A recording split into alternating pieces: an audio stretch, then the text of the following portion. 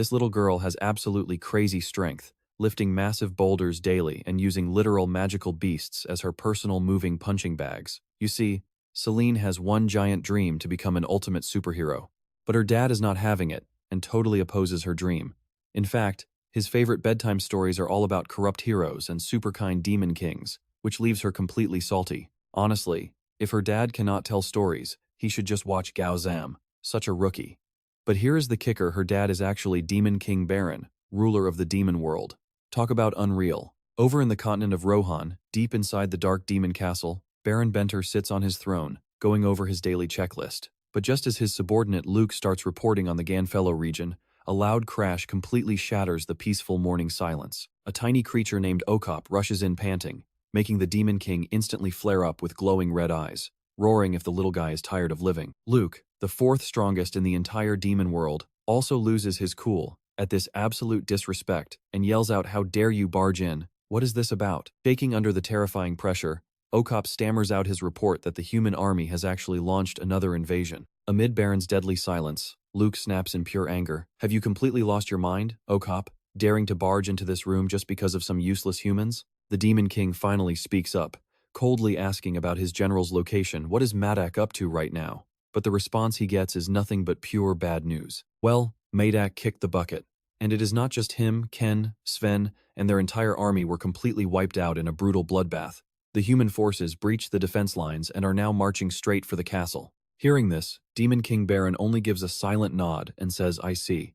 He smirks in disdain, thinking how hilarious it is that these puny humans actually dare to approach his castle. Calling them a pathetic bunch, he coldly turns his back to leave. Seeing this, Luke immediately orders Okop to lead the way so he can personally handle them. But right then, the Demon King's voice suddenly stops them. He casually drops a line that completely freezes his subordinates. "Just tell them we are not home."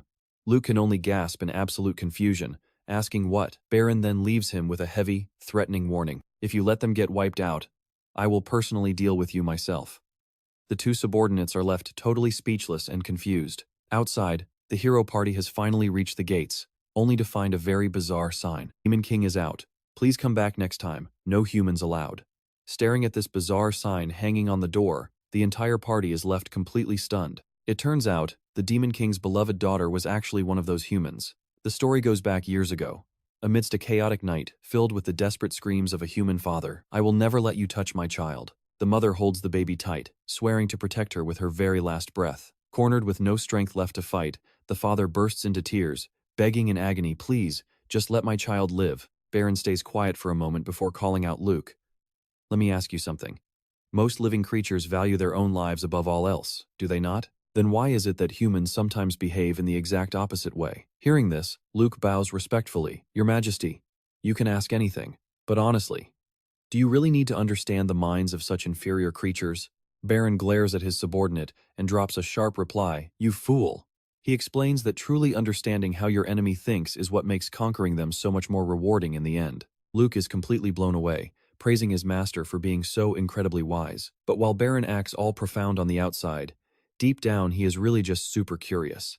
A while after that chat, Luke suddenly bursts through the door, excitedly calling out, "Your Majesty." According to our research on humans, but he instantly stops mid-sentence as a baby's loud crying echoes through the room. Luke stares in utter shock at what is in his master's hands, asking what that thing is. Baron casually replies that he found it in the Human King's castle. The baby in his arms just will not stop wailing, leaving the legendary Demon King completely flustered.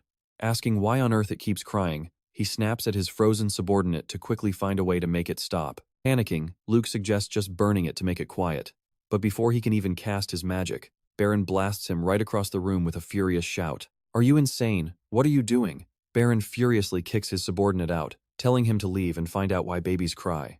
Luke can only wander off in complete defeat. Luke frantically tears the library apart, tossing books left and right until he finds a literal lifesaver titled, "How to Be Great Parents." Instantly, the mighty Demon King and his loyal general put their heads together to study the guide. Looking at the massive list of reasons why babies cry, Luke nervously notes there are just too many of them. Without a second thought, Baron orders him to check every single one. First up is the diaper check, but Baron sees everything is perfectly clean.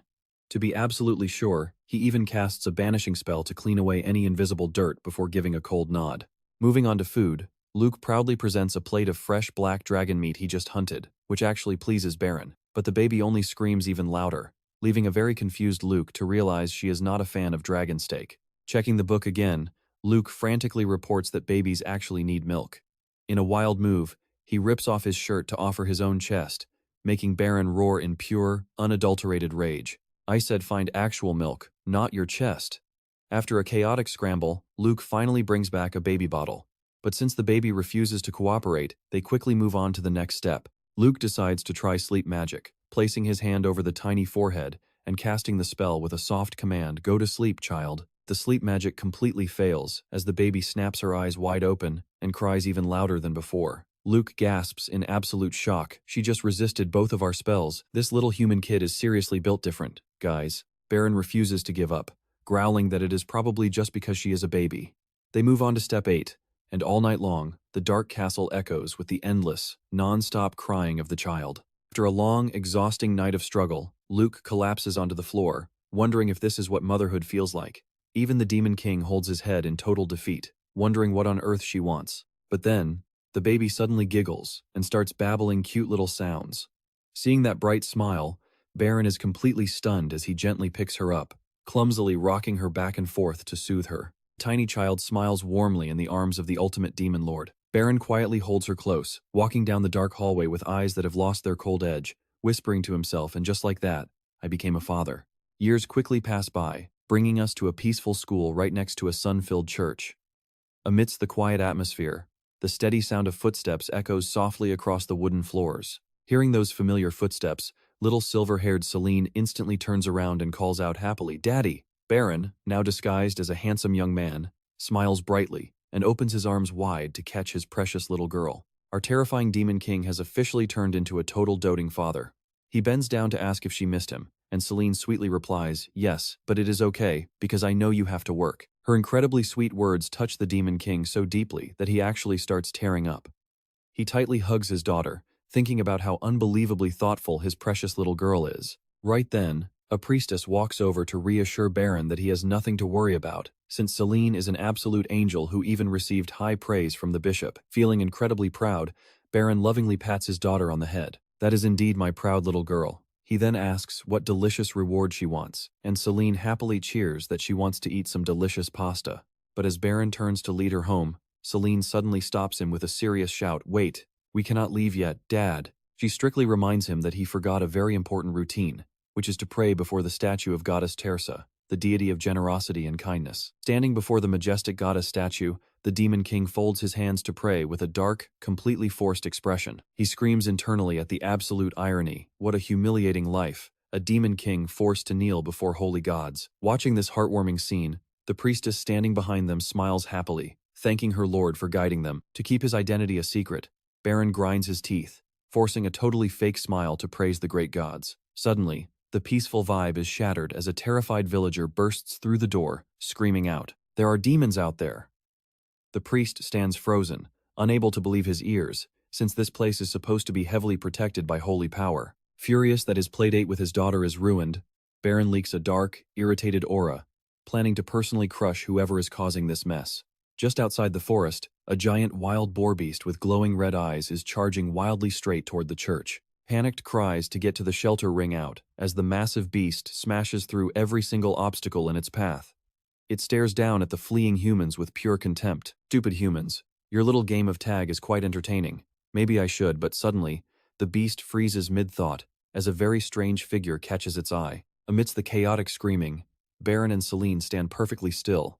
Sensing his terrifying demonic energy, the beast panics internally, wondering what on earth its lord is doing here. Baron says nothing, simply tightening his grip on his daughter's tiny hand. Feeling Selene tremble, Baron panics, realizing just how terrified his precious little girl is. He bends down and gently asks if she is scared. When she nods, a brilliant idea strikes him. How about playing a game of peekaboo? As the little girl looks on in confusion, Baron instructs her to close her eyes and count until he says stop.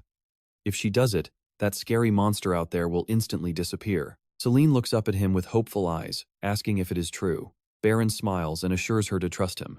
The moment she nods, closes her eyes, and whispers 1. Baron quietly turns away. As she counts to 2, the Demon King strides right toward the beast. Facing down the giant wild boar, Baron coldly raises his hand, flicks his finger, and commands the beast to get lost. Instantly, a pillar of crimson energy erupts, completely vaporizing the monster in a flash and leaving the onlookers utterly speechless. Baron casually walks back to Selene as she counts to 4, gently placing his hand on her head.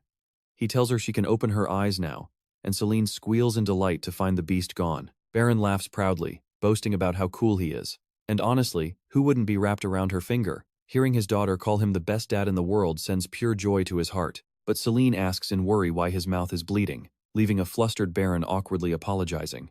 Right then, the surrounding villagers start whispering before approaching him to ask if he is some kind of hero. The question completely freezes the Demon King, who knows he is the exact opposite of a hero. But Selene excitedly pipes up, asking if a hero is someone who protects the weak and beats up bad guys. Baron can only stammer in agreement at his daughter's pure innocence. Seeing the sparkly anticipation in her eyes, he decides to play along and commit to the lie. He proudly declares to the crowd that he is indeed a true hero.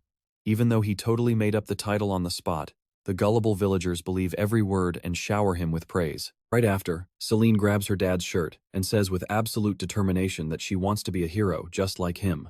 This declaration hits the Demon King like a truck, leaving him completely flabbergasted. Selene dives into his arms, happily chirping about how much she loves her dad. Baron hugs her tightly, affectionately replying that he loves her the absolute most too.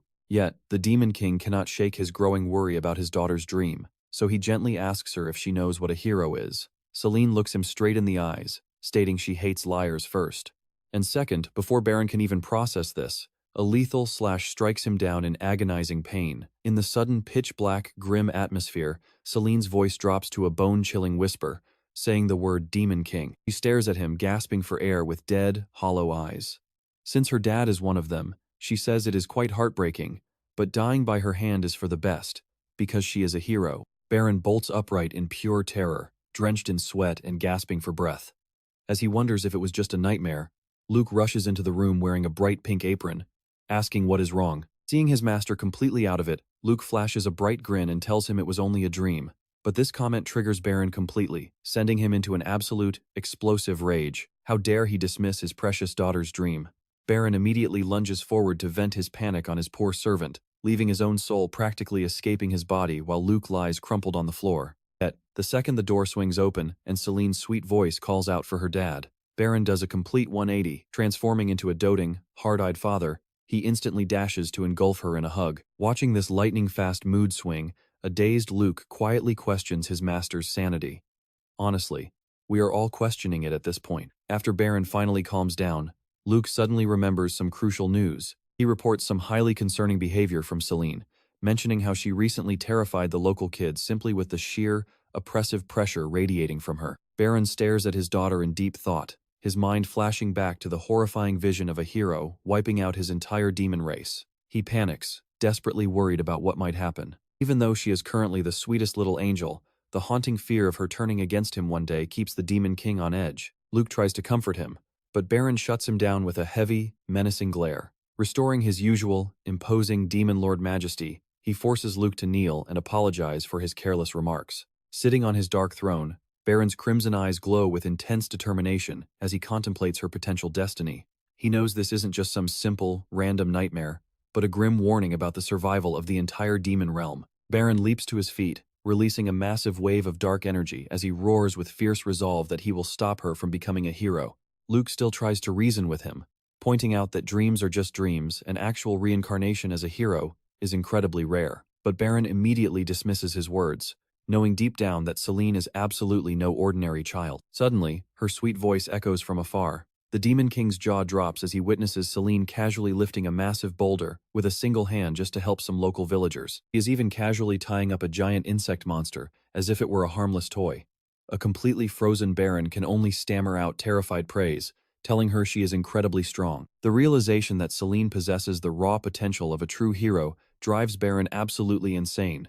Back on his throne, he tears his hair out because her ridiculous power is skyrocketing at an alarming rate. Luke drops to his knees with a plan, proposing they must stop her at all costs. He even excitedly suggests a wild idea to completely wipe out humanity so heroes won't exist, leaving Baron to sigh in pure exhaustion.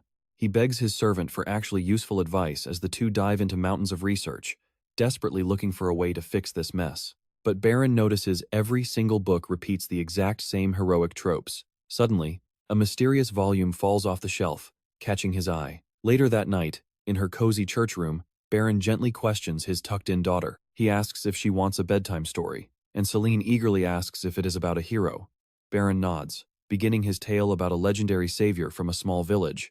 But instead of recounting grand achievements, he abruptly ruins the mood by dryly stating the hero died. Facing his daughter's utter confusion, he smugly concludes that people lived perfectly happy lives without any heroes anyway. Selene pouts at the incredibly boring story and demands a different one. To please her, Baron starts another tale about a brave warrior who hears of an evil demon king and sets off to slay him. After winning the battle and receiving praise from the masses, that hero ascends the throne to become king. However, the moment he gains absolute power, his dark side begins to show. He only knew how to exploit people and plunge them into absolute misery. But Baron does not stop there, continuing to spin his tale. Until one day, another hero appeared and defeated that first hero. The Demon King became the new ruler and brought peace back to the land. Hearing this, Selene's face completely pale as she screams out, "Wait, what does that even mean? I do not get it." Baron can only laugh awkwardly to cover his embarrassment, asking if she is just too moved to speak. But Selene is not letting this go. Looking at her father with pure admiration, she insists that he is the actual strongest hero. Baron forces a smile, sweat pouring down his face. He stammers that yes, he used to be a super strong hero, while screaming inside at the irony, because in reality, he is the actual Demon King. Selene's curiosity peaks as she pumps her fists in excitement, asking if her father has ever fought the Demon King. Baron freezes, thinking about the absurdity of fighting himself, but he still has to stammer out an answer. Of course I mean, your father won. Selene immediately fires back, asking who is stronger, him or the Demon King. Staring into his daughter's sparkling eyes, Baron sees a perfect chance to crush her hero dreams and adopts a dead serious look. Well, Selene, your father is indeed very strong, but the Demon King is way stronger than me. Seeing Selene lost in thought, Baron feels smug, believing he successfully planted fear in her heart. He adds that the Demon King is terrifying, so she must never go look for him, but her reaction completely blows up his plans. She suddenly clenches her fists, eyes burning with determination, and screams out that she will become even stronger to avenge her father. Baron is left completely and utterly traumatized. He can only gasp in absolute shock. Wait, what? Despite his desperate attempts to stop her, Selene confidently beats her chest, telling him not to worry and to just believe in her. Demon King completely slumps over, sighing that she can do whatever she wants. His master plan to change her mind with hero storybooks has completely failed. That night, in her tiny room, Selene carefully writes in her diary, "Today father read me stories about heroes, but none of it made any sense, so I asked him to tell me about his own adventures instead." The diary continues recording her innocent thoughts, noting that her father said the Demon King is strong. Believing he is scared of him, she promised to grow even stronger to defeat the Demon King, leaving her dad crying tears of gratitude. She is also super happy, smiling warmly. Resolving to become a legendary warrior for her father's sake, she slams the journal shut in satisfaction, finishing up today's entry. Once she falls asleep, this guy sneakily reads her diary and is left completely speechless. Late into the night, while the house is silent, Selene suddenly cheers. It is finished. She excitedly grabs her diary and runs straight to her dad. While Baron is still dazed and confused, Selene shoves the journal in his face and calls out to him. Seeing his daughter's cheerful expression, he wonders with curiosity what this could possibly be. Baron starts reading the neat handwriting in Selene's diary. Today, she wrote, "I have thought of a brand new goal for myself, which is to become the absolute strongest hero in the entire world." Every single word feels like a dagger to the Demon King's heart. He realizes with sheer panic that her actual motive is just to protect him. Is she really planning to be a hero? He cannot sit around anymore. Baron immediately returns to the Demon Realm castle in his full majestic form. He roars out the name of his loyal subordinate, who is definitely about to suffer. Baron's glowing red eyes radiate a bone-chilling aura. He blames himself for being way too careless and neglecting his daughter's proper education. He firmly declares that he will absolutely not tolerate a second failure under any circumstances, immediately issuing a supreme command to his troops. Call an emergency summit with all the top-tier experts immediately, and make sure absolutely everyone shows up. The next morning, the moment Selene wakes up, she literally jumps around with wild excitement. She even starts throwing some chaotic, wild punches to warm up for her new life as a super-duper hero. Baron can only clutch his head in despair, forcing him to draw up an elaborate, sneaky plan. He tells her he is heading out to do some good deeds. Selene politely replies while munching on her food, telling him to take care of himself. Right after that, She also dashes out the door to kickstart her own grand hero journey. Out in a peaceful field, Selene looks around and wonders if anyone needs a helping hand. Little does she know, every single villager here is actually one of her dad's disguised minions. From the shadows, Baron quietly tracks her every move. He smirks, highly satisfied that everything is playing out exactly as planned. Suddenly, Selene gasps as she spots a figure in the distance. That elderly man looks like he needs some immediate assistance. The Demon King pales in shock. Refusing to let his daughter beat him to it, Baron charges forward like a literal hurricane.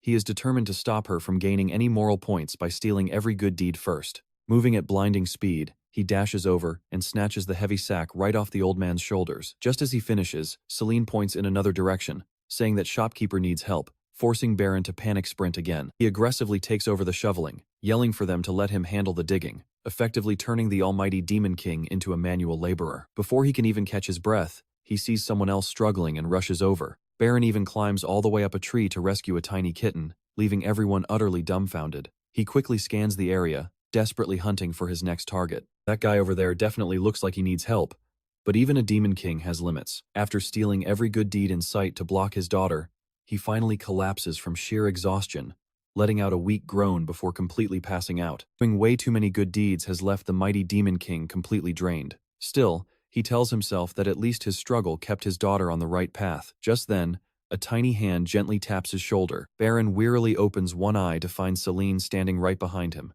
She smiles warmly, telling him he worked incredibly hard today. Seeing his daughter proactively massaging his shoulders, Baron is moved to tears, sobbing about his wonderfully sweet girl. Sniffling, he is glad all the good deeds for the day ended on a beautiful note. The next morning, Selene puts on glasses and sits seriously at her desk packed with books, telling him she is studying and not to disturb her.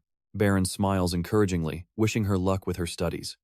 But the absolute second he steps out of the room, his warm expression instantly turns ice cold. Meeting up with his subordinate, he asks if they fully understand the plan to nip this in the bud.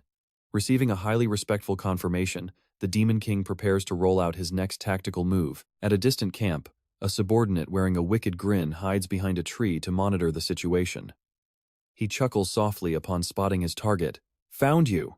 After sneaking into enemy territory to cause some chaos, he stealthily opens an ancient spellbook. From within, a tiny creature resembling a magical fly shoots out on its master's command. This creature's sole mission is to disrupt the target's absolute concentration, a task that should be an absolute walk in the park for it. It silently slips into the room, heading straight towards Selene as she remains deeply absorbed in her book. But before the magical fly can even make a single move, Selene suddenly swats it dead. With a sudden, dry smack, she casually traps the annoying pest in her palm, without even shifting her gaze away from the page. Talk about absolute focus study session successfully protected. Baron's very next target is his daughter's physical training session. He sits back, lost in deep thought, but quickly flashes a highly confident smile, believing there is absolutely nothing to worry about this time around. When Selene excitedly points at a map, announcing she will climb this specific mountain tomorrow, Baron feels smug because she just leaked her entire route. He casually advises her to go straight from the village gate, warning her about potential obstacles ahead. Having secured his daughter's exact plans, the Demon King immediately reassumes his true form and barks out commands to his minions. Under his orders, his soldiers set up repelling barriers, chop down massive trees to block the paths, and place under construction signs to fully seal off the road.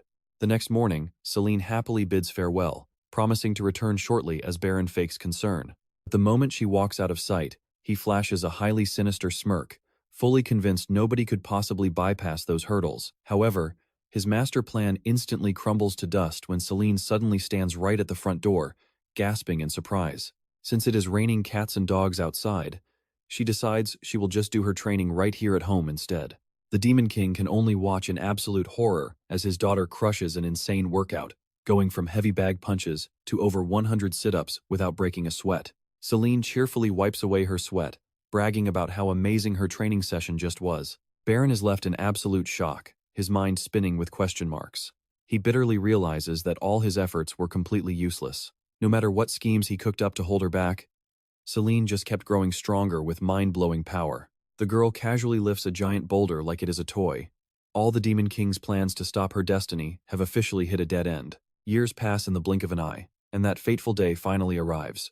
Selene is now a beautiful 16-year-old young lady with long, stunning white hair falling past her shoulders. She adjusts her uniform, laces up her boots, and throws on her iconic red cloak and massive greatsword. Before heading out, she smiles and waves goodbye. She is off to become a hero, so he better wait for her. This is the exact moment she officially enrolls in the Hero Academy, meaning the day Baron feared most is finally here. He starts sobbing hysterically, launching himself like an arrow to cling to his daughter and wail about his precious little girl. Seeing her dad being so overly dramatic, Selene can only sigh and try to calm him down. Come on, she is only going to school. But Baron will not stop crying, forcing her to snap at him to cut it out. Staring at his tear-soaked face, she gently promises to visit the moment she gets a break, which finally gets Baron to sniffle and agree. Right on cue, a loud voice calls out for Lady Selene from behind them. Luke approaches carrying a heavy set of armor to escort his young mistress. With a deadly serious expression on his face, he notes that he needs to discuss something with her in private. After a quick chat, Selene turns back to wave at Baron with a bright smile, telling him she is off and to take good care of himself. She then resolutely turns around and strides forward with confident steps. Behind her back, both Baron and Luke are crying an absolute river over how fast she grew up. Meanwhile, Selene walks on, heading toward the academy with complete determination in her eyes, as her heroic journey finally begins. Back at the demon castle, Luke respectfully reports some new trouble. They received word that some self-proclaimed hero has managed to sneak into Katrata. This guy is acting completely alone, bypassing checkpoints with ease. He is supposedly heading toward the quiet plains, but looking at his clumsy movements, it seems the idiot has absolutely no idea what kind of place he is stepping into. Baron listens in silence, his glowing red eyes suddenly flashing with deep, suspicious thoughts. He speaks in a low tone, making Luke nervous as he waits for a serious command. Instead, Baron throws out a theory that completely ruins the tense mood, holding his face and screaming dramatically over a ridiculous hypothetical scenario. He is just assuming his precious daughter is getting bullied at school.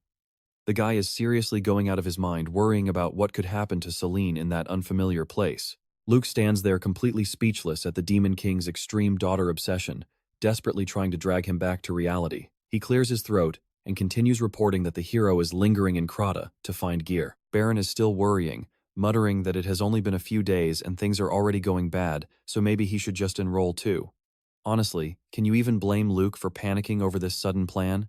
But when they bring up that rogue hero, Luke's killing intent explodes as cold blue flames erupt from his hands. He snarls with utter contempt, saying that while the thief might be considered strong among other trash, he had the nerve to steal from the Demon King himself and still call himself a hero. Who does he think he is? Luke continues to roar in absolute fury, shouting that nobody is ever allowed to steal from their great Demon King and demanding to know why the thief did it. Yet, despite Luke's anger boiling over, Baron remains terrifyingly calm. He laces his fingers together with a dangerous glint in his eyes, coldly declaring that he will settle this debt personally. Meanwhile, in a peaceful, lush green land, the carriage carrying Selene is slowly approaching the city. The girl is sleeping soundly until a sudden bump jolts her awake.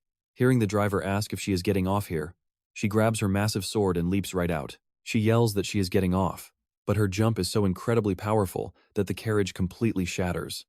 Rubbing her eyes under the bright sun, she is instantly amazed by how busy the city is. Standing before her is the massive Arc Hero Academy, complete with towering spires and bustling crowds. Selene takes a deep breath, her eyes sparkling with pure joy as she realizes she has finally made it. She pumps her fists in pure excitement, celebrating that she has finally arrived at the Hero Academy city. This is where her path to becoming a legendary hero officially begins.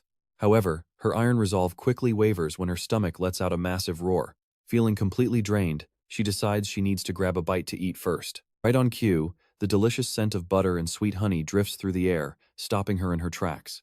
She gasps at the sight of hot honey toast, thinking it smells even better than her dad's cooking. The friendly baker calls out to welcome his next customer, but quickly stops when he notices Selene standing frozen in place, drooling like crazy. Seeing how hungry the poor girl looks, the kind old man asks what she would like to buy today. Selene excitedly tells him to give her just a moment as she reaches for her pouch. However, her bright smile instantly vanishes when she opens it up only to find nothing but empty space inside. She suddenly remembers that she spent her very last coins paying for the carriage ride.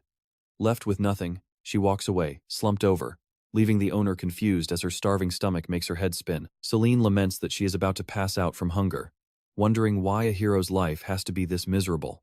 Just when she loses all hope, a white cat suddenly darts out and steals bread right from a passerby. Selene yells at the cat to give that back and chases it like crazy. The cat runs over to a green-haired boy sitting on the ground and drops the stolen bread right in front of him. Instead of eating it himself, The boy gently tears the bread apart to share with the stray cats around him. Watching this incredibly sweet scene, Selene cannot help but join in, letting out a hungry meow of her own. Spotting a stranger staring at him, the kind boy holds out a piece and asks if she wants some too. Without a single drop of hesitation, Selene snatches the bread and devours it so fast that he has to tell her to slow down. Having stuffed her face, she sighs in pure relief, thanking him and praising the delicious bread for saving her life. The boy blushes and looks away in embarrassment, prompting Selene to curiously ask what his name is.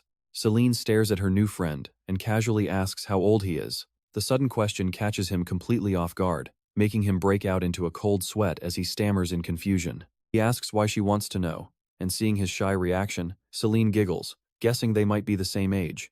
He looks down at the ground and mumbles that he is indeed 16, totally embarrassed. Finding his flustered reaction absolutely adorable, Selene cheers that she is 16 as well. Since they are the same age, she excitedly suggests they become friends, asking if he would like that. Selene flashes a smile as bright as the sun, making him freeze in pure happiness. He happily agrees, noting that it is all because they shared that delicious bread earlier. But before they can chat any further, Selene notices something strange sticking out of his pocket. Just as she is about to ask him about it, an authoritative voice suddenly calls out for Simber. An elegant noblewoman appears with her servants, making the boy jump up in absolute terror as he stammers out a greeting to his mother. Simber's face instantly falls, and he sadly bows goodbye to Selene, whispering that he must leave. Selene can only watch in confusion as her new friend is hurried away. The noblewoman immediately scolds him, asking who gave him permission to mingle with commoners when they have so much to prepare for. She throws a look of pure contempt at Selene before coldly telling her son to keep moving. Simber quietly obeys, leaving with the crowd and leaving Selene all alone by the stone bench. Watching him go, she suddenly notices a letter with a bright red seal in his hand. Realizing it must be the Academy's official invitation, a confident smile returns to the white-haired girl's face. She excitedly tells herself they will meet again soon since destiny is calling. After stuffing her face and finding her next target, Selene stretches happily, ready to march straight to the Hero Academy. She tightens her boots, throws her giant greatsword over her shoulder, and boldly declares it is Academy time. Meanwhile, a mysterious girl silently watches the white-haired teen walk right through the gates. The Academy is packed with promising rookies from every corner of the world, all under the watchful eye of a veteran supervisor peering down from his window. First up is Roma Rimbo, daughter of the genius mage Rimbo and heir to the continent's most prestigious magic family, with her loyal bodyguard Rogan sticking close to protect the pink-haired lady. Next is Mars, a seasoned rank, a mercenary from the Warrior Guild. Right alongside him, Chloe Ayabet, a Saintess candidate carrying the power of the Supreme Goddess, makes her grand entrance. Representatives from the strongest races are also here, from beastmen and elves to dwarves. The old supervisor narrows his eyes through the glass, wondering what kind of chaos this group will bring. He looks over the profile of a very special candidate, Simber Jin, the son of Duke Jin from the mighty Lohen Kingdom. The old man strokes his beard, pondering if the Duke's son has what it takes. Still, compared to his prestigious lineage, this boy seems a bit weak. Suddenly, with a sharp clap, an arrogant blonde guy slaps a hand over Simber's shoulder, scaring the poor kid half to death right there. The guy grins and asks what is up, calling him an old friend. Simber trembles, uttering the name Lei. Realizing his worst nightmare has just arrived, Litha's lackeys quickly surround the poor kid with smug faces. Litha sneers, asking if the rumors about him joining the academy are actually true. Under pressure, Simber bows his head and stammers a confirmation. Litha mocks him, asking if he actually wants to be a hero, then laughs in total contempt when the boy stays silent. He laughs, asking if Simber plans to take over the family after playing hero. Getting right in his face, he spits out insults, saying Simber does not look like a hero at all. To make it worse, he calls Simber the son of an outsider. Litha's venomous words stab straight into Simber's heart. He gloats that even with the family name, Simber will never be seen as a real member of the clan. Cruelly, Lithe offers some harsh advice under the guise of being an old friend. He calls him nothing but an unwanted bastard of a greedy, scheming mother, laughing at what a complete fool he is. But just as Simber is trapped and totally humiliated, someone drops down from above. Safe landing. Selene touches down in dramatic fashion, scratches her head, and wonders if she just hit something on her way down. Spying her new friend, she instantly beams and waves happily to greet him. She happily greets him as an old friend, leaving Simber completely frozen and stuttering in absolute shock. Meanwhile, the veteran supervisor watches this entire chaotic mess unfold from his office window. Sweating buckets, his hands shake as he flips through the files, wondering what kind of monster this student is. He opens her profile to find the name Selene. Her status reads normal human, originating from retired Baron Sibo's territory. The supervisor deeply doubts the true identity of this simple country girl. Imagine knocking someone out with just a clumsy bump. While Selene causes massive chaos at the academy, far away in the Dark Lands, Demon King Baron actively plans to hunt down his thief. Facing a self-proclaimed hero, Baron unleashes an incredibly suffocating wave of killing intent. The brave guy attacks with everything he has, but his blows do absolutely nothing to the Demon King. He gets instantly wrecked. Baron casually grabs the hero by the skull, looking incredibly disappointed and bored with the pathetic challenge. He tosses the guy aside like absolute trash, sits on a rock, and wonders why heroes are always so incredibly weak. Meanwhile, the prestigious Jain family holds massive power in the kingdom, and Lei, a direct descendant of their legendary ancestor, has been heavily groomed since childhood to become a great master of the sword. As the dust clears from that massive impact, Lei drops to his knees. He roars in pure fury, demanding to know who dared to do this to him. He glares at the culprit, only to find Selene happily smiling and waving at Simber. Stares in utter disbelief at the tiny girl in front of him, wondering if she is actually just a girl. He is completely shocked to be sent flying so easily. While Simber sits dazed on the ground, Selene rushes over, grabs his hand, and excitedly asks for his name, adding that she is a new student too. Meeting her this way catches Simber completely off guard after everything that just happened. Right then, Lei, his face dark with rage from being completely ignored, screams out at them, demanding to know if they are actually ignoring him. Hearing someone call out, Selene innocently points at herself and asks if he means her. She tries to introduce herself as Selene, but quickly cuts her off before she can even finish. He yells in rage, saying nobody asked for her name, demanding to know why she crashed into him like that. Selene blinks in confusion, then suddenly remembers what happened. She casually asks if he is the guy she bumped into earlier. She tries to look sorry, but her explanation makes him want to spit blood. She admits she thought she just hit a fly. Seeing freeze in shock, she chuckles and offers a very lazy apology. Being compared to a harmless fly makes tremble with absolute rage. Her insulting words loop in his head as he gnashes his teeth, his eyes burning with intense fury at being looked down upon like this. He coldly calls on his lackey, Marco. Immediately, Marco steps up, cracking his knuckles with a smug grin, as Lee asks his crew what they think. He claims the brat is picking a fight and will regret it, but the blue-haired Marco gets instantly struck by Cupid's arrow, falling head over heels for Selene. Talk about a useless teammate. Seeing the tension rise, Simber frantically jumps in between them to stop the fight, pleading that it was just an accident and she already apologized, but Lei does not care about his pleas, glaring coldly at the timid boy. He threatens Simber, asking when he got permission to interfere, and decides he needs to teach him a lesson first. Just as Lei prepares to strike, a hand suddenly stops him in his tracks. A commanding, feminine voice cuts through the air, leaving both Lei and Simber frozen in shock. The newcomer casually drapes her arms over them, teasingly asking if they are really fighting on the first day. It is quite a bad look. To the shock of the crowd, a beautiful girl with long flowing green hair gently touches her face, smiling gracefully. This is Chloe Ayabet, a highly noble Saintess candidate. Chloe offers a warm smile, introducing herself. Lei instantly recognizes her high status, realizing she is from the powerful Saintess Order and feeling utterly shocked. Realizing she is a prominent member of the Saintess Order, he wonders why such a big shot is even attending this academy. As Chloe turns and walks away, Lei quickly rushes his lackey to hurry to the opening ceremony. But before leaving, he glares back at Simber with a menacing smirk, issuing a dark warning that he won't escape next time. He mutters a threat, leaving Simber trembling and utterly speechless. Meanwhile, Selene keeps her innocent face, tilting her head and wondering what they are supposed to do next. Up on the main balcony, a scarred middle-aged man with incredibly sharp eyes suddenly appears. He loudly welcomes all the talented people who have gathered here from across the continent. Mussat introduces himself as the examiner for their upcoming level test. Selene stands there completely clueless. A level test? Right then, a guy with glasses slides next to her, pushing up his frames looking like an absolute know-it-all. He boasts that she clearly knows nothing about this exam. After asking who he is, the guy introduces himself as Jigon and starts explaining the whole system to her. According to Jigon, the test sorts students into 7 different ranks based on their actual abilities. The tiers are clear as day, starting from basic ranks like bronze, silver, and gold, before climbing up to the elite levels of platinum and diamond. At the absolute top sits the divine tier, capped off by the legendary tier, a rank reserved strictly for beings with godly power. Pushing up his glasses again, Jigon notes that higher ranks give students more freedom to choose their positions, but he warns that the teachers still hold the final say. He adds that combat skills, judgment, and teamwork are what truly matter.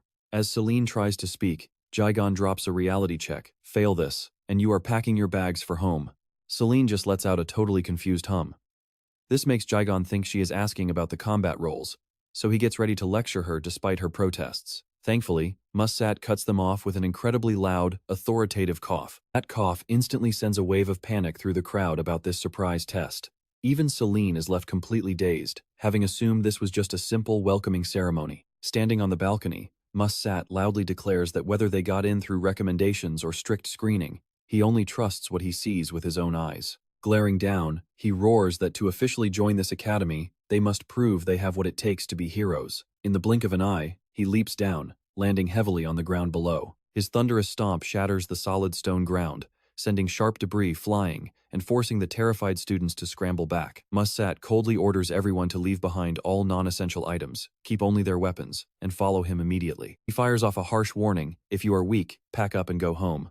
The stressed rookies can only exchange nervous glances, some of them swallowing hard in sheer terror. Leading them toward glowing magic circles, Mussat announces that the level test has officially begun, ordering everyone to step straight into the teleportation portals. The crowd marches through a dark tunnel that opens up to the edge of a massive forest. Mussat declares the first trial is a basic courage test, requiring them to head deep into the woods. Crossing his arms with a stern face, he delivers a line that sends shivers down their spines. "We have no use for cowards, so you will be split into teams of 4. Mussat barks out his final orders, giving the rookies just 10 minutes to find their teammates or face instant disqualification.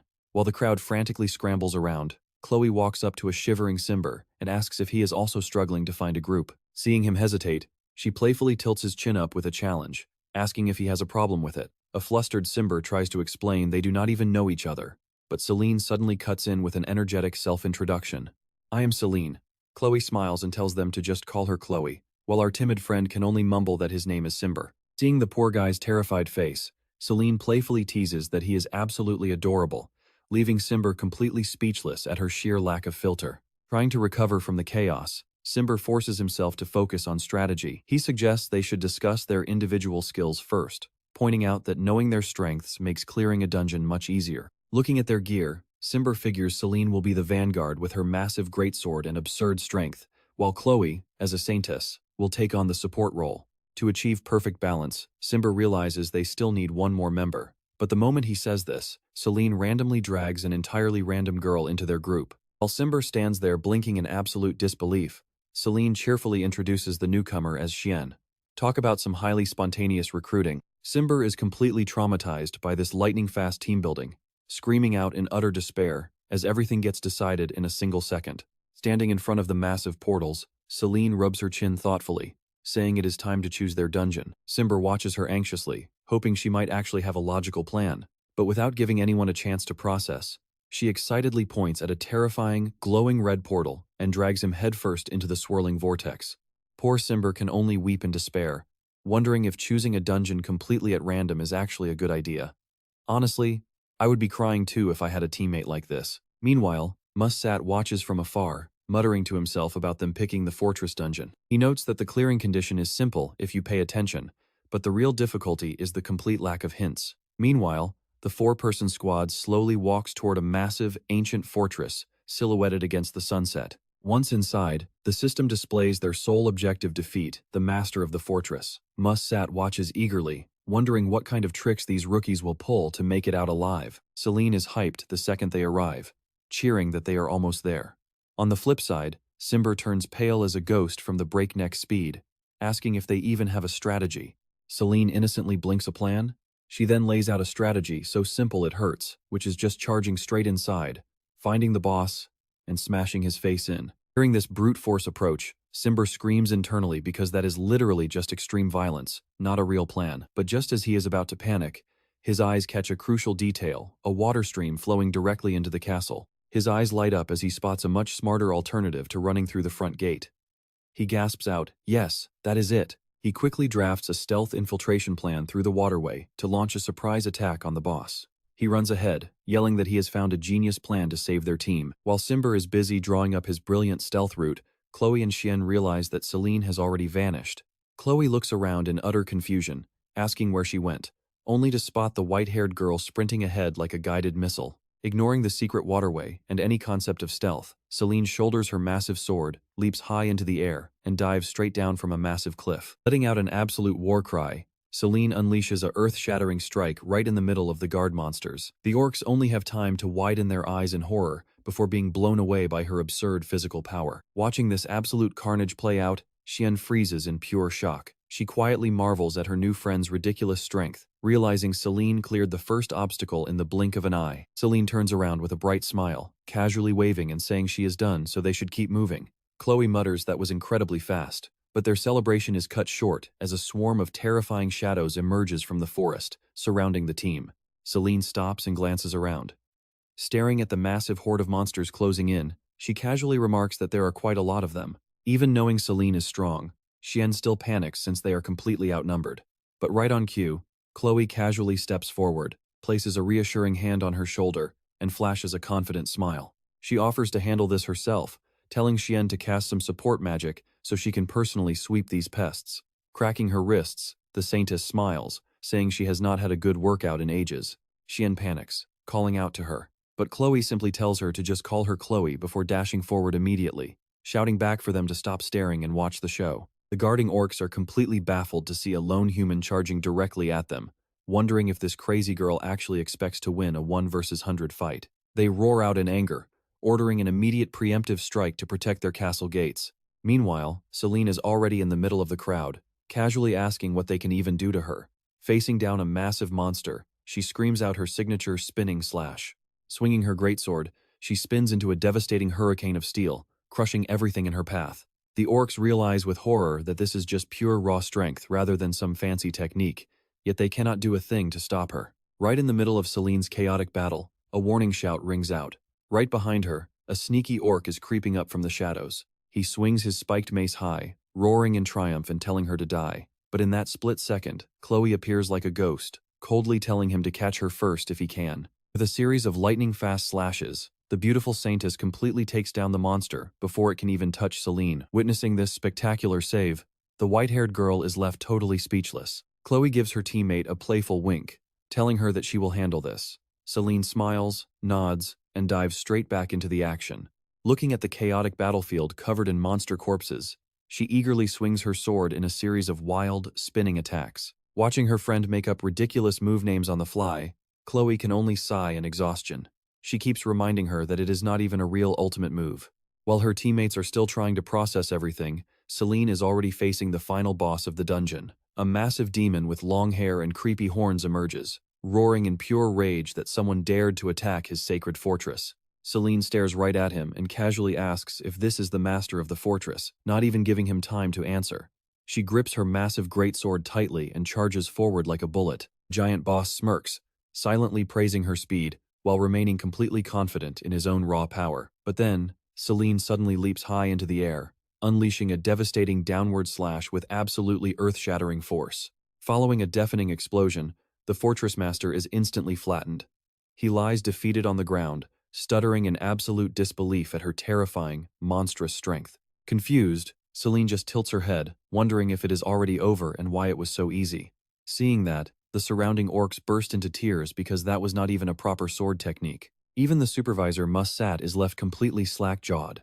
This incredibly difficult dungeon was just beaten in the most brute force way possible by literally smashing through the gates and deleting the boss. While Selene cheers excitedly because she had fun, her friend Simber is breaking into a cold sweat, having never seen such a violent strategy. Meanwhile, Mussat stares intently at the girl, deeply questioning who this kid really is. Back at the demon castle, Baron sits in deep thought. He coldly asks if the captive is awake yet, and his subordinate standing nearby bows respectfully, confirming that the prisoner has indeed regained full consciousness. Baron's eyes turn sharp as ice.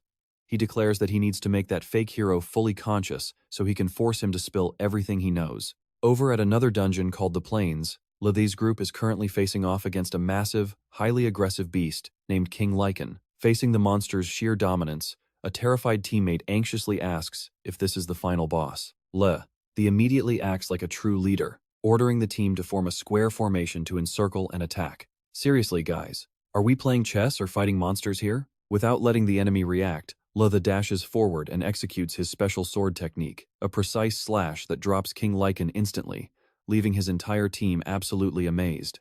Once the boss defeat notification pops up, it marks a lightning-fast clear of the Plains dungeon for this party. The moment they step outside, Lathe is showered with praises, with everyone claiming the young master of the Jin family is on a completely different level compared to that pathetic Simber. The crowd tirelessly praises Lathe as the one and only worthy heir of the family. Watching from a distance, Simber stands completely frozen, deeply shocked by the terrifying power Lathe just displayed. Deep down, Lathe smirks to himself, incredibly proud of his team for securing first place in their very first exam, while Simber is flustered and begging Selene to let go of his hand, and others are still loudly cheering for Lathe's perfect start. A hand suddenly reaches out and grabs Lathe right by the face, shocking absolutely everyone. Gritting his teeth in pure rage, Lathe violently grabs his teammate's neck, roaring how they can call this good when someone like Simber is still ranked higher than them. Man, this guy is the absolute king of jealousy. The choked subordinate can only stammer in pain, gasping that he did not mean it like that. The coldly threatens him to watch his mouth and remember exactly who got them this far in the first place. He shoves the guy to the ground, leaving him trembling and apologizing. Internally, Lathe is absolutely screaming in rage, unable to accept the humiliation of his current ranking. Emitting a dark, terrifying aura, he glares towards Simber and Selene, utterly furious that his rival actually surpassed him. Seeing Selene just looking around innocently, Lathe rudely barks at her to get lost. Right then, a girl with pink twin tails suddenly appears, prompting a confused Selene to just give her an awkward thumbs up. Lathe angrily points right at the newcomer, demanding to know what she wants. Crossing her arms with pure attitude, the pink-haired lady coldly snaps back, stating she has business with Selene, so he needs to stop bothering them and get lost. Snarling back, Lathe claims his matter is far more urgent, and she is the one who should beat it. Oh boy. Talking back to her is like pouring gasoline on a fire. She lowers her head, making Lathe ask if she is just a brat, but the heavy air around them shifts so violently that he has to brace himself.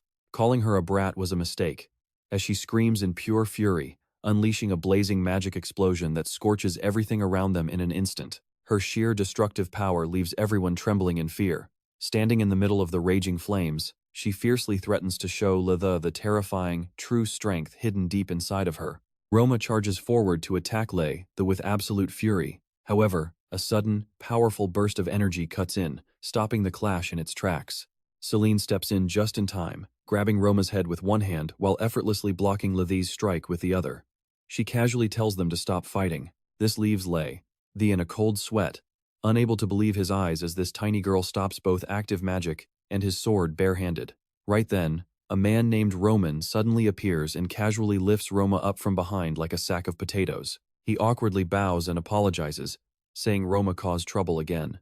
This leaves Lathe the furious, yelling out to ask what Roman thinks he is doing. Even though Roma is kicking, punching his face, and screaming to be let down, Roman remains firm, saying he cannot do that. Before being dragged away, Roma points at Selene, loudly declaring that she will take first place next time. She continues to grumble and blame Roman for ruining her big moment as she gets carried off, leaving Chloe to watch with a highly amused smile. Clicking his tongue in annoyance, Lathe stares after them with a deeply frustrated face. He turns back to Selene and Simber with a sinister grin, arrogantly warning them to enjoy their laugh while they still can. Confused, Selene just stares blankly, having absolutely no clue what is going on.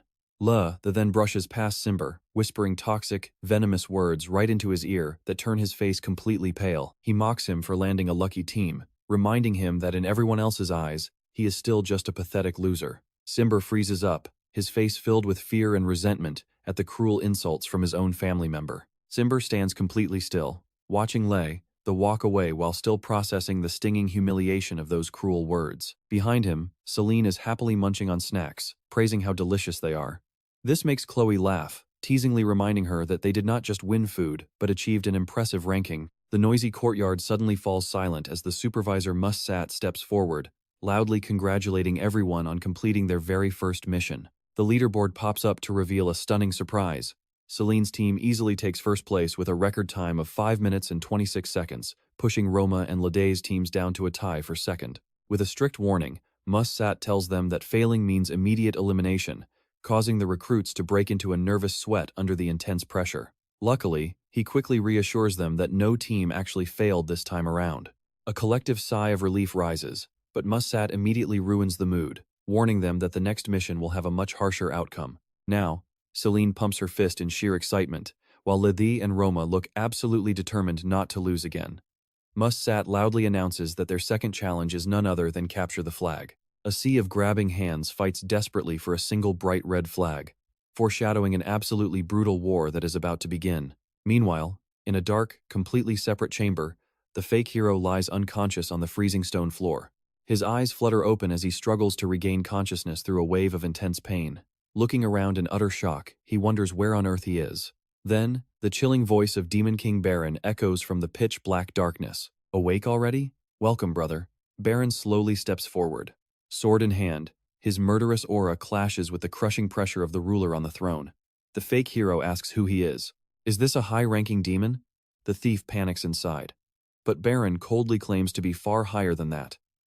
The terrified thief breaks into a cold sweat. Maybe he is one of the 4 heavenly kings, he tries to reassure himself. But the reality is far worse. The pressure crushes his spirit. Luke stands nearby and nods, playfully teasing his master about his short temper and cruelty, which only makes Baron roar with annoyance. The Demon King is visibly annoyed, thinking this punk is just playing dumb to buy time. Luke immediately shuts the thief up with a brutal, crushing blow straight to his head. Nursing a massive, throbbing bump, the captive finally surrenders, pleading to know the reason behind his sudden kidnapping. Dropping his anger, Baron seriously presents a mysterious proposal to his captive. However, the very second the thief opens his mouth to ask about the consequences of refusing, Baron completely loses what little patience he had left. A brutal beating ensues, kicking up a massive cloud of dust. As he rains down punches, the Demon King coldly forces his victim to accept the deal without another single second of hesitation. Ironmus stands before the crowd of rookies, loudly declaring that the rules of the second test are incredibly simple. He holds up a glowing, magical orb and explains that each team will receive one. Once activated, the orb will project a detailed map showing exactly where the flags are hidden. However, finding them is only the very first step, because you must bring them safely back to the designated area to succeed. Talk about the strictest teacher under the sun. The red dots represent the flags and will update constantly in real time, making sure the teams do not struggle too much while searching. To pass this test, each team must secure at least 4 flags. The moment Ironmus asks if there are any questions, Simber nervously realizes that the number of available flags seems way too low for the massive crowd of participants. Ironmus narrows his eyes, praising his sharp observation skills. Meanwhile, Simber quickly calculates that with 120 contestants, this battle is going to be a bloodbath. The instructor completely crushes their spirits by revealing that only 80 flags are scattered across the area. This means that, at best, only 20 lucky students will make it through this test. Anyone too slow to grab a flag will be immediately disqualified and expelled, forced to pack their bags and go home. This brutal news instantly sends a wave of panicked whispers through the crowd. Eliminating more than 80% of them is just cruel, so everyone scrambles to form teams to avoid being left behind. Ironmus sweeps his gaze across the hall and coldly asks if anyone has other questions. Seeing that things are settling down, Ironmus is about to start the test when a hand suddenly shoots up from the back. Stopping, his sharp gaze locks onto the young man as he asks what he wants.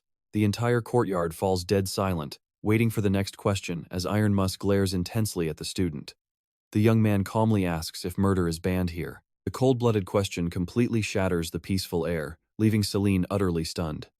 Ironmus squints at the scarred young man and in a low, gravelly voice, asks him why he wants to know. He casually replies that he only wants to make sure he won't be punished if he accidentally kills someone to take their flag. To the sheer horror of the rookies, Ironmus confirms that since this is a test of survival and plunder, there will be absolutely no punishment for doing so. Staring at the boys retreating back, Ironmus silently notes that he has met plenty of geniuses, but someone carrying such an intense, suffocating bloodlust can only be a true warrior. The young man simply mutters that he understands, before casually turning around and walking away. The moment he brushes past Selene, he flashes a sinister grin that sends shivers down her spine, warning her that this guy is pure trouble. Seeing her curious gaze, her classmate Jigan steps up and offers to fill her in on his dangerous background. Selene cheerfully thanks him, saying it is incredibly valuable information. Jigan reveals that the terrifying warrior is named Marus, a highly famous rank, a mercenary who currently serves as the captain of Squad 4 in the prestigious Canada Mercenary Guild. Not only does he possess terrifying combat skills, but he has also mastered almost every single weapon known to man. Because of his dangerous versatility, people gave him the legendary nickname Weapon Master Marus. Jigan adds that Marus actually used to belong to the most prestigious Royal Cavalry Regiment in the entire world, Everyone knows his combat rules are mercilessly harsh, showing absolutely zero empathy or compassion whether you are an ally or an enemy. Living up to his weapon master title, Marus never wastes a second glance on those he deems utter trash. Selene listens quietly as Jigon warns her that besides Marus, there are other formidable monsters here, like the genius mage Roma Germ and his fiercely loyal guard Rogan. And they are not alone, as the Academy has gathered countless elite talents, raising the tension to an all-time high. Once the test officially begins, while everyone else rushes to find flags, Selene's team finds themselves stuck in a tight spot. Simber looks around in a panic, realizing time is ticking away, and they still have not found a single flag. He desperately asks where they should go, but Selene remains completely optimistic. Grinning widely, she points forward and says they are heading into the forest. A bewildered Simber scrambles to follow after she promises that heading straight into the woods will make their search much easier. Still, Simber cannot help but worry, believing the open plains would give them a much better battlefield. He anxiously asks how anyone can swing a sword in a dense jungle, but Selene only tilts her head in innocent curiosity. Why is that even a problem? Witnessing his friend's ridiculous overconfidence, Simber can only break into a cold sweat, realizing that weapon restrictions probably mean absolutely nothing to someone like her. Suddenly, Selene freezes as strange noises echo ahead. The group is greeted by a scene of absolute chaos as rival teams fight like feral beasts, lunging at each other atop the giant tree branches. Staring at the dense crowd swarming the area, she lets out a soft gasp before squealing with pure excitement. This intense rivalry is exactly what she has been craving. Suddenly, her eyes lock onto a flag, and she screams, "Look, there is a prime target in the distance." Another flag reveals itself, sending the rookies into a wild frenzy. A red-haired boy lunges forward, yelling that it belongs to him, but a blonde kid nearby roars right back. "No way, I saw it first." Watching the chaotic scramble, Selene smirks with absolute confidence.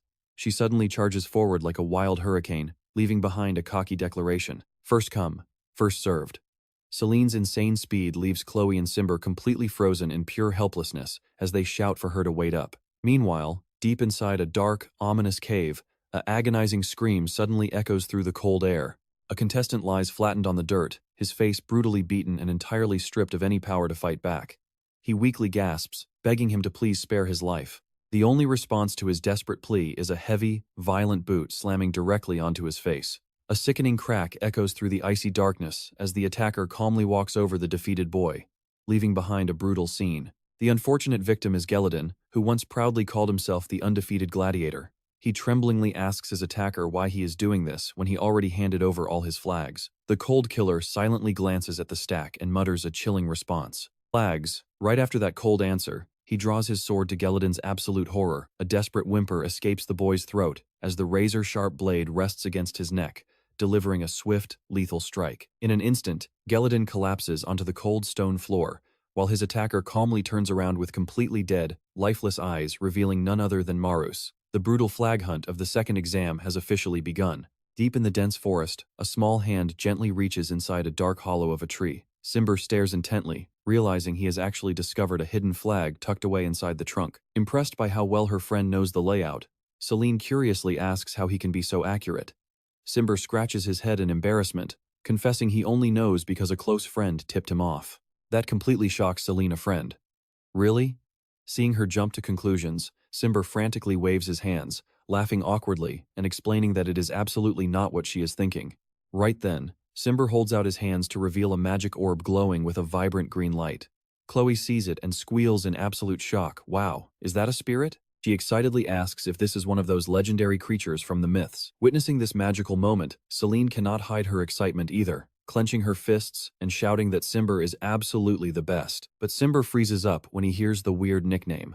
Selene just smiles brightly, nodding to confirm that it is indeed her special shortcut for Simber. Seeing her friend still looking completely clueless, she explains that since they are a team, giving each other nicknames makes everyone feel much closer and happier. Simber quietly repeats the word nickname with a highly complicated look on his face. Chloe stares at him in pure admiration before telling Selene that this spirit is highly unusual and incredibly rare, leaving Selene totally amazed. "Oh, so is that a special power?" But mid-conversation, a sudden raindrop splashes on her head.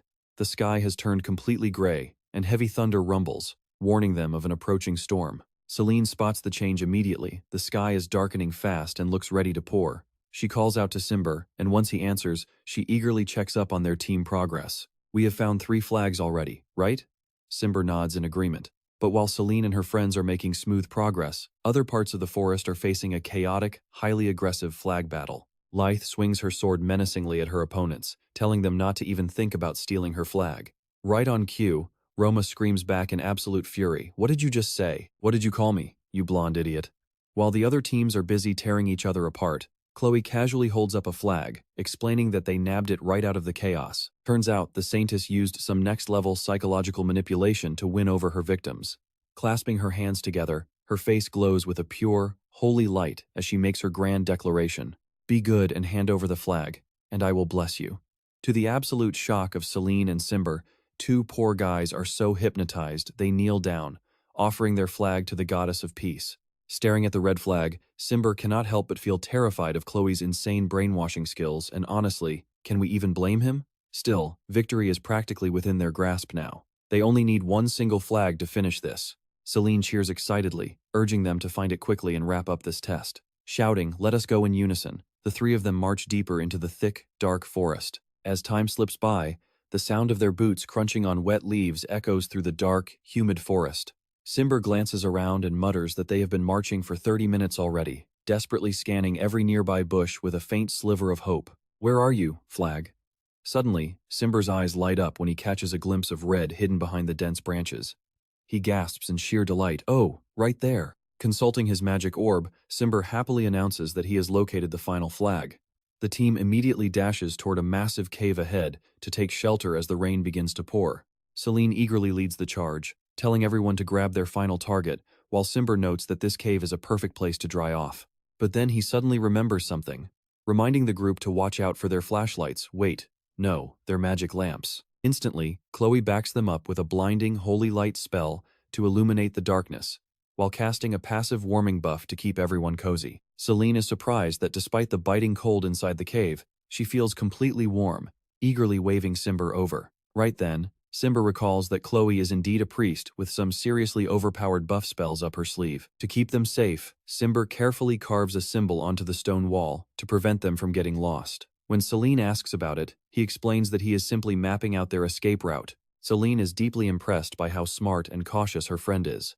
Eagerly stepping up, she demands to do the next mark, claiming she is a true artist. Instead of drawing a simple cross, she proudly carves a full portrait of her own face onto the rock, smugly declaring that this is a completely unmistakable guide. Staring at this artistic but utterly ridiculous marker, Simber can only stand there, totally speechless.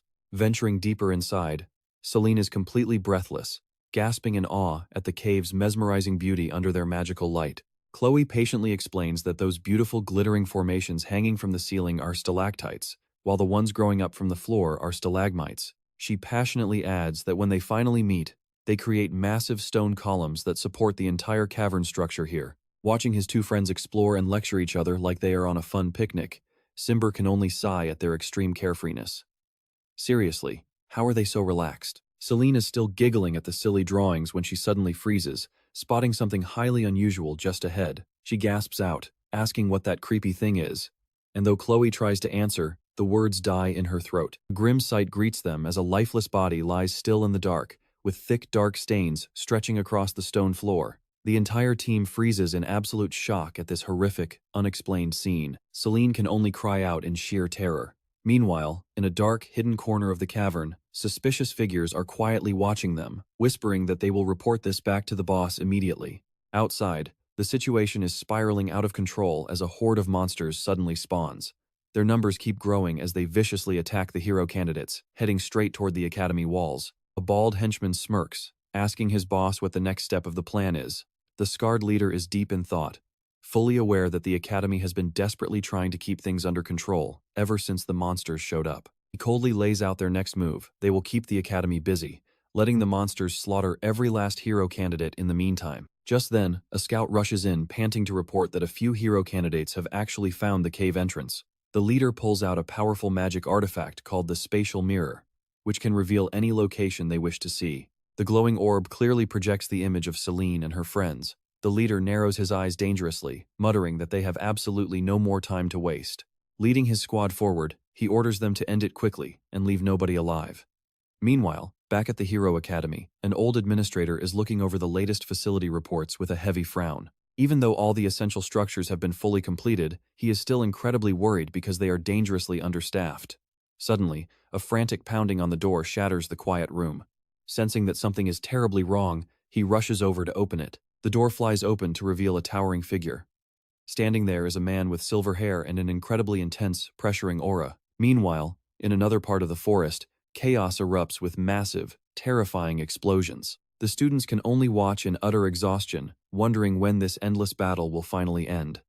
One of them even shouts, telling his opponent to just repeat the same move from before. Amidst the thick clouds of smoke, a very casual voice complains about running out of candy, muttering that things are about to get a lot harder from here on out. Inside the cave, Selene and her friends examine the body, confirming it is indeed a student taking the exam. Looking closely at the wounds, there is no way a monster did this. That arrow was a clean, fatal strike. Right on cue, a stray arrow flies straight toward them, but Selene swiftly blocks it with her sword. The scarred leader's gang steps out of the shadows, and facing these strangers, Selene boldly demands answers. "So you are the one behind all of this. Why did you do it?" A henchman wearing a headband sneers in pure contempt, telling her that she is about to die, and yet she still talks way too much. The red-haired guy named Chiz starts laughing hysterically, mocking their dream of becoming heroes as a total joke. He is just about to brag about some sacred message from their Pegasus group when the boss suddenly grabs him by the head. The scarred leader coldly barks out a command to shut up.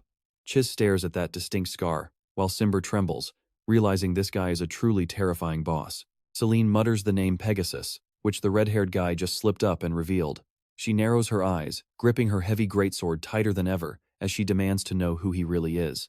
The cultist offers no direct answer, leaving only a heavy, suffocating silence from the scarred leader. Xian speaks up to confirm that Pegasus is a mad cult dedicated to demon worship, spreading absolute terror and chaos through their brutal rituals. He declares them unforgivable sinners, absolute monsters who treat the destruction of human life as a sacred ceremony. The leader smirks, casually accepting that he is indeed the bad guy here. Drawing his twin daggers from their sheaths, he coldly warns them that since the secret is out, it is time to dig your graves, darlings. He mocks them, telling his victims not to hold a grudge before he finishes them off. But instead of being terrified, Selene flashes a challenging smirk, warning the leader that he should not underestimate their power. Just then, a dark shadow flashes past at terrifying speed, catching Selene off guard as she calls out Xian's name. It turns out Xian has been hiding her true power all this time. She instantly closes in on the enemy from behind with eyes burning with deadly intent, swearing to drag him straight to hell. Her rage explodes, fully revealing Xian's true identity as an elf, with sharp claws and master-level assassination skills. She furiously swings her twin daggers, carving razor-sharp arcs through the air to counter the cult's cruelty. Flashing metal echoes through the dark cave as Xian goes head-to-head, locking blades directly with the cult leader. Xian charges in like a howling wind, but the cult leader still manages to block her lightning-fast strikes just in time. He smirks and taunts her, saying she is quick but still incredibly naive. As Xian gasps in shock, he coldly declares that the game is over, and a single mistake is all it takes to send her to the grave. Out of nowhere, a cowardly sneak attack leaves Xian heavily wounded. The red-haired Cheese laughs triumphantly, boasting that he would never just stand around and watch his allies do all the fighting. As Xian reels in pain, Simber screams out in absolute horror. He yells for her to look up, where a massive, bald giant appears with a savage grin, swinging a giant spiked mace while roaring that she cannot dodge this final blow. He yells that she is about to be crushed to pieces. The heavy spiked mace comes crashing down as Xian watches helplessly, but at the absolute last second, a brilliant burst of blue light explodes, cutting off the giant's strike. Selene swoops in just in time with her powerful greatsword. She violently deflects the massive blow, sending the brute stumbling back as he screams out in agony. The giant wails about his broken hand while Xian stares at her savior in sheer disbelief. Standing tall as a human shield, Selene boldly declares that she will never let anyone hurt her comrades. The enemy swordsman grinds his teeth in absolute rage at this annoying interference, yelling if they still dare to resist. Simber rushes over to quickly treat Xian's wounds, while the bald brute begins spinning his heavy chains for another attack. Suddenly, heavy chains wrap tightly around Xian's legs, pulling her down and trapping her completely. Watching his teammate fall into grave danger, Simber screams out in utter despair. He demands they let her go, instantly drawing his bow. Tiny spirits gather around his arrowhead, glowing with a brilliant blue light as he prepares to fire.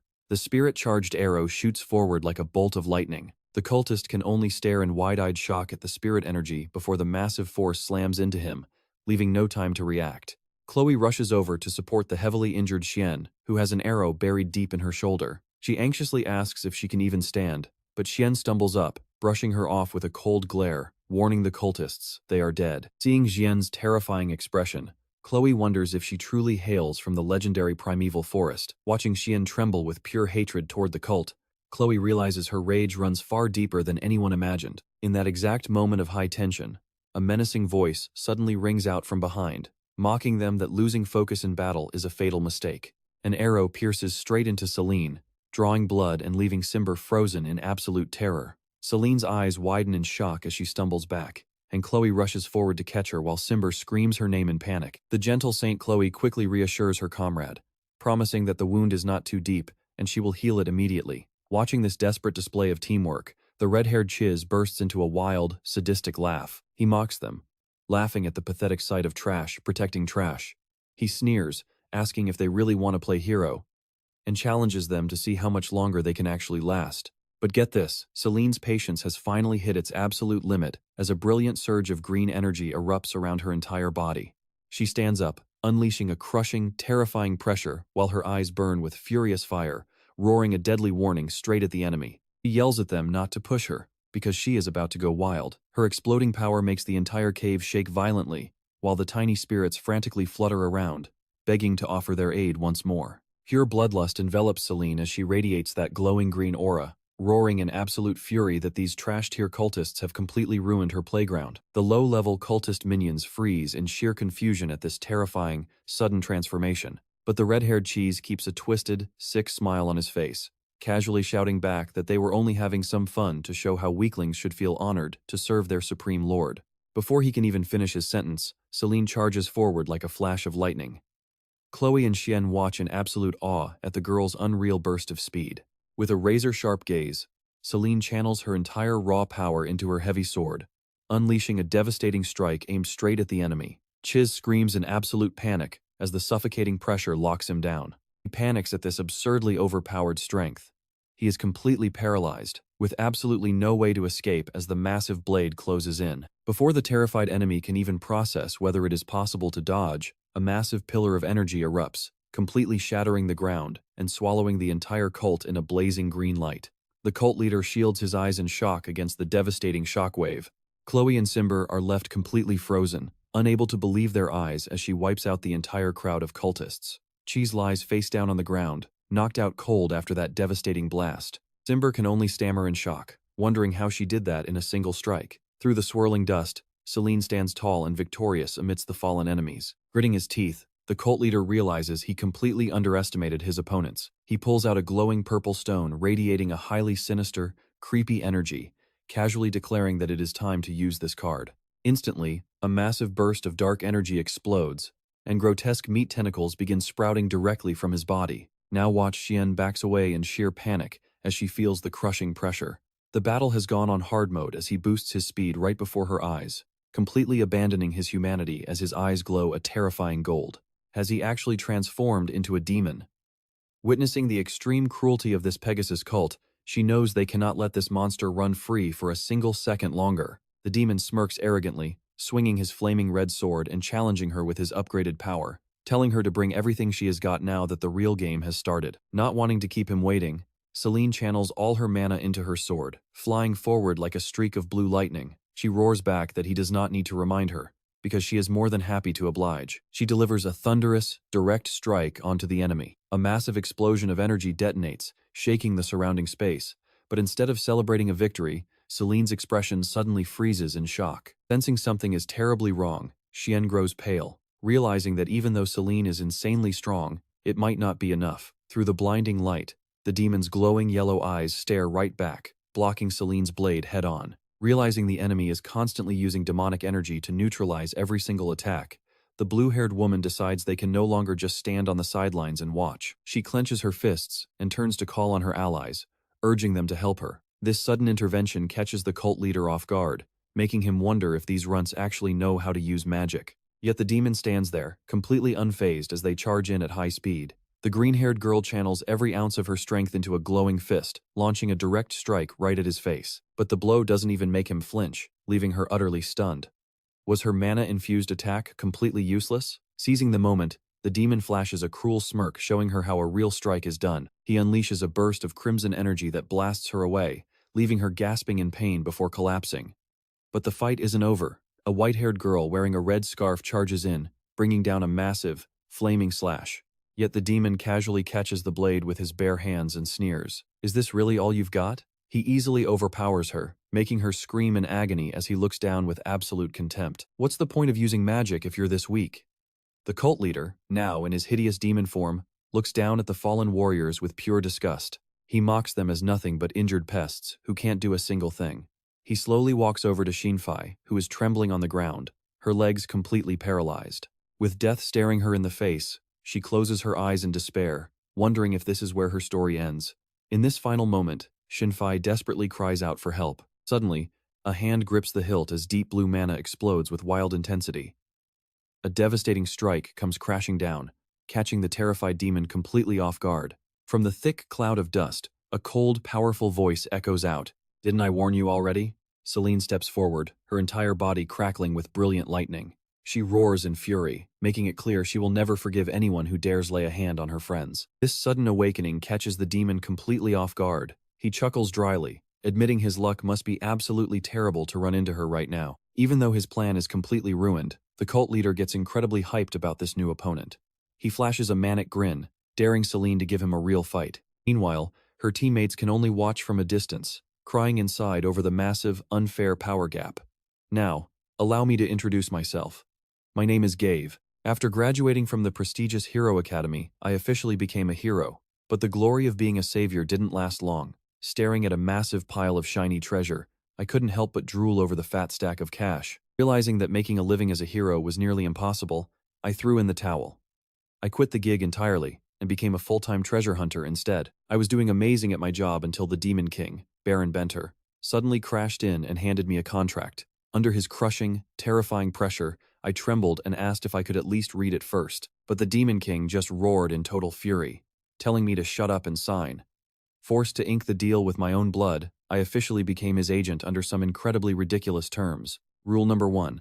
I must protect his daughter Selene at all costs now that she's enrolled in the academy. Rule number 2. If I notice her hesitating about being a hero, I have to make her quit the idea herself. The Demon King promised that if I could pull this off, he'd grant me absolutely anything my heart desired. I instantly dropped to my knees, shouting my biggest dream of becoming the richest man on the continent. But the Demon King just shrugged, coldly replying that he only agreed to listen, not actually grant it. Even with nothing but a completely hollow promise, I still had to get to work. Slipping into some stealthy black gear, I dashed through the dense forest to carry out my secret babysitting mission. Then, I remembered another terrifying clause. Back in that dark room, the Demon King glared at me with threatening red eyes, warning me that dangerous monsters were already on the move. Growled, making it clear that if his daughter got even a single tiny scratch, I already knew what horrible things would happen to me. I sprinted wildly through the dark, sweating bullets and telling myself to stop overthinking. Suddenly, a massive, terrifying energy exploded right ahead of me. I scrambled over the rocky cliffs in absolute panic, praying I wasn't too late. If I'm too late, I'm absolutely dead. Right then, a massive explosion rocked the cave, sending fire and smoke flying everywhere, leaving me standing there with a soot-covered face and a totally blank stare. I could only mutter a bitter curse. Damn it. Inside the cave, it was an absolute disaster zone. The girls were lying motionless on the ground, severely injured. Seeing her teammates in critical condition, she realized they were bleeding out fast. The green-haired girl trembled in despair, muttering that they were completely helpless. Suddenly, a wave of deep blue mana swept through at terrifying speed, causing a massive explosion that shook the entire cave and left her screaming in sheer agony. The green-haired girl stared at the wreckage around her, her eyes wide with shock at the sheer destruction. Giant cracks ripped deep into the stone walls, proof of how insanely powerful that attack was. She realized the lethality of that strike was off the charts. Looking up from the dirt, she watched in awe as brilliant blue energy bombarded the demon, sparking a wild showdown right in the middle of the ruined cave. Watching this earth-shaking clash, she couldn't help but wonder if their squad could ever stand on equal footing with such a terrifying monster.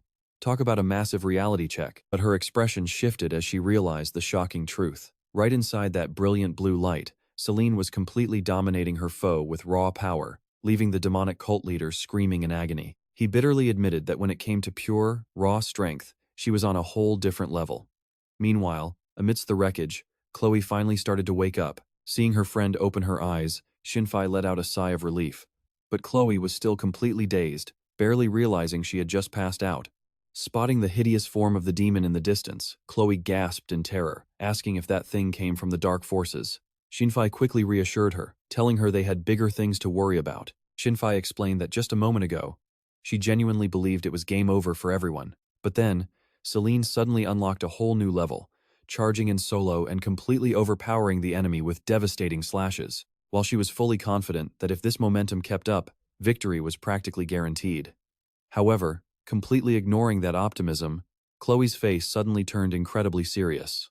She warned in a low voice that the current situation was actually extremely dangerous. While Shinfei was utterly confused, Chloe pointed out a terrifying truth: Selene didn't even know how to control magic. Even though this crisis managed to wake up her latent powers, Selene is still just a complete beginner. She has absolutely no way of knowing how to control the massive, overflowing mana currently erupting around her. Chloe explained that this was exactly why Selene was burning through her magic so recklessly, and her energy was going to hit zero very soon. Shinfei anxiously asked if Selene would end up at a disadvantage again, but Chloe shook her head, clarifying that wasn't the real danger she was facing. She broke it down, explaining that the human body only has a limited amount of physical stamina. Once that limit is pushed to the absolute edge, a person will instantly collapse.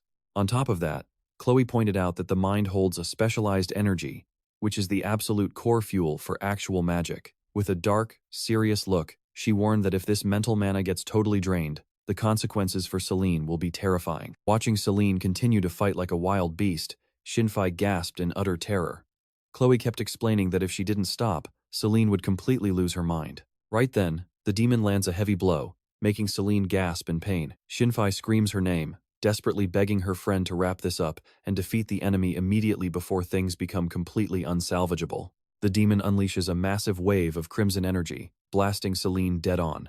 Taking the hit directly, she can only let out a painful scream as she gets blown away. The cult leader sneers with sheer arrogance, mocking her for being foolish enough to look away right in the middle of a life-and-death battle. Raising his glowing crimson sword high into the air, he loudly declares that her complacency ends right here and now. Defiant, even in this cornered state, Selene glares right back and stubbornly mutters, "Wait, what did you just say?" Selene's eyes widen in sheer panic as her breath hitches, feeling every drop of her mana suddenly vanish. Standing tall in the thick, crimson mist, the six-armed demon cult leader gloats, letting out a wicked chuckle as he watches his opponent utterly collapse. Utterly exhausted and running on empty, Selene drops to her knees, desperately propping herself up with her massive greatsword just to stay upright. Her hands tremble violently as pure panic sets in, leaving her wondering why her body has suddenly become so abnormally weak.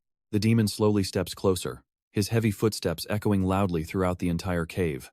He smugly admits that Selene was indeed a worthy opponent, only to mockingly declare that she must now kneel before his supreme power. Raising his weapon high into the air, he prepares to deliver a brutal, final strike to the helpless girl. Out of nowhere, a firm hand grips a hilt as a wind-cleaving slash tears through the air at terrifying speed. The blade clashes to block the demon's attack just in the nick of time, leaving him staring in absolute shock at this sudden intervention. A brilliant surge of blue mana erupts, forming a massive pillar of light that pierces the cave ceiling and blows everything back. Clutching a deep, bloody wound on his chest, the cult leader roars out in absolute agony. Gritting his teeth, he glares at the mysterious figure, standing protectively in front of Selene, demanding answers in pure panic. "Who the hell are you?" he gasps. But the man clad in all black remains silent, only offering a cold smirk as he asks, "Who? Me?" Instantly, swirling vortexes of deep blue mana begin to wrap around his body. Moving with absolute precision, he glides forward like a ghost, unleashing a barrage of lightning-fast slashes before the demon can even react. In a flash, the enemy is completely crushed, lying motionless and barely breathing. Leaving Chloe utterly stunned, the man smoothly sheathes his sword, turning around with a polite smile to say it is a pleasure to meet them. He confidently introduces himself as Coach Gave, joining the academy starting today. But immediately after that incredibly cool act, trust me, his cool persona melts instantly. He frantically rushes over to shake the unconscious Selene, utterly terrified of the Demon King. Back at the academy infirmary, a heavy silence fills the room. Staring at Selene lying completely motionless on the bed, the elderly doctor lets out an anxious sigh. Doctor admits he cannot say for sure when she will wake up, explaining that if this were just simple exhaustion from overusing a large amount of magic, she would have recovered in a few days. But Celine's actual condition is far worse. The doctor lowers his voice, explaining that she pushed past her absolute limits and completely drained every single drop of her own mana. With teary eyes, Sinfai trembling asks about the nightmare she fears the most, wondering if Selene might never wake up again. The doctor can only offer a deeply painful silence before delivering yet another incredibly brutal truth. Even if she does wake up, she will never be able to use her magic ever again. Watching the last traces of mana fade from Selene's body is like rubbing salt into their open wounds. Sinfai clutches her head, blaming herself in deep agony. "It is all my fault for letting her push herself so far," she weeps. "It is all because of me." Seeing her friend break down, Chloe quickly steps in to comfort her, insisting it is not her fault. Yet, Sinfai still cannot stop worrying about Selene losing her magic forever. Chloe tries to stay strong, asserting that such a terrible thing simply cannot happen. But the doctor can only bow his head in defeat, leaving her fate entirely in the hands of destiny. Holding Sinfai close, Chloe desperately tries to lighten the heavy atmosphere, insisting that Selene will soon wake up perfectly healthy and they are just overthinking it. Softly nodding, Sinfai quietly mutters that Chloe might be right. To cheer things up, Chloe excitedly suggests they greet Selene with the biggest, brightest smiles when she finally wakes up, showing her a goofy grin to demonstrate. While her two best friends are busy planning this grand welcome, get this, they have absolutely no idea she is already awake. Just as they hold hands to go grab a bite, Selene suddenly bolts upright on the bed, loudly screaming out for food. Having just woken up from a serious coma, she does not care about her health at all, completely focused on her growling stomach as she eagerly urges them to go eat. She bolts out of bed with an excited scream for food, leaving Sinfai and Chloe frozen in sheer disbelief.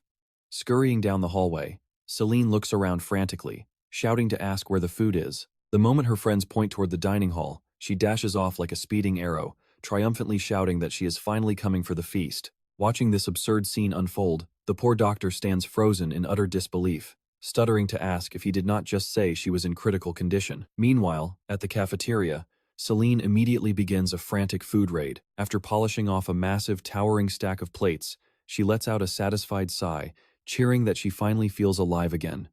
Sinfai can only stare at the empty mountain of dishes with absolute concern. Sinfai asks if she was really that starving, and Chloe nods in agreement, saying it makes complete sense since Selene has not eaten since yesterday. She then warmly praises her friend for her incredible, heroic performance during the battle. Selene mutters that she never expected Coach Glove to save her right after she passed out, prompting Sinfai to immediately chime in and correct the name.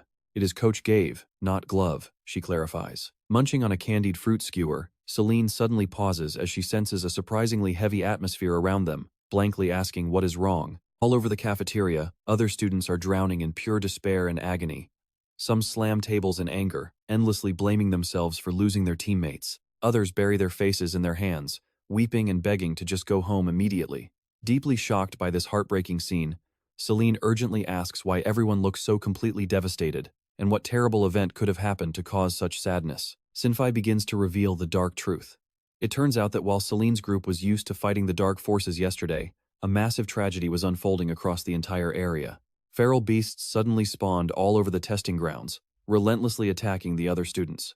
Hearing this, Selene gasps in shock, asking how on earth monsters could have suddenly appeared. The answer lies in the used mana stones found scattered all over the testing area. The Academy has officially concluded that the dark forces used these specific stones as tools to summon the feral beasts to slaughter the students. Hearing about the sheer cruelty of their enemies, Selene cannot help but feel absolute rage, silently wondering how anyone could ever be so wicked to commit such acts. Fortunately, Huss was captured alive amidst the debris and will soon be handed over to the Holy Sanctuary for a brutal interrogation. A green-haired official muses that, once the investigation is complete, they will finally understand the enemy's true, dark motives. Having polished off every plate to recover her strength, Selene turns to look at her friend with a resolute gaze. Suddenly, a loud announcement blares through the speakers to break the silence, telling all students to gather at the training grounds immediately after finishing lunch. Hearing the repeated order, the group drops their utensils and quickly heads to the assembly point. Out in the main academy square, the students stand in a tense circle, casting anxious glances up at the stern supervisor standing on the high balcony. The air turns incredibly thick and heavy as the supervisor begins to announce the horrific casualties stating that 12 students have died and 25 others are severely injured. Bearing a scarred and gloomy face, he admits that this tragedy was completely unexpected and deeply regrettable. He bluntly reminds them that while they all wish to be heroes, the brutal reality is that they will face countless deadly monsters, and many more will inevitably be hurt. Coldly delivering his final ultimatum, he tells them that if this terrifies them, they should pack their bags and leave immediately. Those brutal words completely crush what little resolve these students have left, sending them scrambling to their feet in sheer panic. "I just want to go home," they cry out, desperate to never face another brutal beast attack. Some even throw out completely ridiculous excuses like forgetting to turn off their heater, searching for any pathetic way out of this cruel reality. Watching the cowards flood out of the hall, the overseer stands silent, his sharp eyes coldly scanning the remaining crowd. He mutters in a low voice, "We have 72 left." The supervisor loudly announces that everyone left is now an official student of the Hero Academy. After 8 weeks of grueling training, they will finally earn the title of true warriors. At first, a raw ranking test will evaluate their actual combat skills. Hearing this, the remaining students instantly vibrate with excitement. They honestly think they are already legendary heroes, believing simple training will be a total breeze compared to the actual beasts they survived. To measure their power, the supervisor introduces the instructors and announces a series of brutal one-on-one matches. The instructors will grade them out of a maximum of 10 points. The fiery duels kick off immediately, and Eisna Zephilia opens the show with an absolutely impressive 8-point run. Next is Sirs, snagging 7 points with some slick spear play.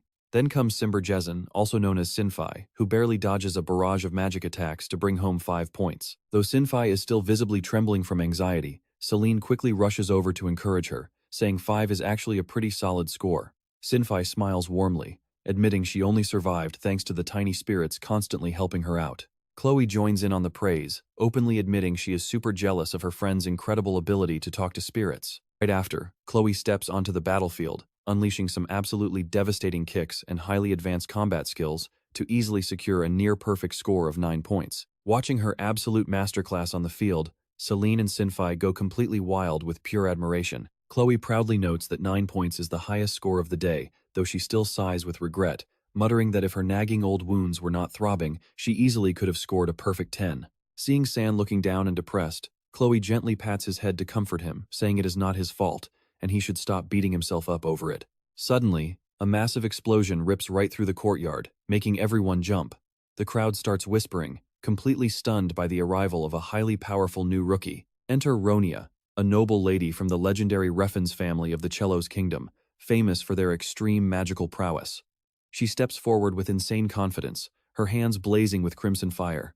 With a loud cry of inferno, she unleashes a massive wave of fire that obliterates everything in its path. Watching this display, the instructor facing her just smirks with a knowing look. Facing down the rushing sea of flames, he suddenly conjures a massive, solid ice shield, completely shutting down her explosive attack. Ronia stands frozen, unable to believe her ultimate move was neutralized so incredibly effortlessly. Standing behind the freezing ice, the instructor calmly announces, "That is enough." The crowd goes wild as the final perfect score is flashed on the board. Ronia scores a perfect 10. As the very first perfect score of the exam, she proudly smirks, muttering it went exactly as expected. Chloe can only watch in awe, having never seen such overwhelming magic before. She notes how Ronia is both incredibly cute and insanely strong. Meanwhile, Selene excitedly declares her to be her ultimate rival, right as the very next match begins with some blinding swordplay. Coming from a proud knight family, the blonde-haired Lethe shows off some serious skill, easily trading blows with the high-level instructor. Watching his fluid strikes, Selene is completely mesmerized, whispering that it looks like he is dancing rather than actually fighting. She finally realizes what true swordsmanship looks like. Just then, Sinfai steps right up and points directly toward the instructor currently sparring with Lethe on the field. Seeing Selene's totally confused look, she explains that he is the brave fighter who clashed with the monster Huss to save their lives yesterday. Selene nods excitedly, saying she gets it, but she immediately messes up his name.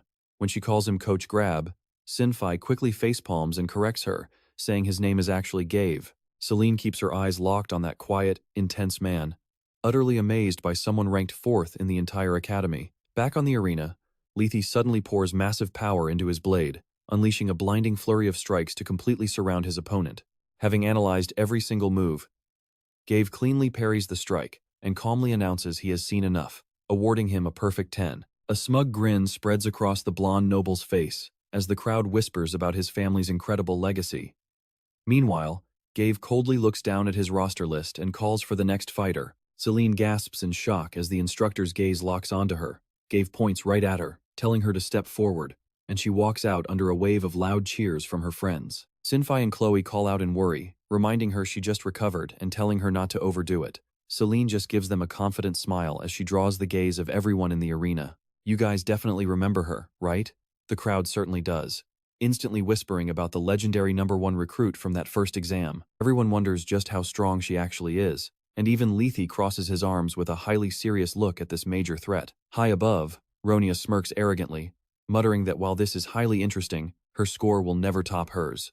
Stepping up to Coach Gabe, Selene suddenly bows incredibly deeply, thanking him for saving her life just yesterday. Gabe immediately breaks into a violent cold sweat, desperately praying for his life in his mind. He mentally begs her not to thank him, because if he had not, the Demon King would have literally skinned him alive. Unaware, Selene looks him dead in the eyes, declaring she will surpass him and become the absolute strongest hero. Gabe turns completely pale, silently pleading with her to stop before she gets him killed. But ignoring his absolute panic, Selene just clenches her fists with fire burning in her eyes.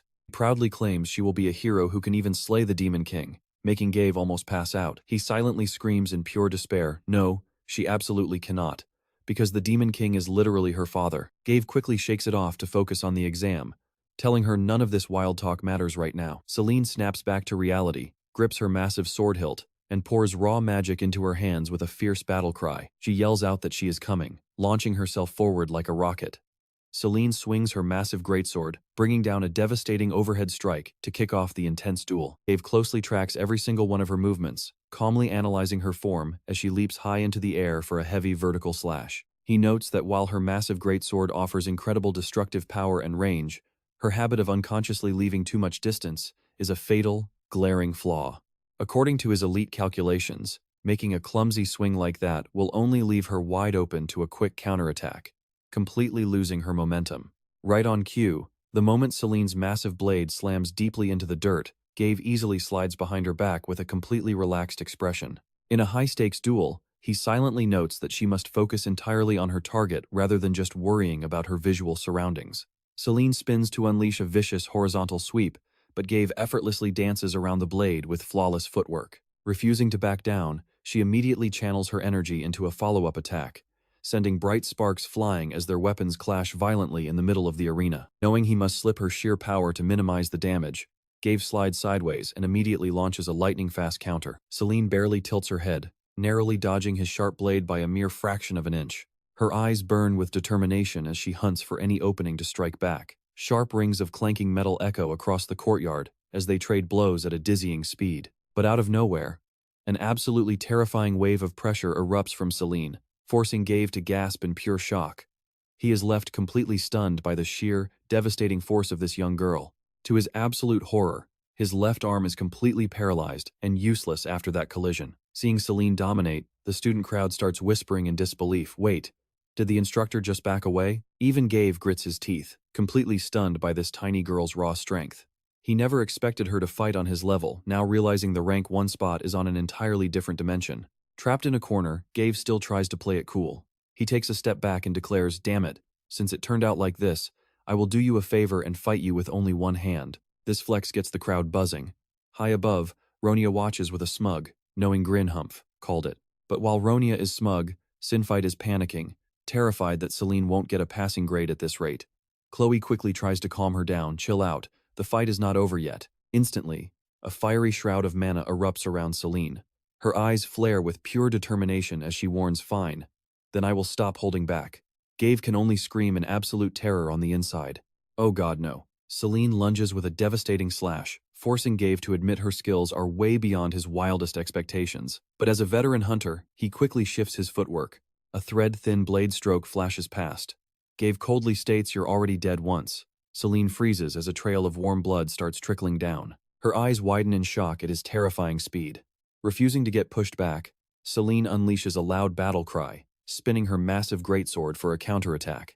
But Gabe casually dodges and lands another warning strike that's twice now. The impact blows Selene backward, making Sinfight watch in horror as the rhythm of the duel completely flips. She anxiously wonders when his movements got so insanely fast. Bleeding and battered, Selene still squeezes out every drop of her energy. With a determined roar, she charges him head-on yet again. Dave instantly reads her play. She's using the exact same predictable, heavy-charged slash as before. Selene screams and strikes, but her colossal blade only smashes the ground, kicking up a massive dust cloud.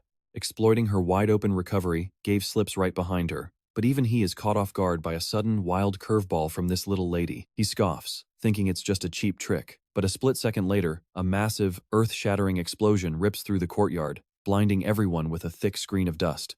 Watching the chaos unfold, Sinfight and Chloe bite their nails in worry, unable to see through the haze.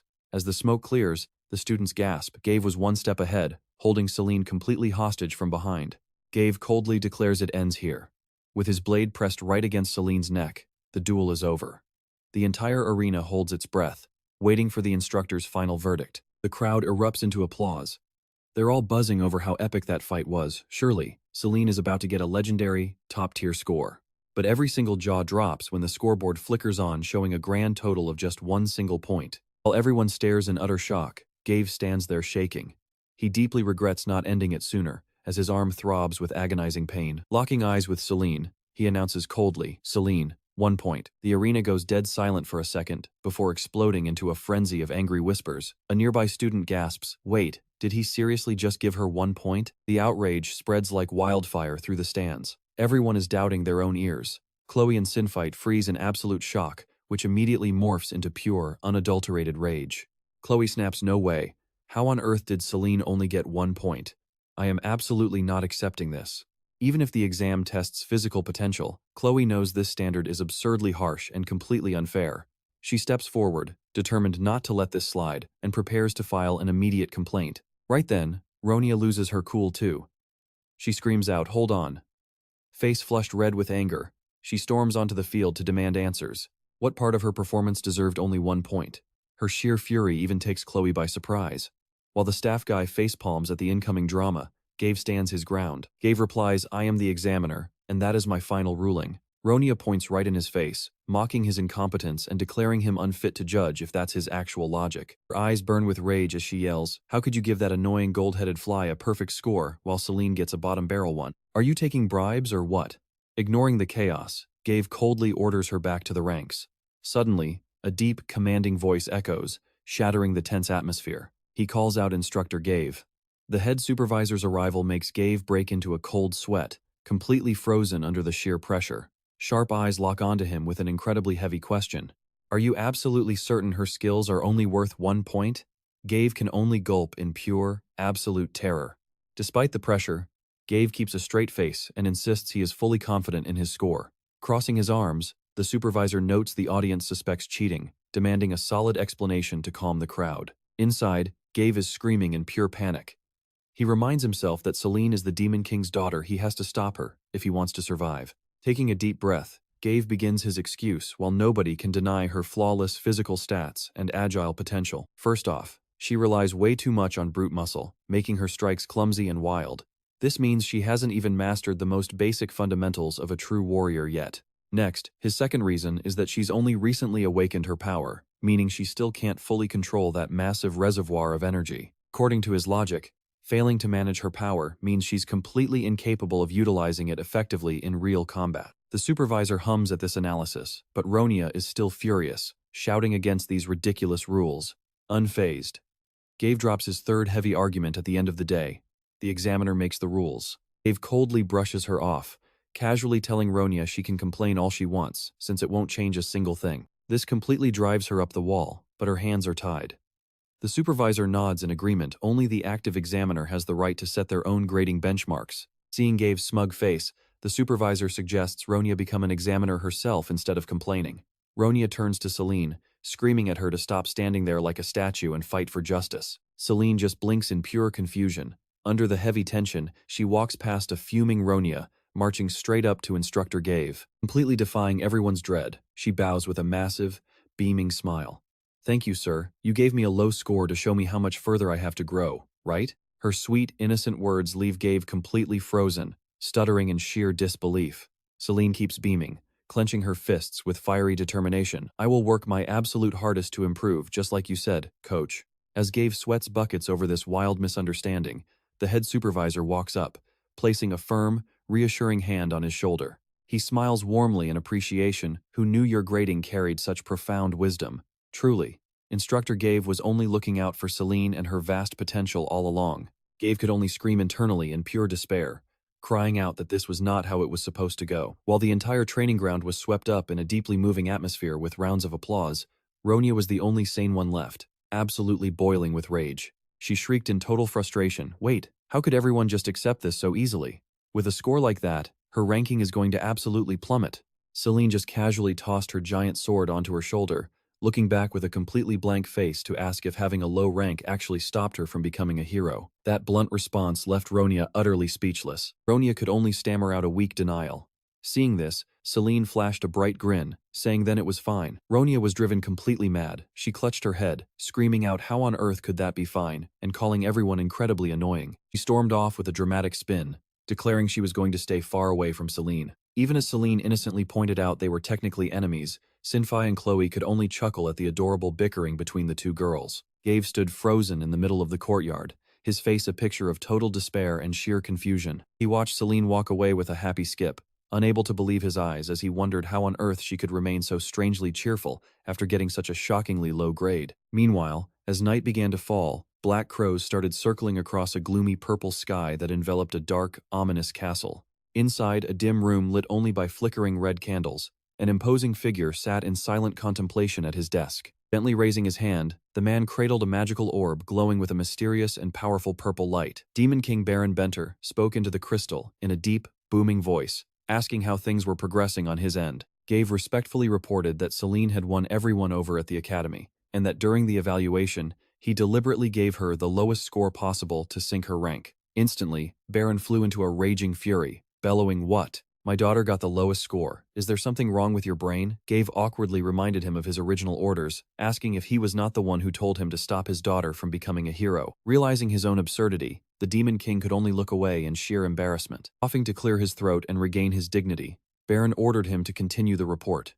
Gabe then began to explain the terrifying incident that had taken place just yesterday inside the gloomy castle. Dark purple magical energy flared up in the Demon King's hand as he summoned his loyal guard, Luke, who dropped to his knees before his master and answered with a firm, "Yes, my lord." Sitting majestically on his throne, with an overwhelming aura that filled the entire hall, Baron commanded Luke to immediately investigate who the dark sect actually was. His eyes burned a furious red as he roared in absolute rage, demanding how those cowards dared to lay a single finger on his precious daughter. Meanwhile, on the other end, Gabe stared at the magical orb with a completely fed-up expression. He silently cursed the old man's erratic mood swings, thinking it truly befitted a chaotic demon king, and honestly just wanted to smash the glowing toy to pieces. As the dormitory assignment sheet was finally posted on the wall, an instructor announced in a loud, clear voice, "All right, everyone, our 8-week training program officially kicks off tomorrow. So make sure you check your rooms and unpack before taking a good rest." Hearing this, the students let out huge sighs of relief, thrilled to finally have real beds after a painful night of sleeping on the cold floor. Selene clapped her hands with a beaming smile, saying how wonderful it would be if they could all share a room. Sinfai jumped in surprise, asking with a hopeful face if she meant him too, to which Selene warmly confirmed, "Exactly, because the more people there are, the more fun it will be." Sinfai frantically tried to correct her, but Selene playfully ignored him. Looking closely at the assignment board, though, Chloe pointed out the harsh reality that the dorms only offered double rooms. Selene pouted in deep disappointment, resting her chin on her hand as she scanned the board for her own name. Right away, her eyes landed on the line showing Chloe and San assigned to room 206. Selene squealed in pure envy as she watched Chloe clutching San's hands tightly, thanking her lucky stars that they were placed together. Even so, Selene quickly recovered, remaining ever the optimist. In that case, she figured sharing a room with Sil would be absolutely perfect, hoping they would be as close as possible. But despite Sinfai trying to desperately warn her, Selene froze solid at the next name on the board. Selene and Ronia were assigned to room 207. Letting out a heavy sigh, she lamented that they could not room together. While Sinfai was still tearing up, trying to explain, Selene suddenly noticed her new roommate's name and spun around to yell for Ronia. "If it is Ronia," then she murmured, staring intently at the proud back of the young lady walking ahead, totally focused on searching the halls. Suddenly, Selene heard a voice from behind. As she turned, she accidentally collided with another girl, sending her tumbling to the floor. Ronia barked out in annoyance, asking if she wanted to die. Spotting her familiar face, Selene immediately beamed. "Oh, I knew it, you are Ronya, right?" This overly friendly attitude only made Ronya even more furious. Pointing a finger, she demanded to know what that was supposed to mean, reminding her that she had already told her to get out of her sight. Completely ignoring the rejection, Selene playfully chirped back, asking if she had really said that, but adding that she liked her anyway. Ronya instantly shut her down, saying she did not feel the same. Yet, Selene kept pleading, "Don't be like that. Let's get along well from now on, Rumi." Ronya brushed her off aggressively, asking why she would ever do that since they were technically bitter enemies. Just as the two girls were bickering, a tall young man with a bandana wrapped around his head quietly walked past. Ronya grumbled in annoyance, warning him not to nag her, but the man ignored her completely, walking straight up to Sinfai. Asking if he was Sinfai, the boy nodded in confusion, and the man casually introduced himself as Roman, his new roommate, telling him to take care of him. Watching Roman proactively reach out to shake Sinfai's hand, both Selene and Ronya froze in utter shock. Unable to hold back, Ronya delivered a powerful kick straight to Roman's hand, screaming if he had lost his mind. Selene was equally stunned by the bizarre sight. How could Sil be rooming with a man? There must be some mistake, and she vowed to report it to the teacher immediately. Sinfai, panicking, desperately tried to explain, telling them to wait because there was a huge misunderstanding. Facing the other students, Selene firmly declared that she would absolutely not tolerate her close friend sharing a room with some random guy, proclaiming she was not going to stay quiet like Saint Irene. Meanwhile, Ronya pounced right onto Roman's head, grabbing his hair while shouting that Selene was absolutely right and she would not let him off. Sinfai let out a helpless sigh, muttering that he knew this exact chaos was bound to happen. He revealed he was actually a boy, not a girl like they thought. That blunt confession from their unbelievably pretty friend made the entire group freeze in absolute shock for a few seconds, before they all screamed in pure horror. What? Still, unable to believe their ears, they swarmed him with rapid questions. Honestly, I didn't see that plot twist coming either. Turns out, despite that face, he is one of the boys. Everyone kept yelling, questioning his incredibly feminine name, while a nerdy student standing nearby quietly took down notes in his book, having been completely in the dark about this shocking revelation himself. Putting the chaotic scene aside, Selene excitedly rushed straight into her new dorm room and dove onto the bed, crying out how much she missed it and how comfortable it was. Seeing her roommate being so lazy, Ronya angrily scolded her, demanding Selene at least unpack her bags or take a shower instead of just rolling around. Ignoring the nagging, Selene drifted off, mumbling she would do it later. Furious, Ronya screamed to wake up and physically dragged her, making Selene shriek in pain. Rubbing her sore head, Selene whined that Ronnie was being way too cruel. Ronya was completely startled to hear that cute nickname, but Selene quickly explained it was just easier to call her Ronnie now that they were roommates. Despite the noble lady's fierce protests, Selene cheerfully began unpacking her things while singing out loud about her dream of becoming a legendary hero at the academy. Ronya could only let out a heavy sigh, wondering how on earth she would survive rooming with this chaotic girl. Meanwhile, Sinfai carried his mountain of luggage into his new room. The moment he opened the door, he had to shield his eyes from a blinding flash of light radiating from inside. Sinfai gasped in shock at the holy light before him, where a glowing entity with massive angelic wings sat meditating, exuding an overwhelming pressure that filled the room. It turned out that blinding holy light was actually just the sun reflecting off Roman's bald head. Sinfai blinked in surprise, realizing it was just him. Roman, now with his bandana off, cheerfully greeted him back. Seeing Sinfai struggling under his massive backpack, he casually pointed out that he sure brought a ton of stuff with him. Sinfai shyly explains that his mother absolutely insisted on packing every single one of these things. Roman smiles warmly, saying his mom must really worry about her boy. Sinfai pauses, looking thoughtful before softly replying that he guesses so. Noticing his roommate looking a bit down, Roman offers some genuine praise, saying he has a truly wonderful mother. Silence. It gets real awkward, real fast. Roman realizes he might have overstepped, so he quickly apologizes and offers Sinfai a piece of candy to make peace, laughing off his own big mouth. Sinfai smiles gently as he takes it, replying that it is totally fine. The two officially kick off their lives as roommates.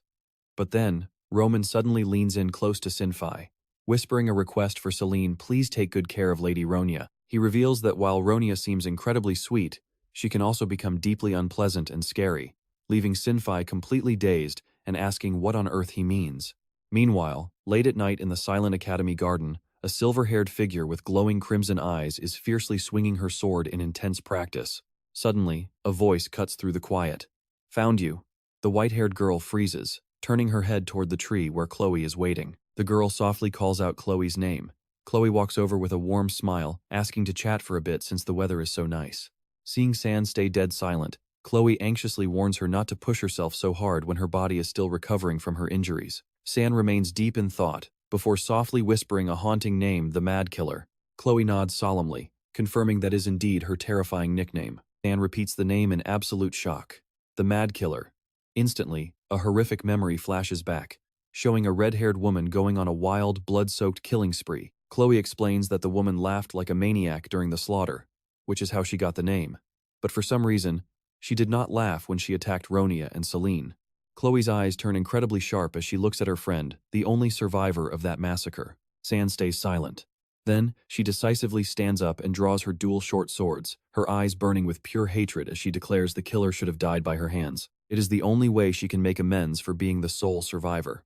Watching San walk away alone into the darkness, Chloe can only let out a heavy sigh. She looks up at the starlit night sky. Chloe silently prays, asking Saintess Irene to forgive her blasphemy. But sometimes the trials she sends out of her infinite love feel a bit too brutal for them to handle. Meanwhile, back at the dorms, Ronia is absolutely fuming at her roommate. Clutching the room reassignment form, she screams that she cannot stand being in the same room as that idiot for another single second. Selene is not taking it lying down either, silently grumbling to herself that the longer she stays with Ronia, the dumber she will probably become. Over at the gloomy headquarters of the Dark Sect, a secret meeting is taking place under heavy tension. The moment news of Huss's death breaks, Battery cannot help but mock him, saying he is just as useless as Paraben. Infuriated by the insult to his subordinate, the old man Paraben slams his hand on the table and roars that Huss accomplished his mission, warning Battery to watch her mouth. The masked leader immediately speaks up to shut down the argument. He snaps that this is not some cheap marketplace.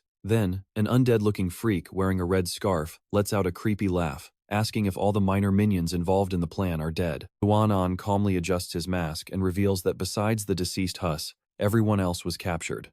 The undead freak eagerly declares it is time for him to go clean up the mess, but Luanan coldly declines. He explains that they do not need to worry because those captured fools are already dead anyway, casually noting that they probably could not handle the harsh prison cells and took their own lives.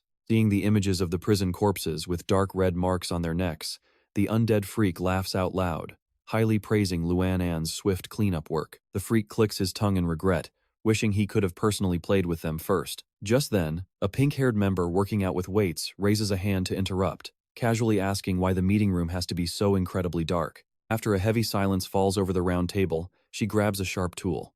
"Time to brighten things up," she declares. Light instantly floods the dark room as the pink-haired girl activates her device, cheering triumphantly that it is bright now. Luan, one of the Dark Sect's 5 key leaders with purple hair and a half mask, clears his throat to start the meeting.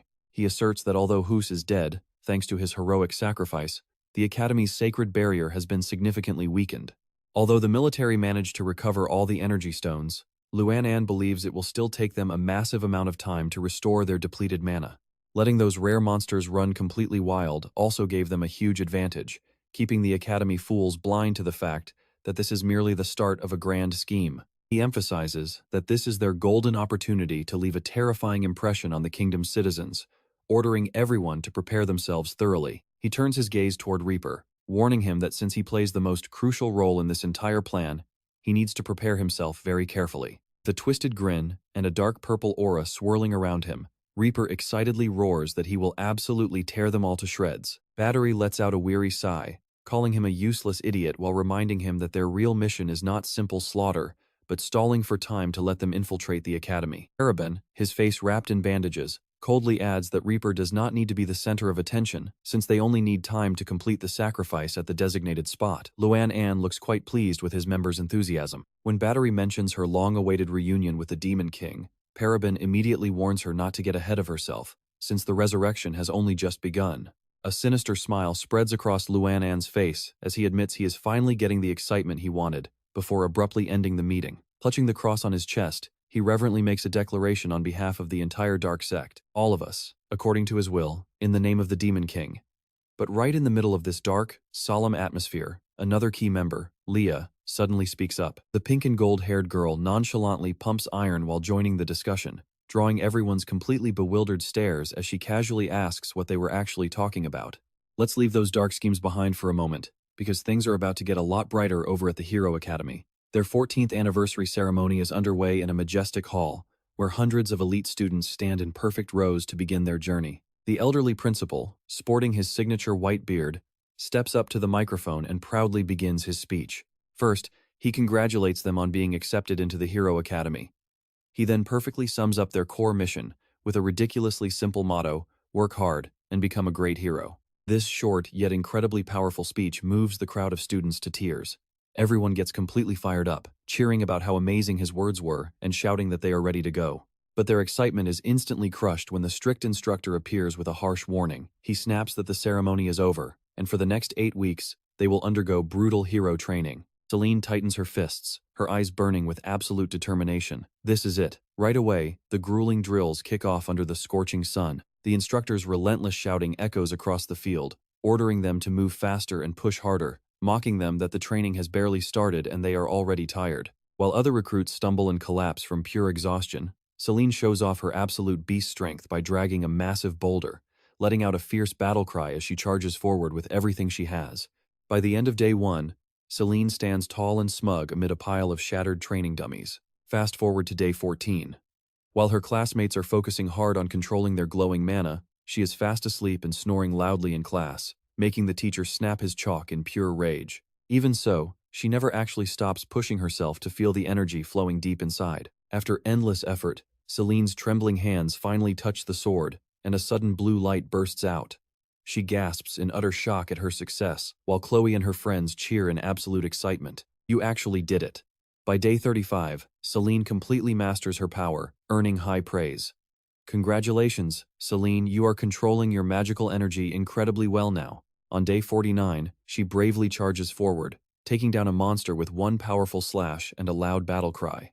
By day 53 of training, Gabe brings Selene's resume to the supervisor. With a perfect score of 72 out of 72, Selene is rated as confident and healthy, eating with friends and sleeping in class but remaining incredibly strong. Gabe stares at the report with deep worry, muttering that this is a bit too much. Meanwhile, Selene keeps pushing herself, dragging massive boulders because normal running is just too easy.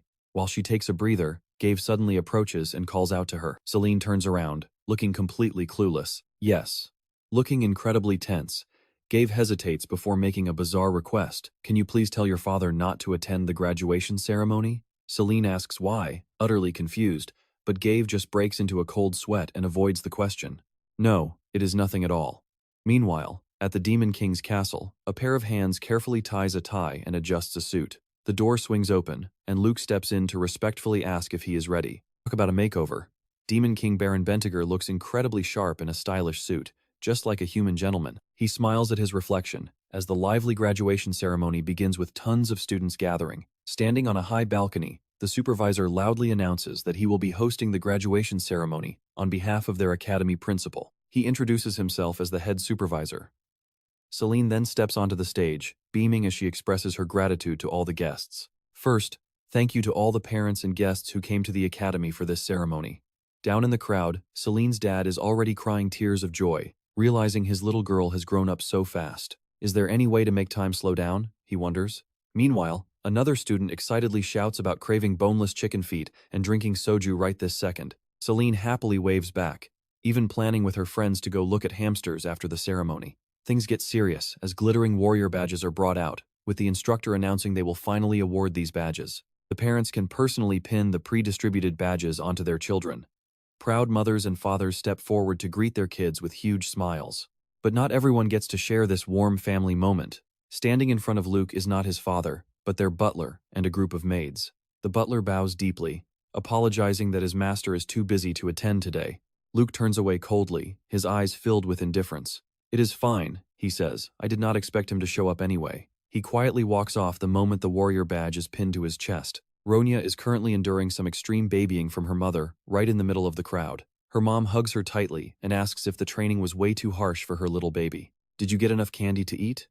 Blushing with intense embarrassment, Ronya struggles to break free, whining for her mom to let go because she is not a kid anymore. Meanwhile, Roman receives some encouragement from his father. His dad admits that looking after Lady Ronya is definitely no walk in the park, but urges him to keep doing his best. Roman bows respectfully, replying with a soft, "Yes, sir." Roman notes to himself that while it has been tough, Ronya suddenly spots him chatting and snaps, "Hey Roman, Do you want to die or what? Her loud shout echoes down the hallway, startling everyone around them. Amidst all the chatter, Jian stands completely alone in a quiet corner, staring down at his silver badge with sad eyes. Not a single family member showed up to share this special day with him. Just as he is feeling incredibly lonely, Chloe pops up with a bright smile. She casually reveals that none of her family came either, then happily suggests they pin their badges on each other instead. He gladly accepts her sweet invitation with a simple sure. Watching the happy students from afar, two mysterious cloaked figures note that since even the former saintess says it is no big deal, they should just head back. Total mood killer. Over in another corner, a disappointed mother coldly stares down at her son's silver badge. You only got a silver badge?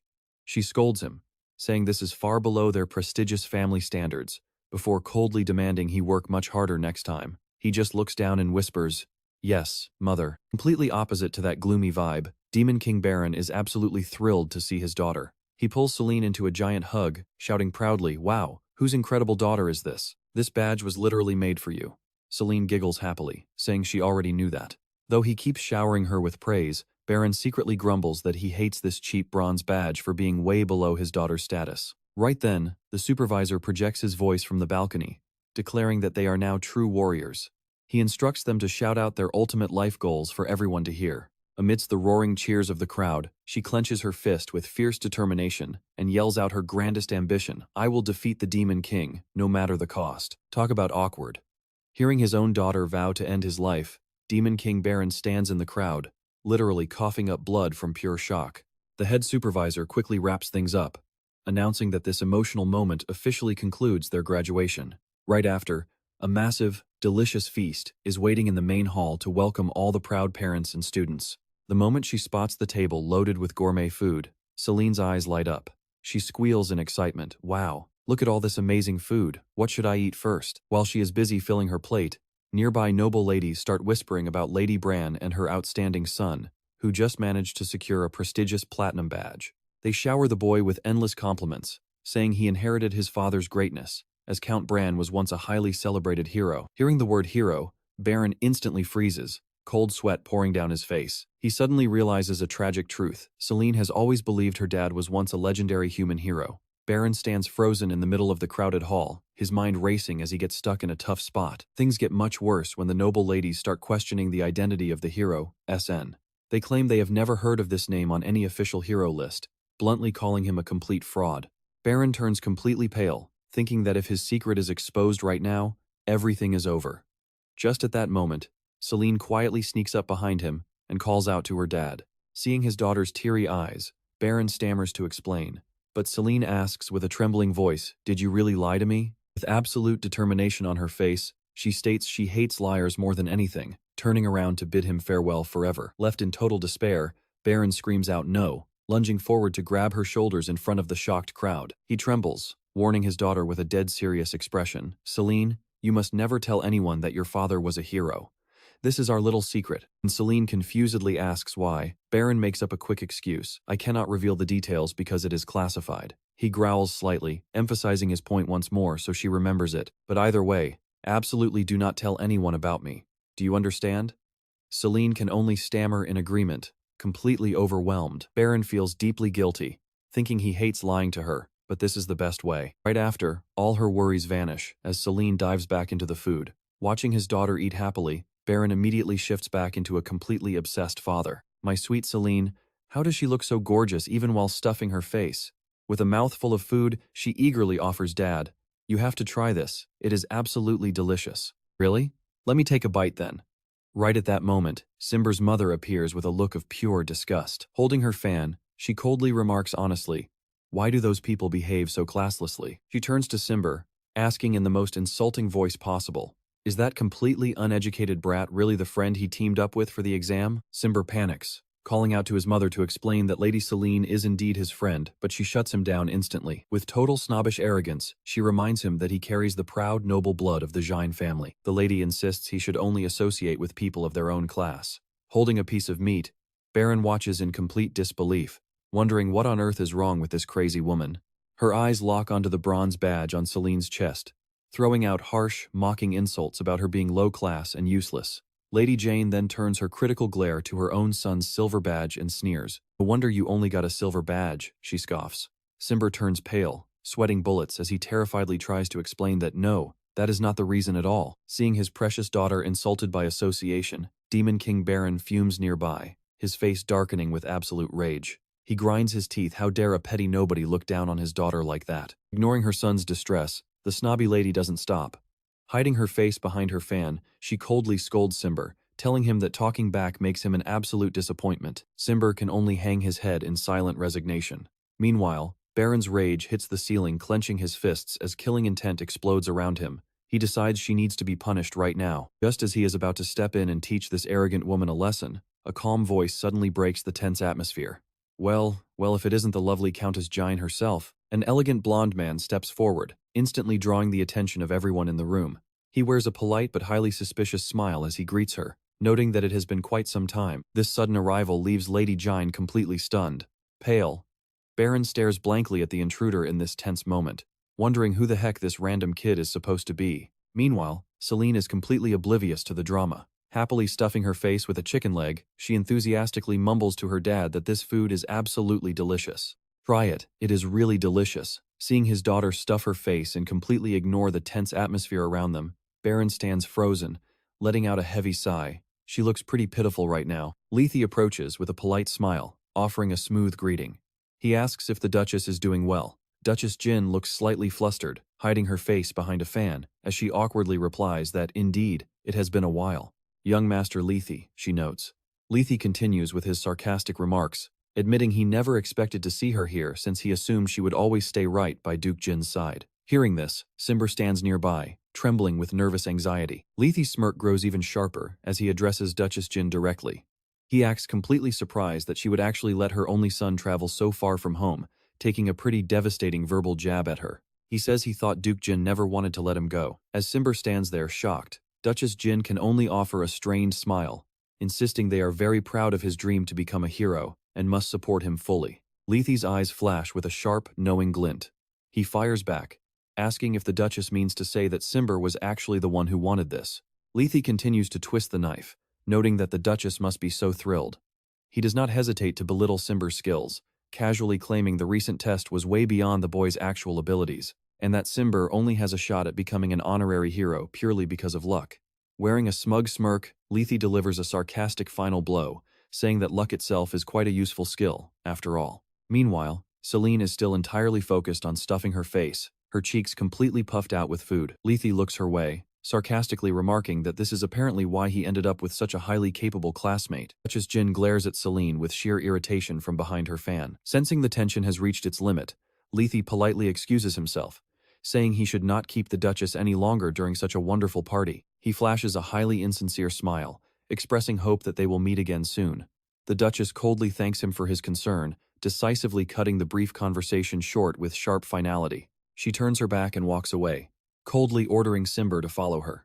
With a heavy heart, the boy can only bow his head in meek submission, quietly agreeing to leave. He slinks away behind his mother after a quick, quiet goodbye. Watching her friend walk away, Selene sadly calls out his name. Nearby, the Demon King Baron watches everything unfold with an incredibly sharp and serious gaze. Meanwhile, Lethe stands with folded arms, sneering smugly at Simber as he thinks to himself how absolutely pathetic humans really are. In sharp contrast to that contempt, Baron actually finds Lethe's massive ego pretty amusing. He thinks to himself that he quite likes the kid. Since he is Selene's classmate, maybe he could be useful if recruited, just like Gave. While he is plotting this, Selene suddenly speaks up, breaking both of their trains of thought. He loudly declares that he is dead wrong. Lethe turns back, completely bewildered, and asks what she means. Selene steps right up, pointing her finger directly in his face as she yells in pure frustration. She barks out that Sil worked incredibly hard, and he has no right to dismiss someone's effort like that. Faced with this bronze badge girl stepping in, Lethe just lets out a mocking laugh. Stepping right into her space, he glares down at her with challenging, cold eyes. He sneers, calling her a brat, telling a low-rank bronze like her to stop acting so high and mighty. Seeing his precious daughter insulted, Baron's face goes completely dark. I mean, who wouldn't be furious? Terrifying killing intent erupts as he grinds his teeth, wondering if he should just crush the kid's face. Instructor Gave breaks into a cold sweat as he watches the Demon King practically catch fire. Baron seethes in absolute rage, furious that a mere lowly human would dare disrespect his beloved daughter. Realizing the situation is becoming incredibly dangerous, Gabe quickly looks the other way, telling himself he should absolutely stay out of this whole mess. Fuming with rage, Baron glares after Lethe, marking this blonde brat for death. He angrily vows to pluck out every single hair on the kid's head to teach him a lesson he will never forget.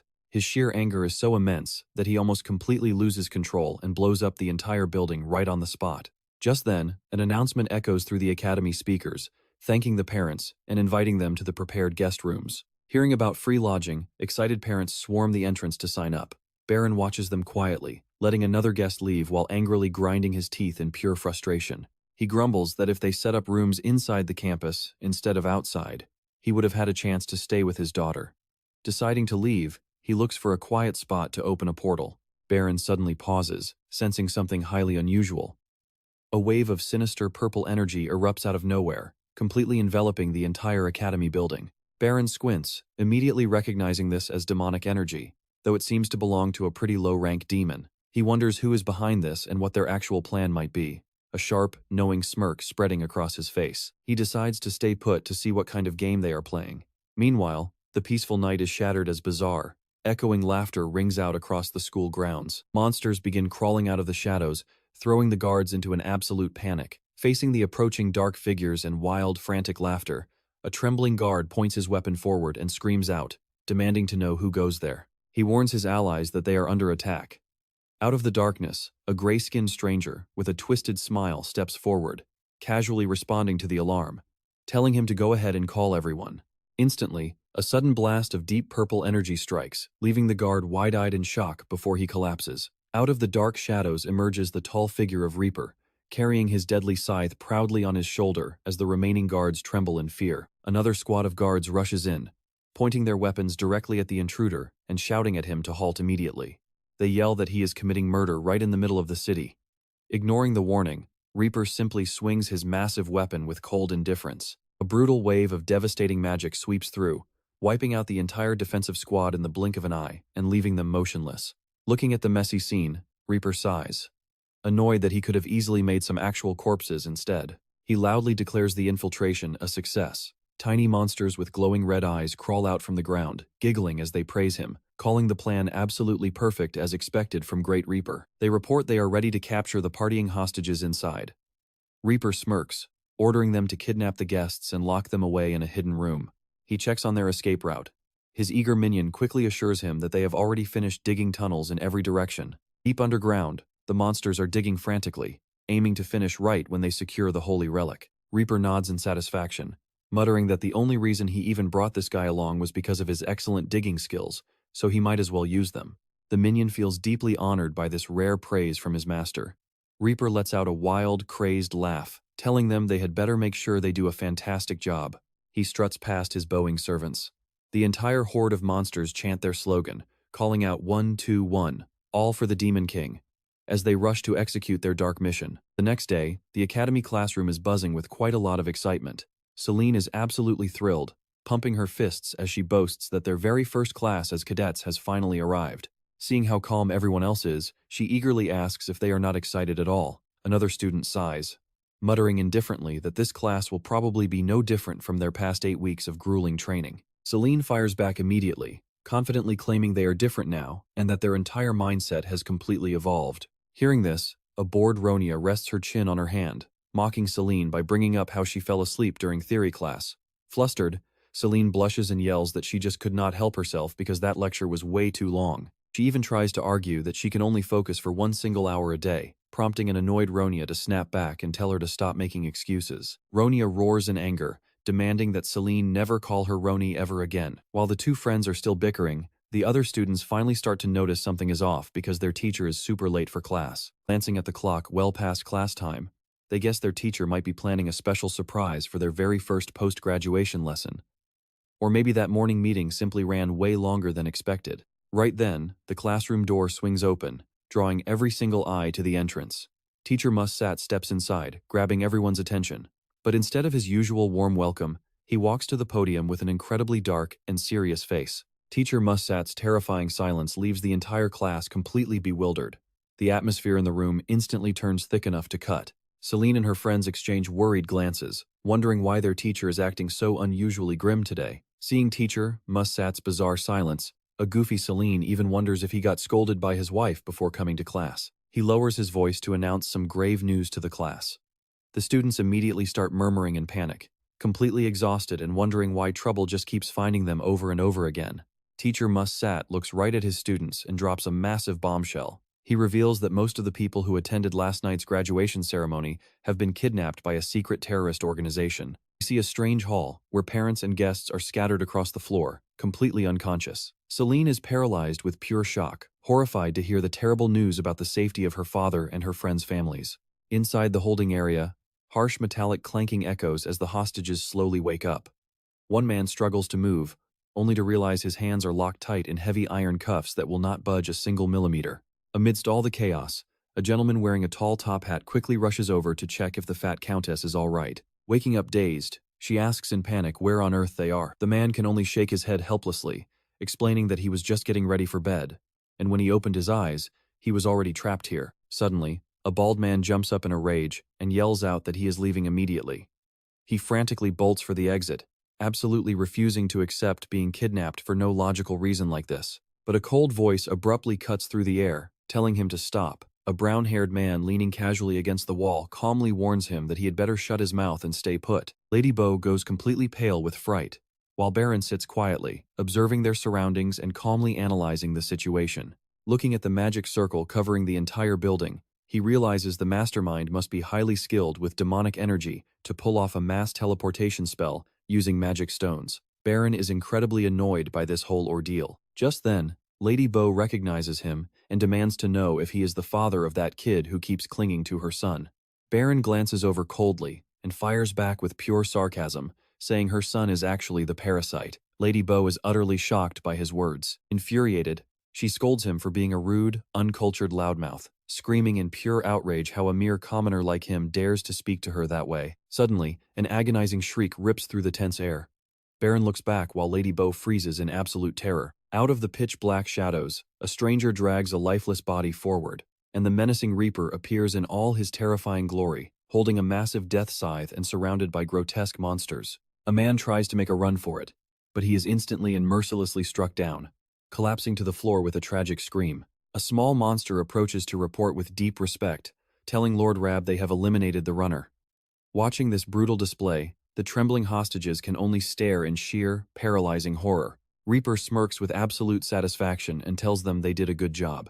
The gold-eyed monsters eagerly beg him to please give them some blood, prompting a cruel, ruthless grin from Reaper as he casually stands back, watching his minions savagely clean up the messy crime scene. He speaks up to praise them, calling them his beloved minions and saying they really know how to clean up a mess. Standing amidst the panicked crowd, Baron remains incredibly, terrifyingly calm. He locks his sharp glare onto the newcomer, quietly confirming that this guy is indeed the leader. While Reaper gloats in the middle of the hall, Beatty's mascot on his shoulder suddenly chimes in with a sarcastic remark. She snaps that she is the one supervising them, calling him a show-off. She growls a quick reminder that without the crucial help of her clairvoyant clan, Reaper's slow-moving ghouls would have never even set foot inside this place. The bright red mascot glares, demanding Reaper remember that he owes her a massive favor.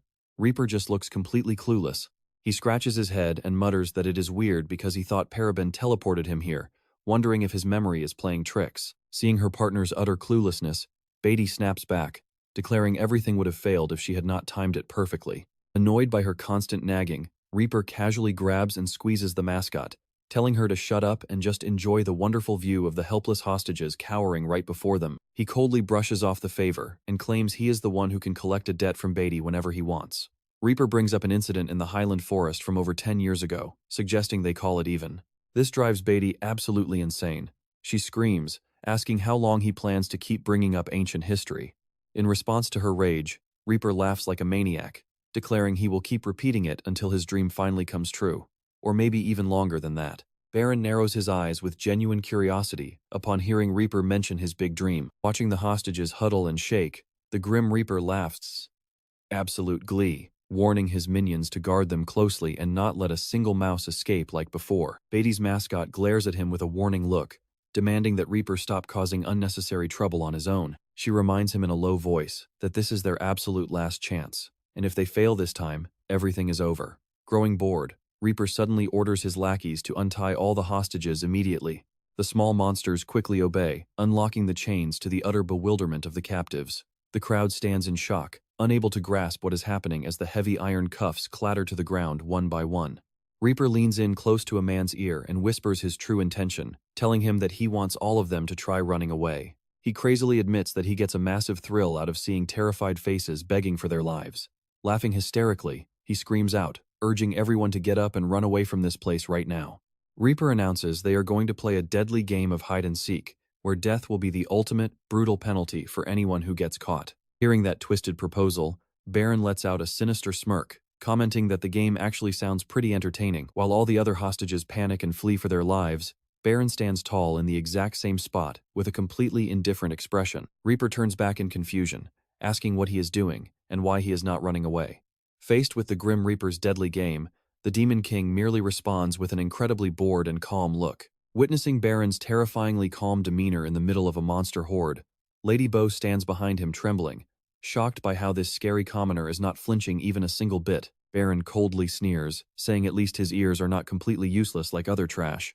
He tells him to get lost, and watching this play out from a dark corner, Beatty's mascot is utterly stunned. The Red Mouse wonders in disbelief who this crazy guy standing up to Reaper actually is. Suddenly, a massive surge of demonic energy begins leaking from Baron, causing the surrounding space to shake violently. Reaper still fails to sense the looming danger. Pressing his weapon right against his opponent's neck, he proudly declares that Baron seems a bit slow, since he is the hunter and Baron is the prey. Baron smirks, his razor-sharp eyes firing back a fierce response.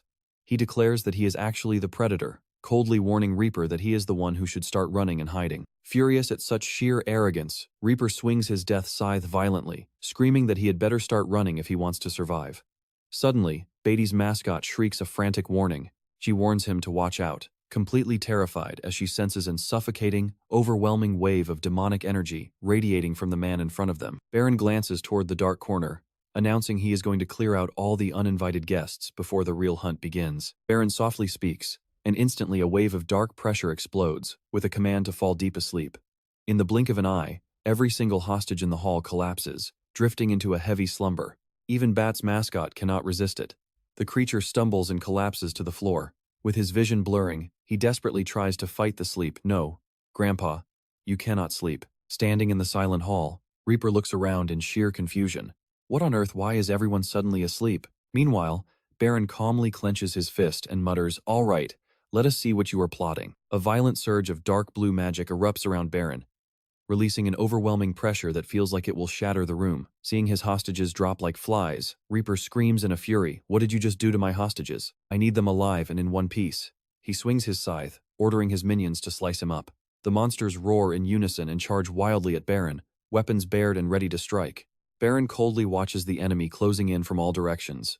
With one blindingly fast move, he shatters the ground beneath him, crushing his opponents under his feet with absolute, overwhelming power. Spotting the glowing red heat radiating from the monster's weapons, Baron silently notes to himself, so these pests can actually manipulate demonic energy? He smirks with pure contempt, knowing that wielding this kind of power is honestly child's play. Baron gets that demonic energy has massive destructive force, so it is no surprise they want to use it. Baron casually points out that any power obtained far too easily always comes with a terrible disaster. The surrounding monsters mock him, wondering what on earth he is muttering about, guessing he might just be praying for a quick and painless death. Baron raises his hand, which is now burning with a deep, purple demonic flame, and growls, "You trash better, remember this.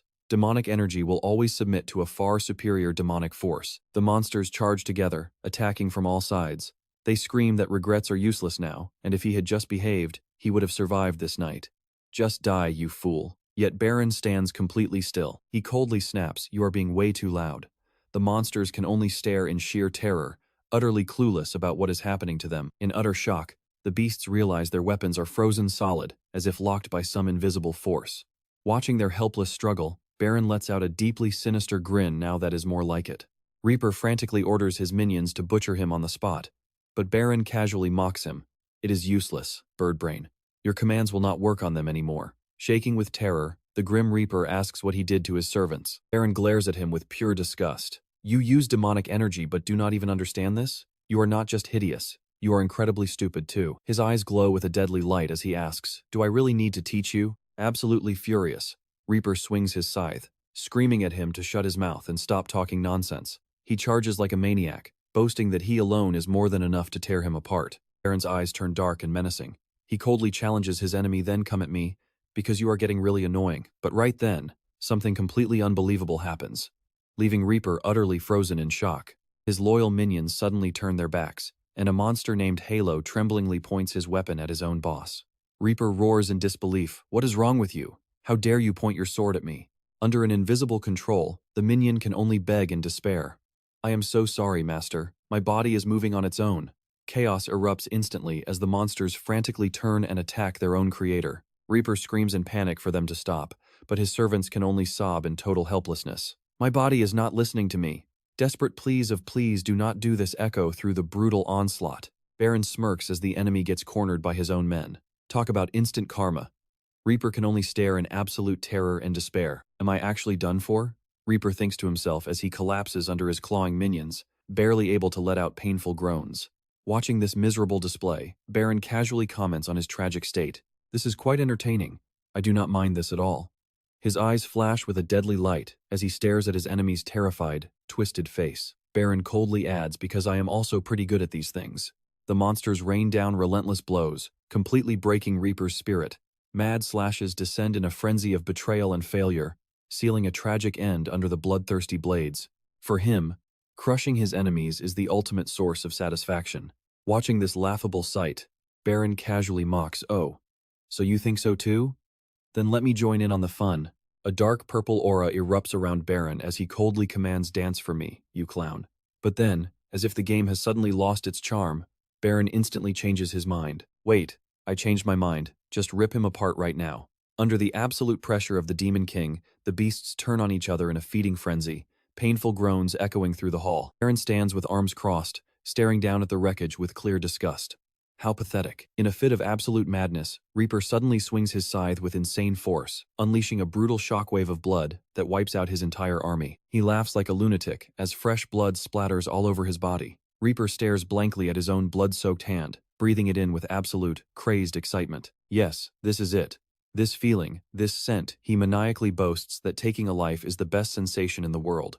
A minion named Alira crawls on the ground, desperately trying to explain himself. Master, only our weapons were controlled, so I threw mine away. Please believe me. Hearing this, Reaper glares at him and roars, Alira, I am sick of your voice. Just go die already. He swings his scythe and cuts down his most loyal subordinate without a single shred of hesitation. The Reaper's bloodlust is far from over, and he immediately turns his wrath on the others. He screams at Bianca, Bianca, you are drop-dead ugly and I do not want to see your hideous face anymore. Next, he aims his weapon directly at Gloria. Gloria, I absolutely hate your name. Reaper's eyes burn with an evil red glow, howling in a frenzy as he looks at the remaining survivors. You too, and you, I do not need any of you. He stands proudly in the hall, surrounded by the corpses of his own army that he just slaughtered. Baron watches the madman in front of him and smirks slightly. You are even more insane than I thought. Reaper roars back in pure fury. Who asked for your opinion? So shut your mouth. Can you not see I am busy having fun here? Standing in the middle of the carnage, he chuckles with smug satisfaction, finally getting to purge his annoying underlings. With wide, wild eyes, he covers his bloody face in sheer euphoria, screaming for even more fresh corpses because just having other living beings around him makes him feel incredibly annoyed. Reaper crazily claims that seeing his minions alive only irritates him. He shrieks in a psychotic tone, I absolutely despise seeing anyone left alive in this territory. He glares intensely at Baron, claiming that it is far better if everyone just drops dead, asking if he actually agrees. Around him, nothing is left but smoking ruins and helpless bodies scattered all over the cold floor. Witnessing this ridiculous show, Baron calmly claps his hands in mocking applause. What a beautiful display, you absolute brainlet. He calmly remarks that for a piece of garbage like Reaper, that show was somewhat decent. The bloody scythe drips with dense, murderous intent. Reaper suddenly lunges forward, pressing the blade right against Baron's neck, and declaring, now it is just you left, human. Facing the grim Reaper, Baron shows zero fear, only flashing a dark, wicked grin. He coldly shoots back, and you happen to be the last one left too. Meanwhile, in another location, Bathory screams in absolute panic as her magical orb suddenly goes pitch black. She dramatically weeps over her highly expensive treasure breaking down, which cuts off their only way to watch the battle. A sharp metallic clang echoes, Standing amidst the horrific scene, Reaper coldly declares that in the end, only one of them will be left standing. With a face twisted in sick excitement, he maniacally admits, "But you know what? I absolutely love this, because you are stronger, meaning I cannot control you, right?" Facing this insanity, Baron merely offers a supremely arrogant smirk. Baron mockingly remarks that trash like him must have plenty of tricks up his sleeve. He asks if Reaper is just some cheap necromancer instead of the actual wizard he expected. Triggered by those words, Reaper suddenly starts twitching and screams in fury, asking who he is calling a wizard.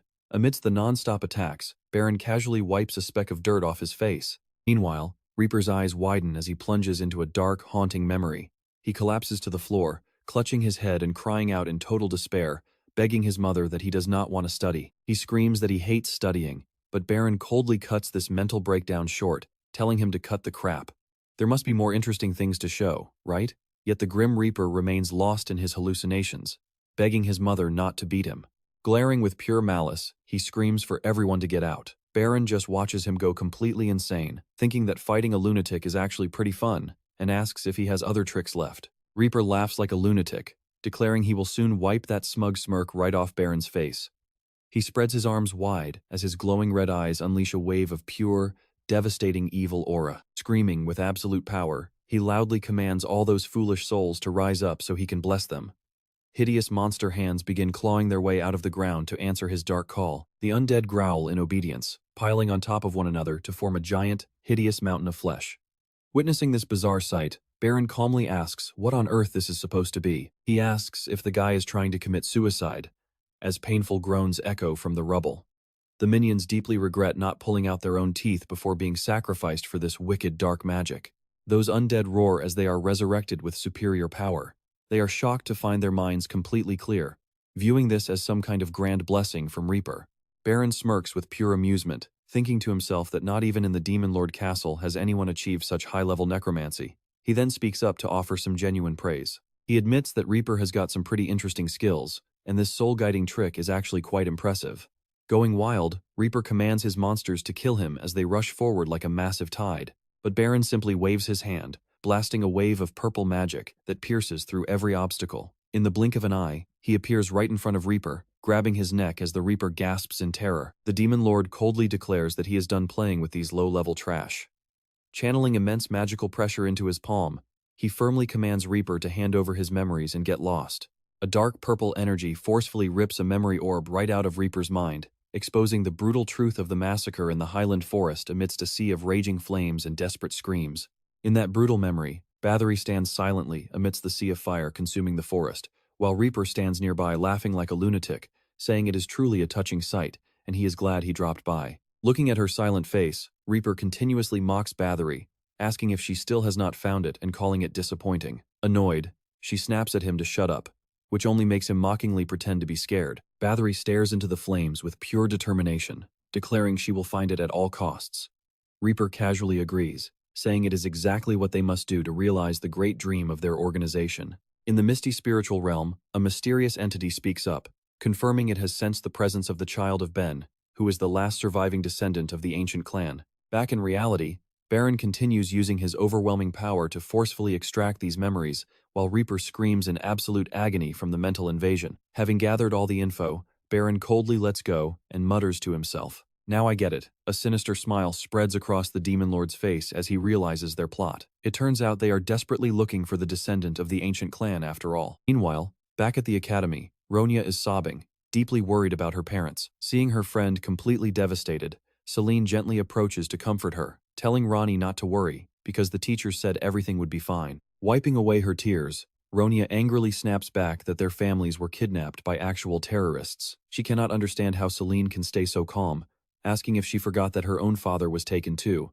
and why she is not worried. In complete contrast to all that panic, Selene just scratches her head and chuckles with absolute confidence. She cheerfully claims her dad will be perfectly fine because he used to be an actual hero, but she suddenly remembers her father's strict warning to keep his identity a secret. The terrifying memory of her angry dad has her trembling as she repeats her promise to keep quiet. Quietly promising that she will not tell anyone, Selene stammers and awkwardly changes the subject to using the bathroom just to cover up her slip, leaving Ronya completely speechless. Not wanting to waste any time, Ronya grabs her staff and declares she is leaving. Seeing her run off, Selene quickly chases after her, begging to tag along, only to get flatly rejected on the spot. Ronia explains she already has Roman to back her up and forbids Selene from coming, fearing she will just be a major burden. Despite the rejection, Selene clings tightly to her friend and whines. Their bickering cuts short when they suddenly notice the rest of the gang waiting for them in the shadows.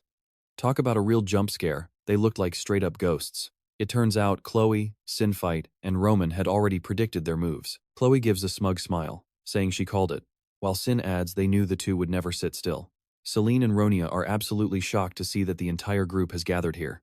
Looking serious, Chloe looks at Ronia and admits she knows there is no changing her mind, which is why the whole crew has decided to join this highly dangerous rescue mission. Seeing such amazing support from her friends, Ronia's eyes well up with tears. She shouts out aloud, "All right," and the group raises their weapons high, fully prepared to storm the terrorist hideout and save their parents.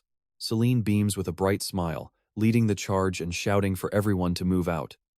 Meanwhile, back in the classroom, Knight Commander Jan Bediger slams his hand on the table in pure rage. He demands to know what they are plotting, but a subordinate reports that the terrorists have not made any demands yet. Jan snaps in disgust, finding it sickening that they are holding hostages for absolutely nothing. Wondering if they just kidnapped people for some sick hobby, Teacher Musat also loses his cool, slamming the table as he shouts that their motives do not even matter at this point. Coach Grave nods in agreement, though inside he is trembling with absolute terror, knowing full well that the Demon Lord Baron is also locked up inside there. Musat firmly declares that their most urgent priority is confirming the safety of the parents and rescuing them immediately, since sitting around arguing is just a waste of time. Hearing this, the hero representative, Van Leeuwenhart, speaks up and suggests he should personally charge in alone to get them out. Immediately shutting him down, Musat fears that such a reckless solo move will force the terrorists to kill everyone on the spot. Watching this play out, Grave breaks into a cold sweat. The Demon Lord will surely wipe out everyone if he gets angered. Yet, Van remains completely cold, arguing that they must make their move before the enemy has a chance to execute the captives. Teacher Musat looks at Van and remarks that he is still just as stubborn as he was back in his old academy student days. Van simply chuckles, saying the praise makes him a bit embarrassed, but then his gaze suddenly turns incredibly sharp and cold. Van clearly states that he will absolutely never negotiate or make compromises with any terrorists. He coldly declares that hesitating over the sacrifice of a few hostages is not an option, then asks Musat what he thinks of this ruthless approach. Talk about cold-blooded.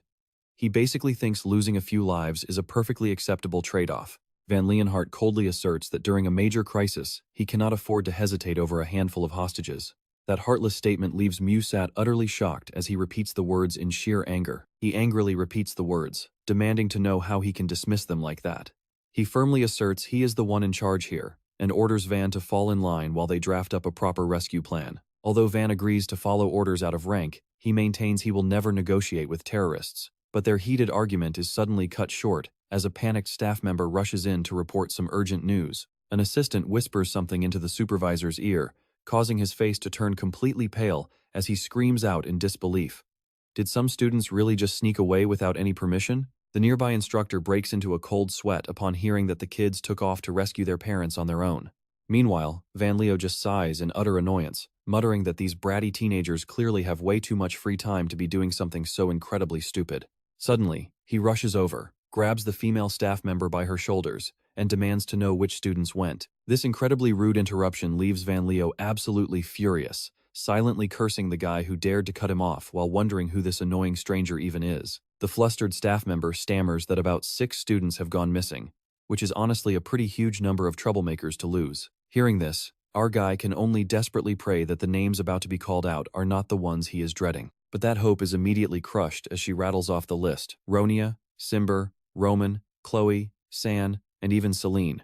The moment he hears Selene's name, his heart drops, and he stares blankly toward the distant academy, barely able to squeeze out a gasp of pure terror. Yep, we are absolutely doomed. Meanwhile, Baron coldly reaches out, letting a dark purple aura wrap around the head of Reaper to force a brutal memory extraction. He sneers, "Look at you. Did you honestly think deleting a few memories would stop me?"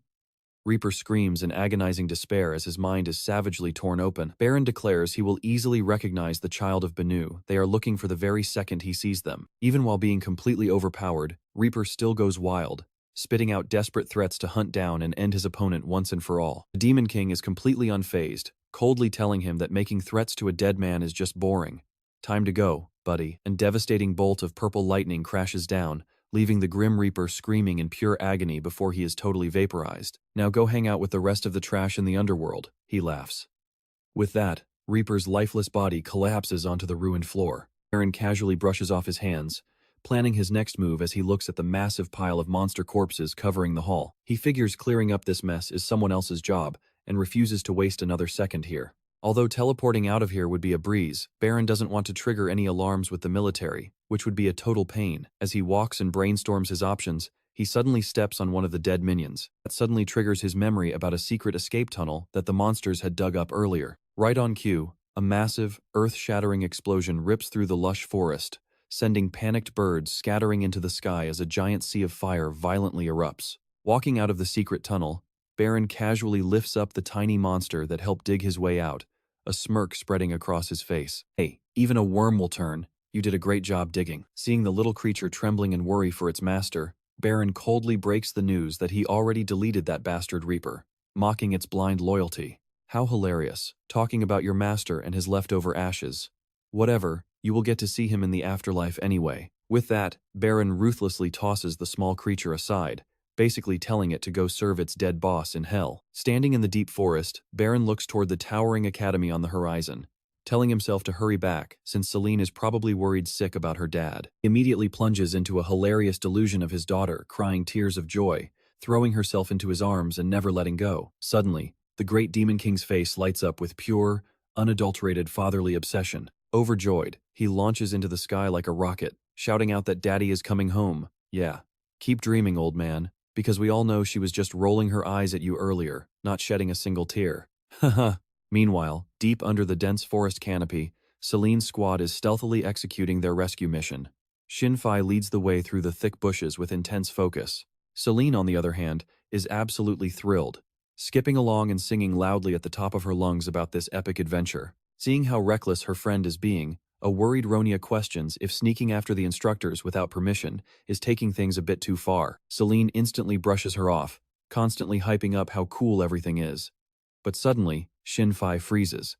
He stares straight ahead and confidently declares that they have successfully located their target right here. Now that they have successfully reached the target area, everything is dead silent, making Selene wonder if they should just stand around doing nothing. Chloe quickly warns her that rushing in will put the hostages in extreme danger. They need to scout the perimeter and draw up a solid plan first. Meanwhile, Ronia is still piggybacking on Roman, feeling incredibly relieved that they managed to make it all the way here without getting caught. Roman awkwardly asks if she could finally get down now. Selene points towards some tents ahead, but they quickly realize that way is a total dead end, leaving them wondering if there is another route to sneak inside. These reckless kids really have no fear, my friends. Suddenly, Shinfei quickly apologizes to the group, explaining that the surrounding spirits have suddenly started acting incredibly strange. Selene asks what he means by strange. Looking up at the tree branches, the local spirits are shaking in absolute terror as an invisible, overwhelming pressure suddenly sweeps over the entire area. Shinfei deduces that an insanely powerful wave of magic is wrapping around them. While the rest are terrified, Selene just lets out a totally awkward laugh, trying to play it cool. She casually complains that discussing all this headache-inducing magic stuff is making her starving, suggesting they take a quick snack break. This completely triggers Ronia, who screams out that even their pet dog at home wouldn't be this ridiculously calm right now. On the flip side, Roman actually agrees, chiming in that fighting on a full stomach is a solid idea, which only pisses Ronia off even more. Selene's stomach starts growling loudly as she whines about starving to death. But Chloe tells her to get a grip and face reality. Honestly though, a girl has got to eat to survive. You guys are totally going to starve her, boo-hoo. Sniff, sniff. Suddenly, Selene stops dead in her tracks and starts sniffing the air. She keeps sniffing around so much that Ronia wonders if she is secretly a dog. Selene thoughtfully mutters that this scent is incredibly familiar, almost like the smell of her own house. Ronia asks the others if she is just talking nonsense, but even Shinfei can only shake his head in utter disbelief. Losing her patience, Ronia gives her a threatening glare. If Selene keeps rambling about food, she will not hesitate to deliver a good old-fashioned beating. Suddenly, Selene points her finger to a small opening in the ground, wondering out loud if it is some kind of doggy door. The entire group steps closer to inspect the entrance of a secret tunnel hidden behind the bushes, and Selene suddenly remembers something, asking if Ronia had mentioned this exact spot before. Standing in front of this strange hole right in the middle of the woods, Ronia can't help but wonder why it is even here. Selene admits she has no idea, but she definitely smells something incredibly familiar wafting from the hole. Seeing Ronia's curiosity, Selene gets down on all fours and starts sniffing around like a bloodhound. After sniffing for a bit, she calmly delivers a conclusion that leaves everyone speechless. It smells exactly like a toilet. Holy crap, guys. Aha. That immediately triggers a memory of a young Selene banging on the door because her dad was taking forever in the bathroom. Back then, Demon King Baron could only sweat bullets, lying that he was busy handling some bad guys or, well, taking a huge dump. Returning to the present, Selene confidently declares that whenever her dad finishes taking a giant dump, it always smells exactly like this. Ronia is completely speechless at this absurdly gross comparison, while Shinfei just stutters in sheer embarrassment, having absolutely no idea how to respond to his friend. Right at that moment, San's face drops as she senses a bone-chilling aura rapidly approaching. While Shinfei is still busy grumbling that he is not her personal translator, San moves like lightning, tackling Selene and the whole squad flat into the wet leaves. The sudden impact almost makes the ground shake. Ronia gets absolutely furious, yelling to ask what on earth San thinks she is doing, but San immediately covers her mouth, signaling everyone to stay dead silent because she just spotted a mysterious figure moving nearby. Shinfei is shaking with fear. Lying flat on the dirt, he whispers to Selene, confirming that the surrounding spirits seem a little less terrified than they were just a moment ago. Shinfei lets out a quiet sigh of relief as he senses the overwhelming pressure that covered the forest slowly fade away. But no matter how she looks at it, Ronia is certain that something truly catastrophic just took place nearby, but it seems far too late to stop what is coming. Selene suddenly gets up and quietly walks away. Shinfei panics, shouting out to stop her because of the lingering danger, but she resolutely marches forward anyway. Sinfight suddenly freezes in his tracks as a truly gruesome sight appears right before the group's eyes. Half buried under decaying leaves is the bloated, motionless corpse of a bizarre creature. Ronia covers her mouth in absolute shock, realizing that the overwhelming magical pressure they felt earlier was radiating from this very corpse. This thing is definitely not human, it is a real demon. Shinpai trembles as he questions the threat, but Selene's food-obsessed brain somehow mishears the word demon as sweet honey, instantly breaking the dark tension. In reality, these demons are terrifying monsters raised by dark necromancers from empty, lifeless corpses. They have a human-like form, but are completely devoid of any reason, driven solely by a wild, insatiable hunger. Yet as Selene stares down at this hideous creature, a weird feeling hits her. It actually reminds her of someone she knows. Like, who could she possibly know that looks like this? Selene simply stares, quietly wondering to herself if this ugly beast is actually an enemy. She casually pokes the corpse with her sword, noting that it seems to have been dead for a while. Seeing her careless attitude, Shinpai quickly warns her to stay alert, since demons are undead and notoriously difficult to truly put down. However, San firmly steps up and assures everyone that this one is totally gone.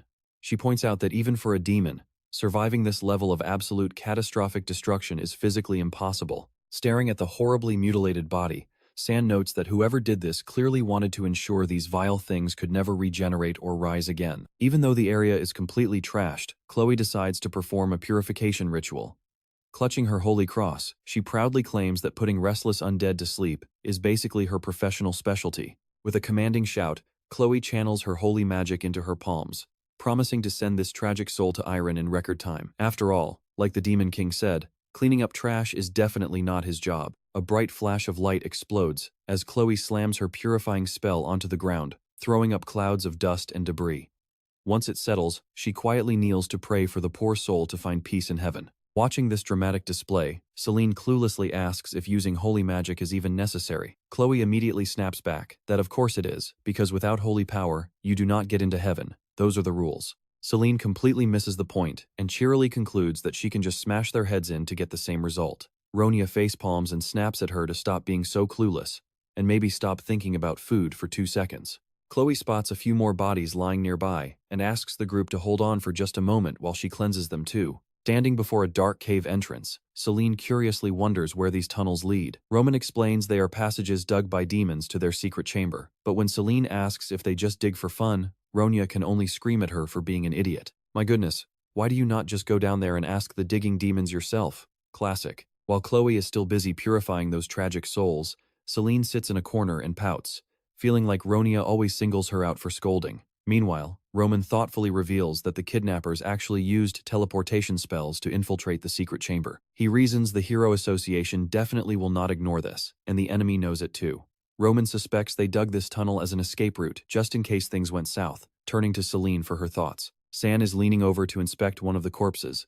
She softly responds that she is not so sure, before suddenly spotting something strange on the black cloak. Looks like we have a lead, guys. Flipping the fabric over, San recognizes the bright red rose symbol, proving these guys are from the Dark Church. Right on cue, Selene starts sniffing around, proudly declaring that it smells exactly like her bathroom back home. Roman contemplates the situation, figuring that if his theory holds, this tunnel leads straight to the inner chamber. Even though they do not know why these demons died, Roman sees this as a pretty promising sign. Ronia's face immediately lights up. She clenches her fists in sheer excitement, realizing this is a golden, once-in-a-lifetime opportunity to slip inside undetected. However, Roman still remains highly cautious. He looks at San, reminding her that if the Hero Association has no idea this tunnel even exists, they cannot expect any backup if things go horribly wrong down there. Roman suggests they alert the association first, and Ronia initially agrees that extra help would be great. But then, thinking of her captured parents who are so close yet so far, she grits her teeth with absolute resolve. She firmly declares she will not let this chance slip away, deciding she is going in. Ronia turns to San to ask if she wants to tag along, and San simply nods with a cold, determined gaze. If the Dark Church is behind this, San says she is more than willing to risk her life, even though taking off like this is insanely dangerous. Ronia just flashes a warm, relieved smile. Ronia openly states she will not blame anyone who wants to turn back out of fear. Inspired by her bravery, Selene refuses to be left out, hoisting her massive sword onto her shoulder and declaring she is not hiding anymore. Chloe steps forward next, noting there will definitely be tons of demons inside, and her job as a priestess is to free those agonizing souls from their misery as quickly as possible. She adds that if they go back to report now, the enemy might notice the tunnel is compromised, and their only chance to rescue the hostages will vanish. Shinpai is still pretty anxious, but he steels his resolve anyway, trusting the gods will protect them. Standing before the pitch-black cave dripping with a sinister red aura, Roman hesitantly asks if they are really going inside. Selene cheerily shouts that she is tagging along too. Even though she openly admits she has zero idea what San and Ronia are talking about, she knows for a fact that enemies are waiting inside. Ronia snappily tells her to get out of the way, while Roman sighs, realizing they have no other choice. He tells Ronia to stay behind him for protection, but she stubbornly insists she can handle herself. Selene proudly shouts that they will save the day and smash whatever evil plans those bad guys have. Honestly, she is surprisingly brave, even if her head is completely in the clouds. Meanwhile, Gabe is sprinting through the forest like a lightning bolt, cursing his lungs out. He is losing his mind over Selene's sheer recklessness, wondering why she cannot just sit still for once in her life. He knows that with even the slightest trigger, Selene becomes totally unpredictable. He shudders, picturing what would happen if Demon King Baron found out his precious daughter was diving into mortal danger. Visions of the terrifying Demon King with glowing red eyes haunt his mind, roaring about how he violated their protection contract and threatening to make him pay. He has to find Selene fast before her dad eats him alive. He recalls how Demon King Baron once sobbed while hugging Selene tight, telling her she could always come back home if she wanted to quit being a hero, promising to cook her favorite meals. While Selene just laughed it off, thinking her dad worried too much, Gabe knows for a fact that Baron will break every bone in his body if he fails to protect her. Thank goodness he secretly placed a tracking spell on her badge. He dreads to think of what would happen if he had not, and now he is racing against time to drag her back to the academy. Seriously, babysitting a wild kid like this is definitely shaving years off his life. He suddenly stops dead in his tracks, spotting a very suspicious cave entrance hidden deep in the woods. He wonders in disbelief why such an obvious cave is sitting right here. Looking closer, it is clearly not a human structure, and the air reeks of death. Seeing the dead flesh-eating demons scattered around, he instantly realizes they were used to dig a secret escape route. But what truly terrifies him is that the tracking spell is pointing straight inside. Turning pale, he desperately prays that Selene's group was not foolish enough to actually wander in there. He realizes this tunnel might lead straight into the villa, inwardly cursing Mussat and the scout team for being so utterly useless and failing to detect it sooner. The mere thought of Demon King Baron finding out his daughter is in danger makes him shudder, picturing his furious boss vowing to vaporize a useless babysitter who cannot even watch one child. In a total panic, Gabe yells out a curse and vows to stop Selene at all costs before it is too late. Seriously, he must have owed her a fortune in a past life to deserve this karma. Too funny. Gabe rushes into the tunnel, desperately praying to the gods that the little girl will not take another step. Meanwhile, deep inside the dark and damp cavern, Selene and her group are stealthily moving forward. Roman is still carrying Ronia on his back, grumbling and asking when she is finally going to get off. All the while, the team is squinting through the gloom, looking for any sign of the enemy. Digging deeper inside, Selene examines the ancient stone walls and confirms they have arrived. It looks like an old underground archive.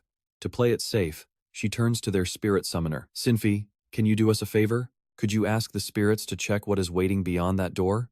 Sinfi agrees right away, asking the group to wait a moment. He kneels down, focusing his mind to begin the channeling ritual. Bright blue magic circles glow to life, conjuring tiny, sparkling spirits. Sinfi looks up at them and pleads, can you guys do a quick favor for me? Please let me see whatever your eyes can see. Right on cue, the spirits scatter through the underground corridors, floating past Roman, Selene, and San as they head straight toward the front. Their vision begins transmitting directly into Sinfi's mind. The small spirits glide through the pitch-black stone passages, drifting up the stairs that lead to a massive wooden door. As the door swings open, a horrific scene unfolds inside the grand hall. Dozens of hostages lie unconscious on the floor. Suddenly, Sinfi's eyes widen in absolute horror as he screams in pain. Seeing his blue-haired mother lying there motionless absolutely shatters his heart. Ronia crosses her arms, dryly noting that the situation is clear now. They are officially right beneath the enemy mansion. Selene smugly reminds everyone that she called it from the start. Clenching her fists with excitement, she asks, so, those bad guys must be waiting for us up there, right? How many are we fighting? Sinfi is still incredibly tense. He tells them to hold on while he double-checks. After staring through the spirit's eyes for another moment, he looks completely baffled. There is absolutely no one up there. Selene shrieks in total disbelief. Nobody? Not even a single guard? Why would he say that?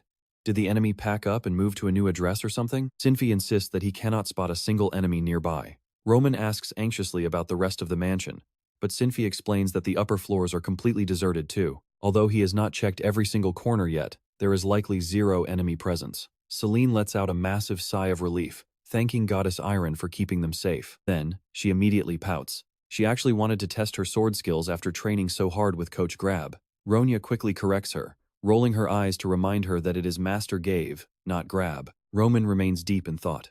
It feels way too suspicious to find all these hostages unguarded, and he cannot help but wonder if they are walking straight into a trap. Ronia proudly declares she is not scared of traps, which prompts Roman to sarcastically shoot back that she has never been stuck in one. Plus, Selene talks about standing together, but Roman dryly suggests she say that to whoever actually carries the load. Sinfi, meanwhile, takes a closer look to assess the area. There are no traps on the doors, and the place looks clean. He confidently declares it safe and steps out of the secret passage. Hey, with no bad guys left, might as well march out proudly. Laughing happily, Selene takes the lead. Well then, all we have to do is check out what is upstairs. She waves her sword, urging her companions to hurry up and explore the mansion. Stepping into the grand hall, the group is stunned by the sight of hostages scattered everywhere. Sinfi lets out a panicked cry and rushes to hug his unconscious mother in absolute worry. Selene looks around, completely confused as to why there truly are no enemies in sight. While San confirms the hostages are the only ones here, Selene realizes they are still alive, seemingly just fast asleep. She gasps when she spots her own father sleeping peacefully right in the middle of the hall, wondering where on earth the enemy could have gone. Ronia suddenly smirks and asks if maybe they all went to the bathroom. After all, Selene kept complaining that this place smelled like her toilet. Hearing this, Selene calls Ronia a total genius and instantly dashes off, sword in hand. Ronia screams at her to stop, joking that they should at least let the enemies finish their business first. But Selene is already on a mission, hunting down that strangely familiar smell. She yells back, asking where the bathroom even is. Ronia snaps, telling her to actually use her brain for once. Just then, San spots something weird and calls the group over. Guys, get over here, San calls out. She kneels to look at dark stains on the floor. Roman asks what she found. Pointing to the marks, San says it is clear evidence of a massive struggle. Roman wonders if they fought each other, while Ronia immediately jokes that maybe they just took themselves out before the main event. San firmly shakes her head.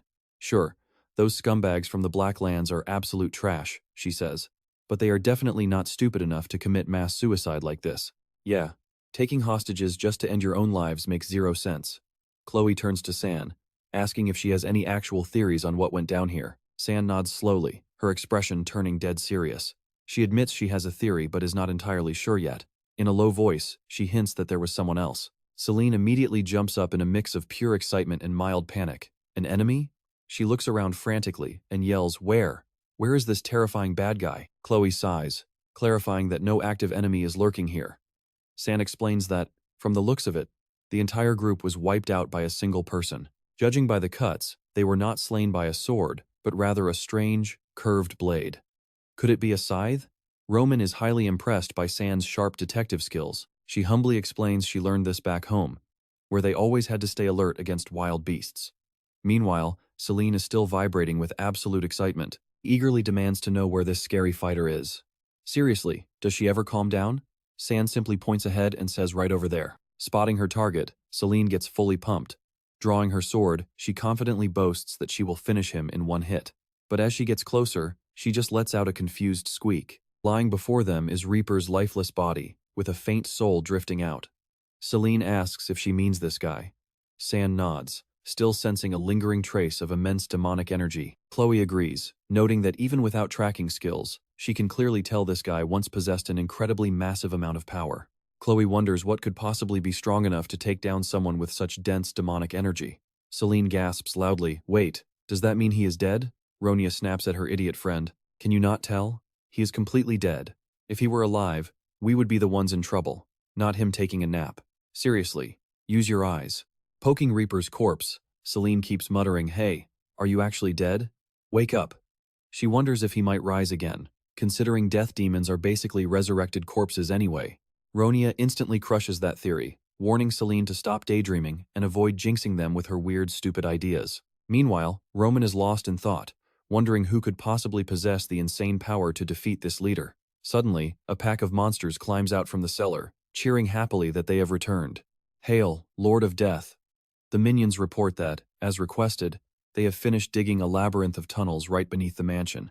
With this secret escape route, they are totally safe from the Hero Association. The monsters let out a huge sigh of relief, proudly thinking that their hard work finally paid off. But too bad for them, this reward is already cancelled. Their joy instantly morphs into pure horror as they spot Selene casually stepping right on Rab's head. The entire mob freezes solid, their eyes bulging out in complete disbelief at the ridiculous sight. Realizing their highly respected boss is being thoroughly humiliated like a doormat, they instantly explode in pure rage. "How dare you step on the sacred body of the great Death Lord," they scream.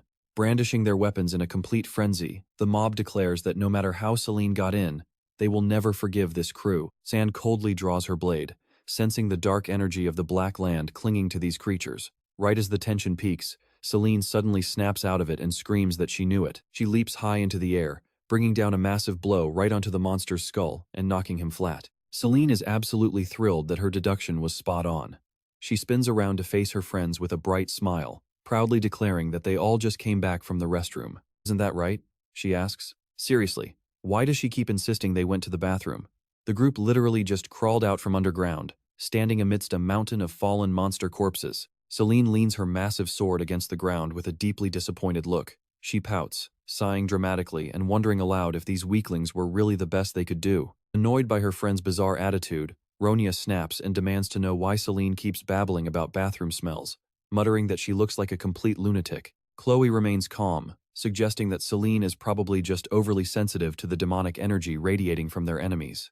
She offers a quick prayer for their souls to rest in peace, while quietly warning the group that more hidden enemies could still be lurking in the shadows. Chloe quickly urges the group to evacuate the hostages before things get even more dangerous. Nearby, a soldier watches them in silent amazement, recalling old rumors about rare individuals who possess an incredibly sharp sensitivity to specific kinds of magical energy. Staring at the massive hall packed with unconscious hostages, he worries how they can possibly move this many people in such a short amount of time. Suddenly, Instructor Gave bursts in, drenched in sweat and panting heavily after frantically searching the place. Seeing his students unharmed, he gasps for air and demands to know if they were the ones who did all this. Selene beams and cheers, calling him Instructor Grapp, which forces Chloe to quickly correct her that his name is actually Gave. She then explains that most of the enemies were already taken care of before they even arrived. Gave freezes as sweat pours down his face, guessing that Asan, King Baron, must have cleaned up the place beforehand. He presses them to double-check if there really was not a single enemy in sight when they arrived. Roman firmly confirms that is correct, aside from a few stray ghouls that showed up later which they easily dealt with. Gave exhales in absolute relief, thinking how incredibly lucky it is that the Demon King and Selene's group somehow missed each other. But then, Gave's expression suddenly turns dead serious.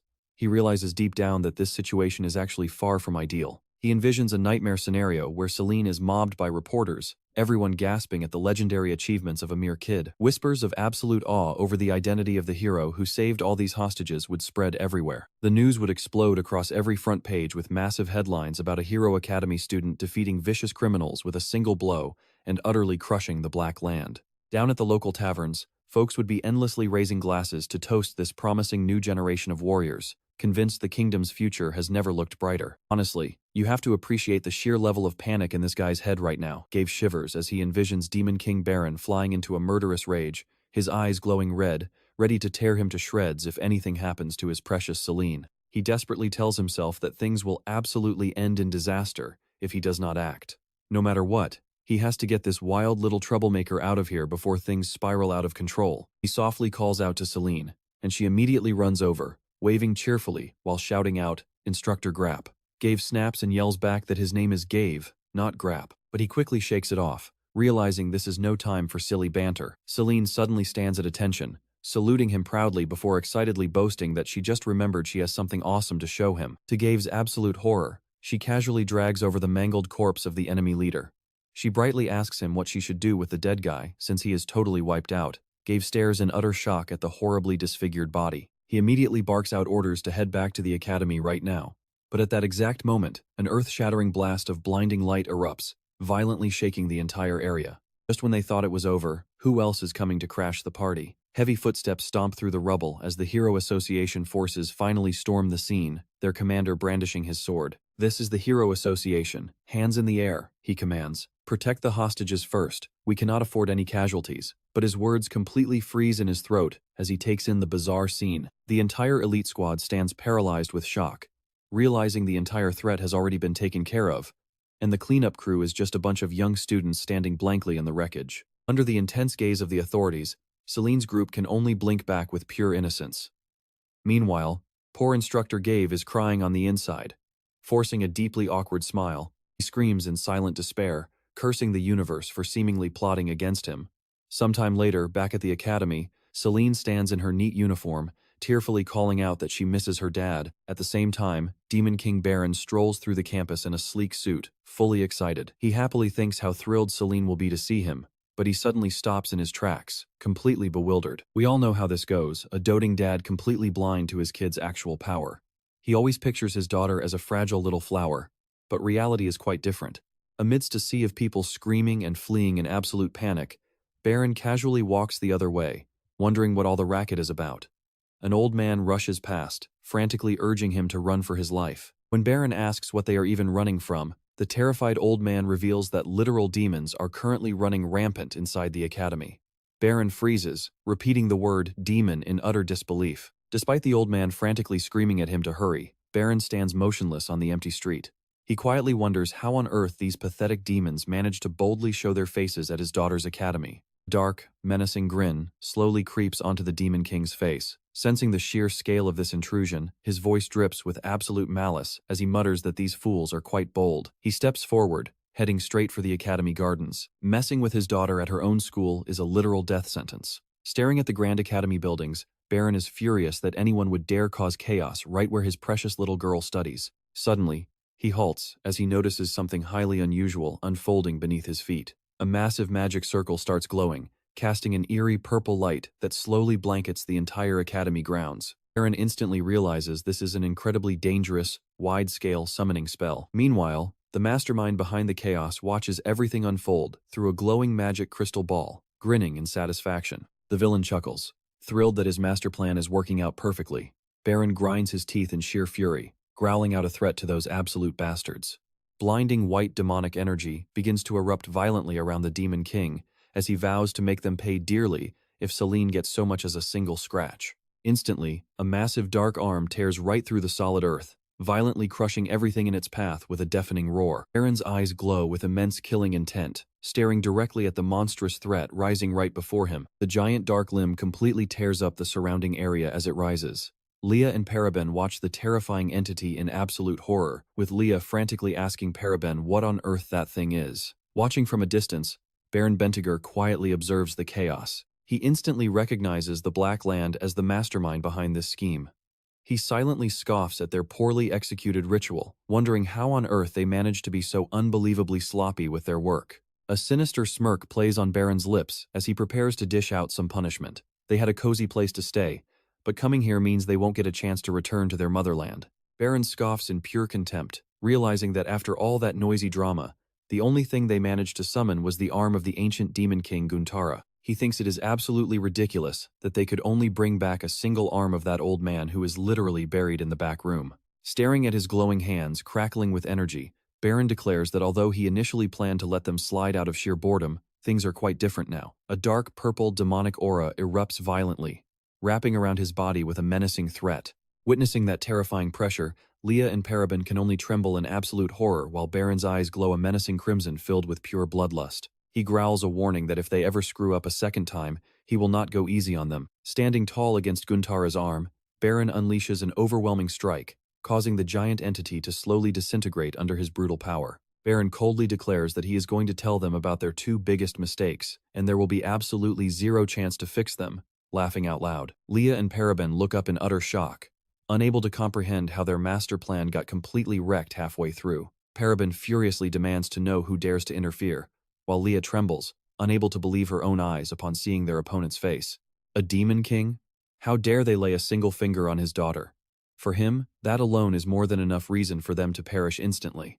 A colossal explosion erupts, completely swallowing the entire area in a blinding light of sheer destruction. The thick dust slowly clears to reveal a completely devastated scene covered in shattered debris. The massive arm of the ancient demon king is now nothing but a withered corpse, gradually crumbling into ash at Baron's feet. Standing proudly amidst the ruins, he coldly announces that he will take this as their complete and total apology. Suddenly, Baron freezes as he overhears the quiet whispers of the people around him.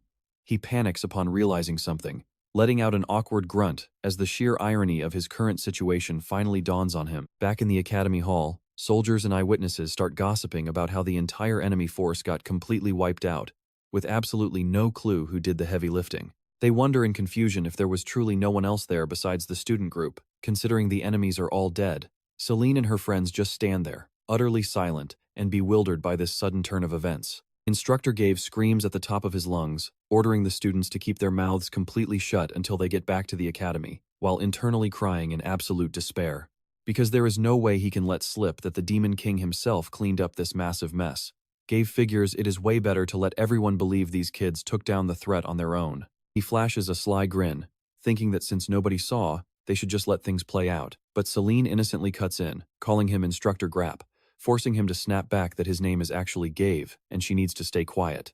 But Selene stubbornly insists that their group did not actually do it, declaring that they should only take credit for things they actually did, and she definitely won't steal someone else's glory. With an incredibly righteous look in her eyes, Selene looks straight at her instructor and asks if heroes are supposed to tell lies.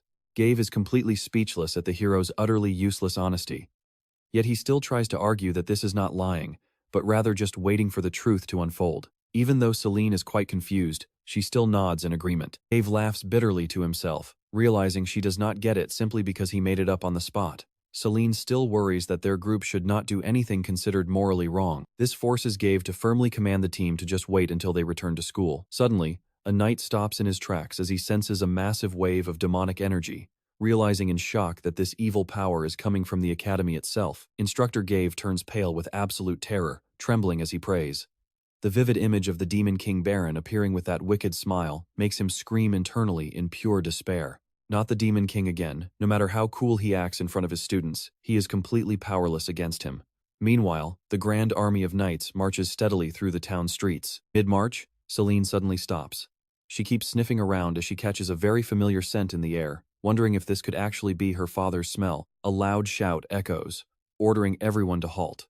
Seeing a group of depressed-looking villagers sitting by the roadside, a knight suggests it is probably best to ask them what is going on. He approaches an old man, politely asking if he can tell them what exactly has been happening here. The moment the villagers spot the armor, they instantly cheer in joy, shouting that the holy knights are finally here.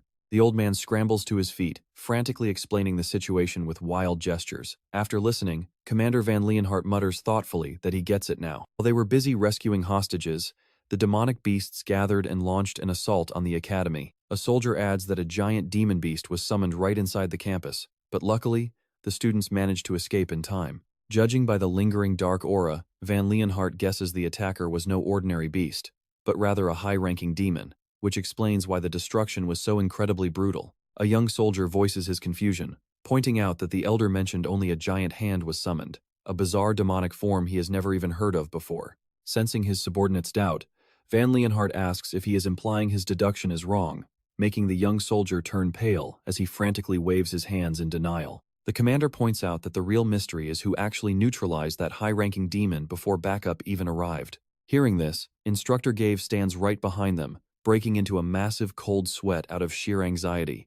Van Leeuwenhoek thoughtfully admits that whoever did this must possess an incredibly mind-blowing power to erase every single trace of that dark energy, wondering who could possibly achieve such a feat. Since both the Holy Knights and the Hero Guild were completely occupied with the rescue operation, a heavy silence falls as they wonder if it could be that mysterious guy. When Van Leeuwenhoek presses for details on this mysterious figure, the instructor describes a remarkably tall, handsome man with pitch-black hair, prompting Selene to cheer in sheer excitement that it sounds exactly like her father, claiming she can smell him nearby too. This innocent reveal makes Gave lose his absolute mind.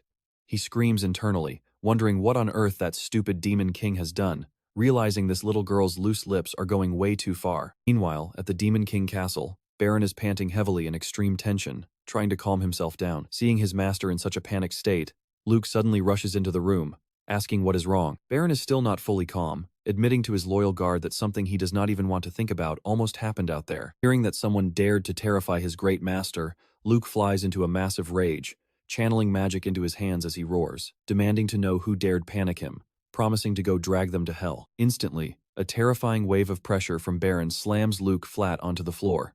The Demon King's eyes flash with a dangerous light as he growls, asking if he just mentioned hell. What exactly were you planning to do to my precious Selene? Shaking in pure terror, Luke quickly drops to his knees to beg, crying out that he completely lost control of his thoughts. Mess with his daughter, and he will erase him. Baron coldly warns Luke to treat this as a minor slip-up, but reminds him that he must absolutely watch his mouth when speaking about Selene. He thoughtfully admits the situation was extremely close, as Selene almost saw him in his true Demon King form. Luke asks in shock if anything bad happened to the young lady, and if he got caught. Baron firmly denies it, claiming he ran away the moment he heard his daughter's voice from a mile off. Seeing Luke's eyes widen at the word ran away, Baron's face turns completely red. He clears his throat awkwardly, correcting himself that he actually made a tactical retreat. Luke wonders if that is not literally the exact same thing, but Baron instantly snaps and cuts him off. Shut up, Baron grumbles about those annoying pests who tried to summon the former Demon King Guntara at all costs. Luke shockingly asks if that is indeed the most cunning and wicked demon of all time, and Baron firmly confirms it. Luke is furious, believing mere mortals could never possess the power to summon a former Demon King, swearing to uncover the mastermind behind this entire plot. Baron coldly responds that it is only natural. It must have taken someone with serious power to drag that guy's arm back from hell. He stands quietly looking out the window, his voice dropping as he mentions there is something far more important. Luke, his face still stained with blood from the previous pressure, asks in bewilderment if there is really something more important. After a tense moment of silence, Baron firmly orders his subordinate to go monitor them. Luke bows respectfully, hesitantly asking if there is anything specific his master wants him to pay close attention to. Placing his hand against the glass window, Baron bitterly admits a harsh truth: he accidentally destroyed Selene's academy. Luke is so shocked he can only gasp out a confused what, while the Demon King instantly bursts into regretful tears because a split-second loss of control ruined his daughter's precious school. He frantically declares that he needs to go comfort Selene and see just how sad she is. Watching his master panic, Luke can only wonder in utter helplessness what kind of earth-shattering disaster His Majesty just caused. How could he brush off destroying an entire academy as a simple slip of the hand? A few days later, Baron sits majestically on his throne and demands to know what has been found. Luke steps forward, placing a newspaper on the desk with a shocking headline about the Academy's complete collapse. He reports that the Holy Church has officially declared this the work of the Dark Faction, bringing a devious smirk to Baron's face. Well, they finally did something useful for once. He casually notes that logically, the dark side is supposed to be blamed for starting trouble anyway. Luke continues his report, mentioning the Academy has already started organizing practical classes for the students, making Baron curious. Luke explains that, although practical classes are usually held later in the curriculum, the school's collapse forced them to rearrange the entire schedule. Baron wonders if the kids will have to study on their own, but Luke reassures him that an instructor will accompany them to monitor progress, and it is the exact same teacher mentoring Selene. Hearing the good news, Baron lets out a highly satisfied, devious laugh.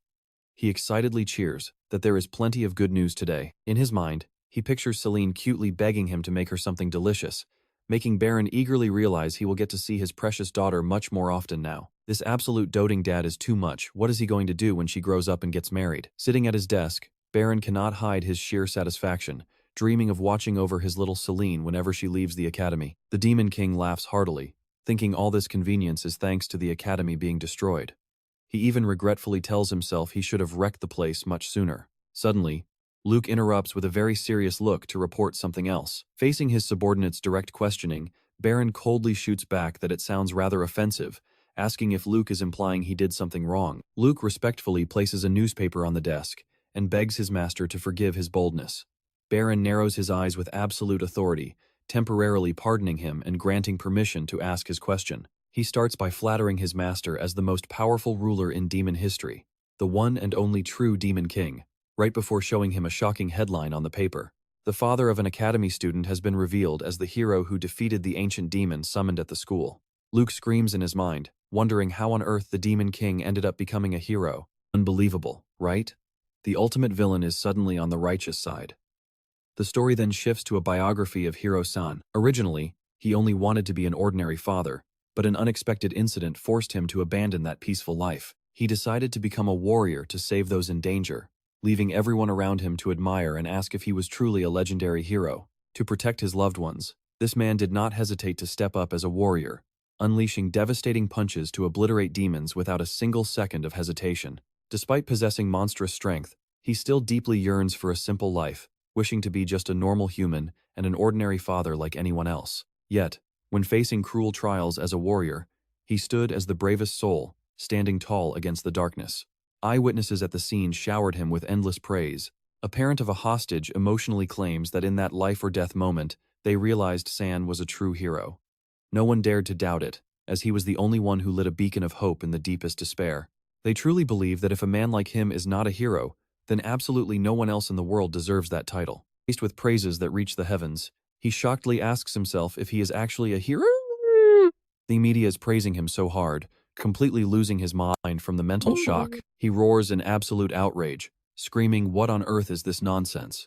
The Demon King's furious voice echoes through the air, shaking the entire majestic castle because he cannot believe he is being hailed as a hero. Meanwhile, Luan quietly stares at the magic orb glowing with a sinister purple light in his hands. From the shadows, a mocking voice sneers at his overconfidence, teasing that he only destroyed a few church toys. Luan calmly replies with a laugh that there is much more to it, as he has tested everything he needed to. He claims the summoning ritual's efficiency is now clear, and summoning the right arm of the ancient Demon King Guntara to crush the knights was just a side objective, making you wonder what kind of evil scheme this old man is actually plotting. The mysterious voice continues to mock him, pointing out that he wasted way too much time and resources just to summon a single body part, only for it to get beaten by some nobody. Luan remains perfectly composed, explaining there is nothing wrong with the magic itself, and the only difference lies in the summoning materials. While admitting an unexpected variable showed up to deal with the monster, he claims the outcome is trivial compared to the success of their grand master plan. Amused by this cold-blooded logic, the mysterious entity laughs, saying that even as a human, his mind is just like a demon's. Wearing a devious smirk, Luan claims humans are absolute garbage and can be far more vicious than any demon. The entity inside the magical orb seems thoroughly convinced by his logic. It realizes that must be why the Demon King is working with someone like him. It declares that it understands and will wait for his next move, while Luan bows respectfully to show his obedience. The moment he turns to leave, his eyes flash with a calculating gleam, silently plotting to bring even that entity under his ultimate control. As Luan walks away, he immediately runs into Battery, who stands waiting with a grave look on her face, demanding to know how he can be so calm after losing 3 subordinates, Raper, Paraben, and Leah. Luan coldly fires back that she never cared about them either, just like the mysterious helper backing her up. Seeing Battery fall silent, he steps past her, telling her to just focus on the plan. He will not interfere in her personal matters, but as she asks what his next move is, Luan picks up his pace, stating he must find those known as the true children of Bengen. They are the final pieces needed to complete his grand summoning masterpiece. Back at the academy, Selene rushes over from afar, calling out and causing San to turn around in utter surprise amidst the crowd. Selene is bursting with excitement, happily cheering that they are going on a real heroic adventure. Seeing her naive face, Chloe smiles and corrects her, explaining this is just a temporary practical class, not a real adventure. Despite the boring reality, Selene happily skips around, enjoying every moment of her fantasy heroic quest. Chloe watches her with absolute warmth, thinking Selene is just thrilled to be acting like a real hero. Selene nods along like crazy. Yes, exactly. For a carefree girl like her, getting out of the house is pure freedom. Chloe giggles and squeezes her in a giant, playful hug, but it is way too tight, leaving Selene gasping and squeaking out a plea for air. While they are laughing, San wonders if it is really just their small group going on this trip. Suddenly, a deep voice speaks up to say absolutely not, as Instructor Gave catches them completely off guard. He explains the instructors are only tag-along chaperones to monitor their evaluation and handle emergency situations. Even so, it is strictly a standard safety net according to the official curriculum. The trainees have to carry their own weight. Hearing the word curriculum, Selene's eyes light up as she shouts, "Curry dish?" Chloe is speechless and corrects her immediately. She patiently explains it means these classes are part of their training curriculum, not some delicious curry dish. Watching his student act like a total airhead, Gave just hangs his head in utter despair, silently cursing Demon King Baron for dumping this mess on him. He dreams of a glorious day when he can throw away his responsibilities and run off to find true freedom, but the harsh reality is far less forgiving. Stepping into the practical class in a dark forest crawling with glowing, predatory eyes, Gave screams in absolute frustration. Why does trouble always follow them? It is all because of that damn Demon King's daughter. Her cute little antics are literally shaving years off his life. Selene just grins, looking at Gave with pure, adorable trust. "We are putting our lives in your hands, coach." Gave tries his absolute best to maintain a calm and professional exterior, but deep down inside, his soul is screaming for a vacation. He keeps reminding himself this sweet kid is innocent, and all this agonizing stress is entirely her wicked father's fault. Out in the courtyard, Instructor Muss barks out an order for everyone to pay attention so they can get started.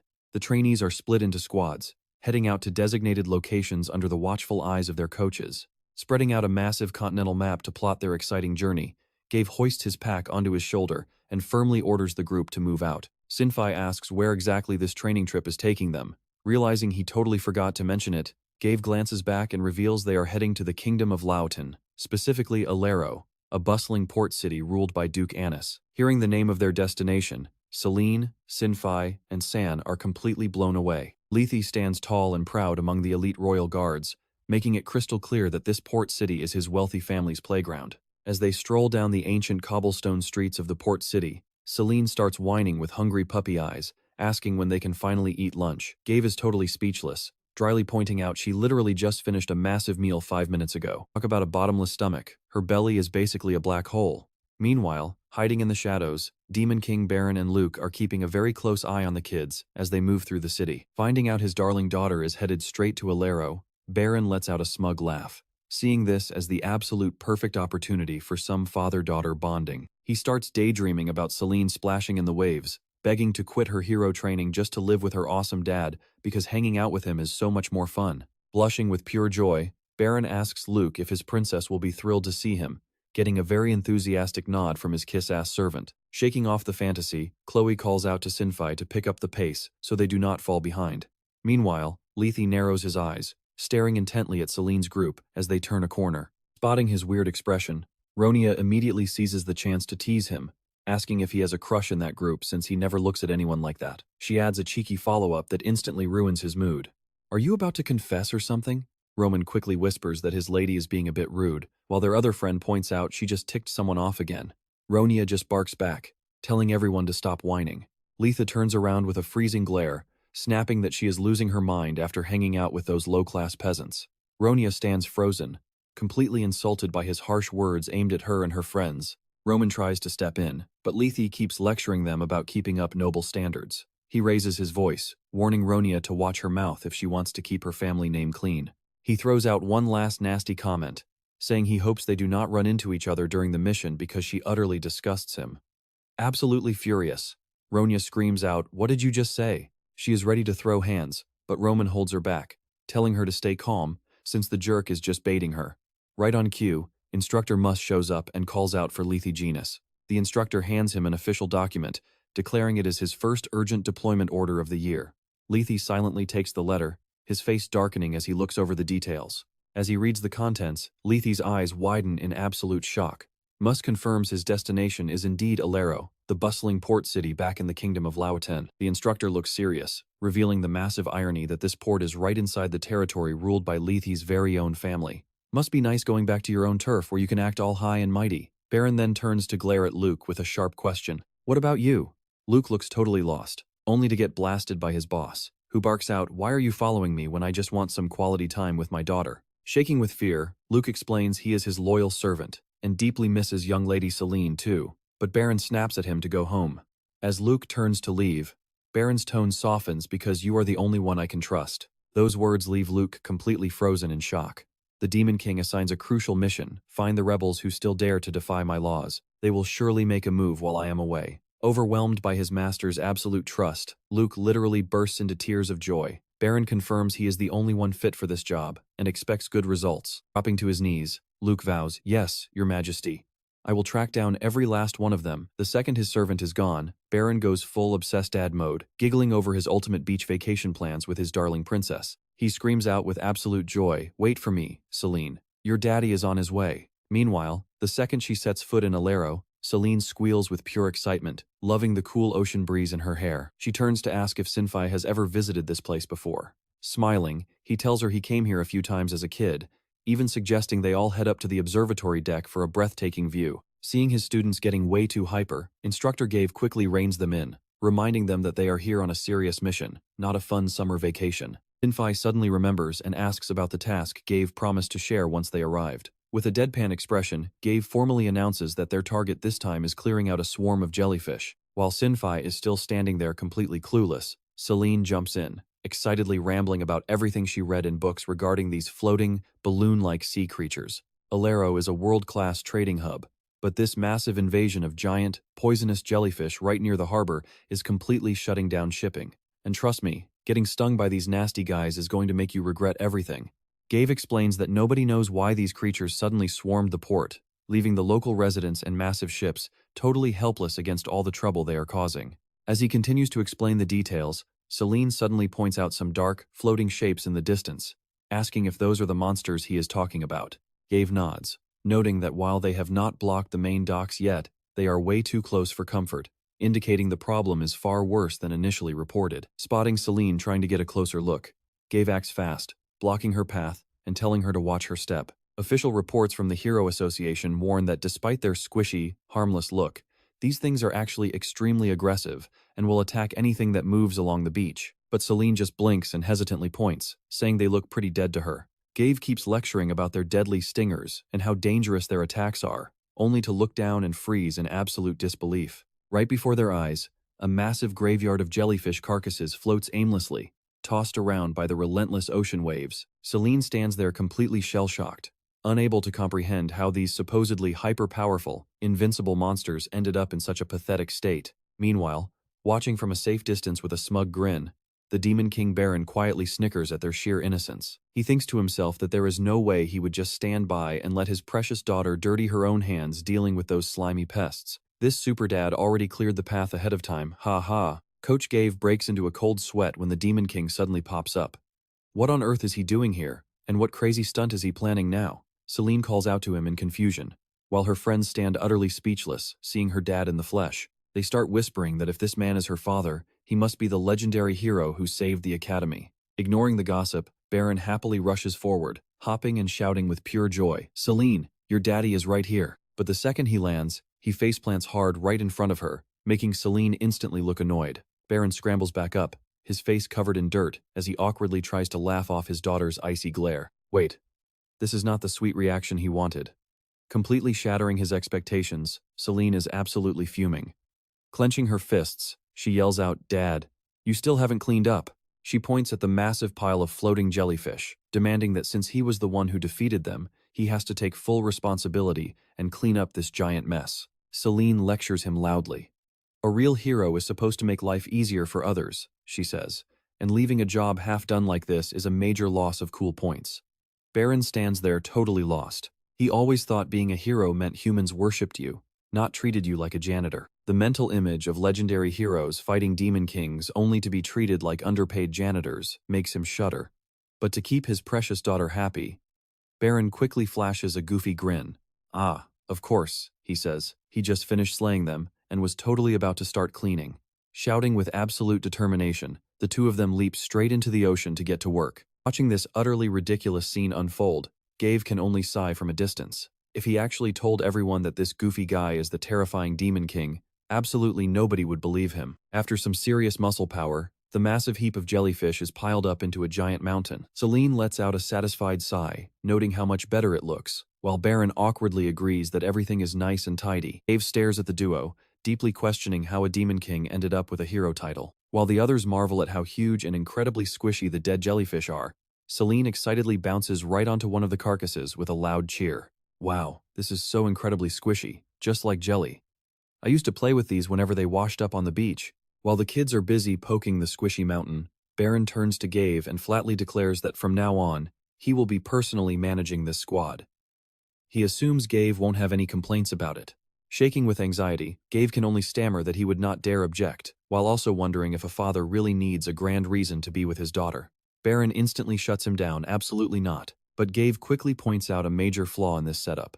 The heroic reputation Baron just accidentally stumbled into is already a recipe for disaster.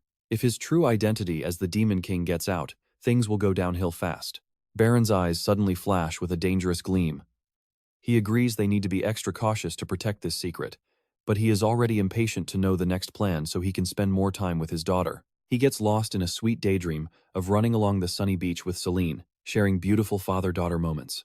But Gabe instantly crushes his dreams by announcing that the mission is far from over. Baron is shocked, since he practically just wiped out every single jellyfish. Gabe patiently explains that investigating why they suddenly swarmed here is the actual point of the mission, so they cannot just pack up and leave. The Demon King fumes as his over-the-top parenting completely backfires on him. Meanwhile, Gabe quietly rolls his eyes, thinking that absolutely nobody asked him to go try-hard mode in the first place. Well, now we know exactly where Selene gets her dramatic energy from. Determined not to waste another second, Baron prepares to blast off and investigate, but Gabe quickly grabs him. Baron snaps at him to make it quick since his precious daughter is waiting. Gabe can only roll his eyes, wondering why this overprotective dad does not just pocket his daughter and carry her everywhere. Gabe cuts straight to the chase. Does Baron really want to prevent Selene from becoming a hero? He points out that if they ace this mission, Selene is going to attract serious attention from the Hero Association. That is the absolute last thing the Demon King wants for his little girl. Baron freezes as the realization hits him like a truck. Gabe can tell the mighty Overlord did not plan ahead for this scenario at all. He offers some serious advice. If he wants to stop her from becoming a hero, he needs to just sit back and watch. That is the only way to hold her back.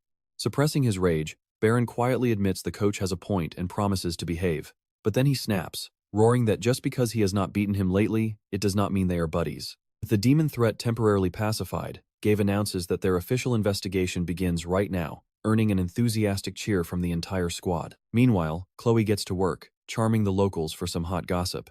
Flashing a radiant smile and her best puppy dog eyes, she sweetly asks if they know anything useful about the area. She quickly learns that the local water currents are incredibly fierce, and the narrow canals are a total death trap. That is exactly why the villagers avoid this creepy place like the plague. Piece by piece, Coach Gabe starts putting the puzzle together by carefully analyzing the situation. Since the jellyfish in neighboring waters are completely unaffected, he deduces that the real culprit must be a sunken shipwreck leaking something toxic deep on the ocean floor. Handing down his orders, Gabe declares that they will head out first thing tomorrow morning to check out that shipwreck. The kids shout in agreement, fired up for the mission. Yet, Gabe cannot shake off a nagging sense of suspicion. Why on earth would the locals completely ignore such an obvious threat and stay away for so long? And what about those wild rumors of a ghost lurking around the wreckage? Are they just silly stories? Looking down at the dark, swirling water, it feels like a far more sinister secret is waiting for them down there. The next morning, the crew sets sail toward a lush, isolated island in the middle of nowhere. But a heavy sense of dread washes over them the moment they get close. Something is seriously wrong with this place. Shivering on the deck, one teammate begs everyone to turn back before they anger the resident ghost. But ignoring the panic entirely, Selene suddenly points ahead and cheers with excitement. "Look over there," she shouts, pointing at a massive, shattered wooden shipwreck wedged right between the sharp, jagged rocks. It looks like they found their target a lot faster than expected. Drawing closer to the wreckage, Selene excitedly asks if this is where the bad stuff is happening. Shinfei warns her that it is only a theory, but Selene is already rearing to go. She pumps her fist and boldly promises to smash whatever is causing trouble for the locals. Seeing her boundless energy, Shinfei just sighs and tries to remind her that they still have no solid proof. Suddenly, Selene freezes as the crunch of heavy boots on gravel echoes through the air. Emerging from behind the massive boulders, a squad of heavily armed knights blocks their path. Telling them to turn back immediately, Litha steps out from the shadows of the rocks with his soldiers, coldly announcing that they have just stepped into Duke Annis's private territory. Selene gasps, asking Litha what he is even doing there. But with an icy stare and pure hostility, Litha warns them that he will show absolutely no mercy to trespassers. If they dare take another step, things will get ugly. Why is he being so ridiculously tense with his own classmates? Meanwhile, Shinfei gasps, realizing the flag on the wreck matches the Ani's family crest. Before things can escalate, a sudden, terrifying pressure floods the area. Out of nowhere, the Demon King headbutts the blonde knight so hard he literally flies into orbit. The entire squad panics, screaming at what just happened. The Demon King steps on Lethe, acting all tough. He asks what Lethe can possibly do if they do not let him go, telling him to keep barking. Witnessing this terrifying sight, Shinfei calls out to Lethe in sheer panic as memories of their past suddenly flood his mind, taking him back to the very first time they met as kids. After accidentally bumping into each other, Lethe had stepped up to apologize, offering his hand to help the fallen Shinfei off the ground. He explained he was trying to greet Duke Jin's son, but just could not dodge in time. It was just typical childhood roughhousing, but young Shinfei was completely flustered, looking up at his new friend with shy, hesitant eyes.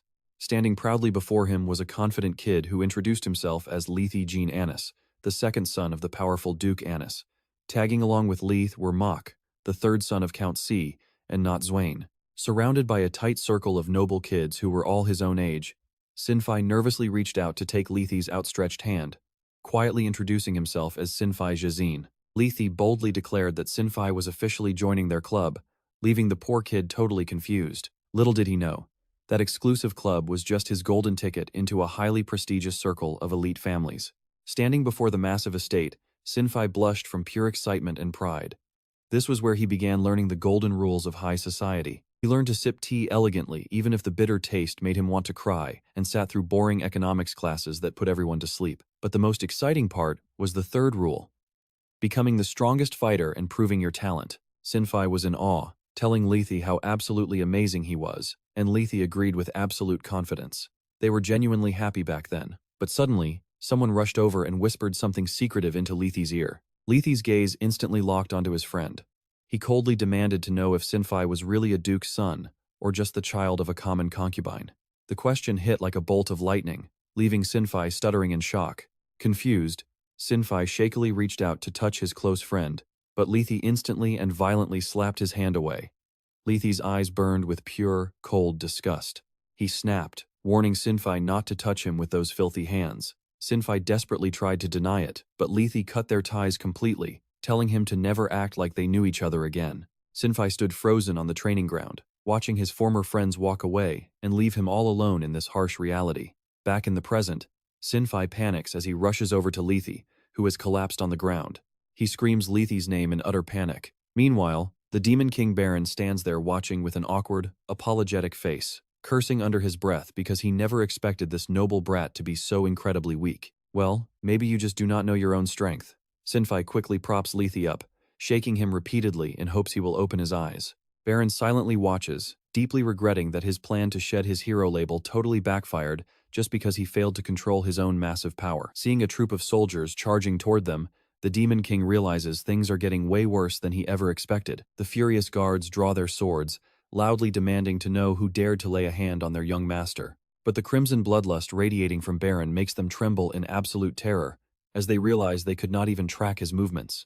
Watching from afar, Instructor Gave clutches his head in despair, silently cursing the Demon King for starting yet another massive disaster. Baron quickly gets an idea to pretend he is defeated to keep his identity safe, planning to handle the rest himself once Selene looks away. Baron signals Gave to just go, promising he will handle this. Gave quickly orders the group to prioritize their main mission to search for clues about the shipwreck, and Selene's team enthusiastically agrees to the plan. The team immediately moves out to start their search.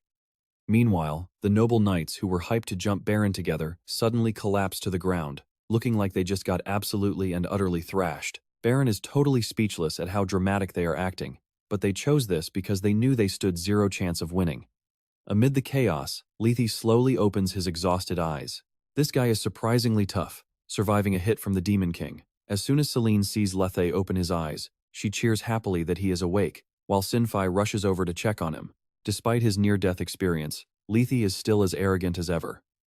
He brushes Selene's hand off and coldly says this is nothing, while Sinfei quickly shouts to notify Instructor Gave. While Lethe is frantically searching around for something important, Gave walks up holding a small purple pouch, asking if this is what he was looking for. Lethe's eyes widen in sheer shock to see his item in Gave's hands. Gave stares intently at the young noble, slowly confirming his name as Lethe Annis. Instantly, Lethe lunges forward to snatch the pouch back, but Gave easily keeps it out of reach. Gave looks straight at Lethe, realizing he knows exactly what is inside the purple pouch. Although Lethe demands it back, Gave firmly refuses, stating this item must be reported to the Hero Association immediately. Unbothered, Lethe claims the association already knows, and that Instructor Muss himself fully authorized him to handle this mission.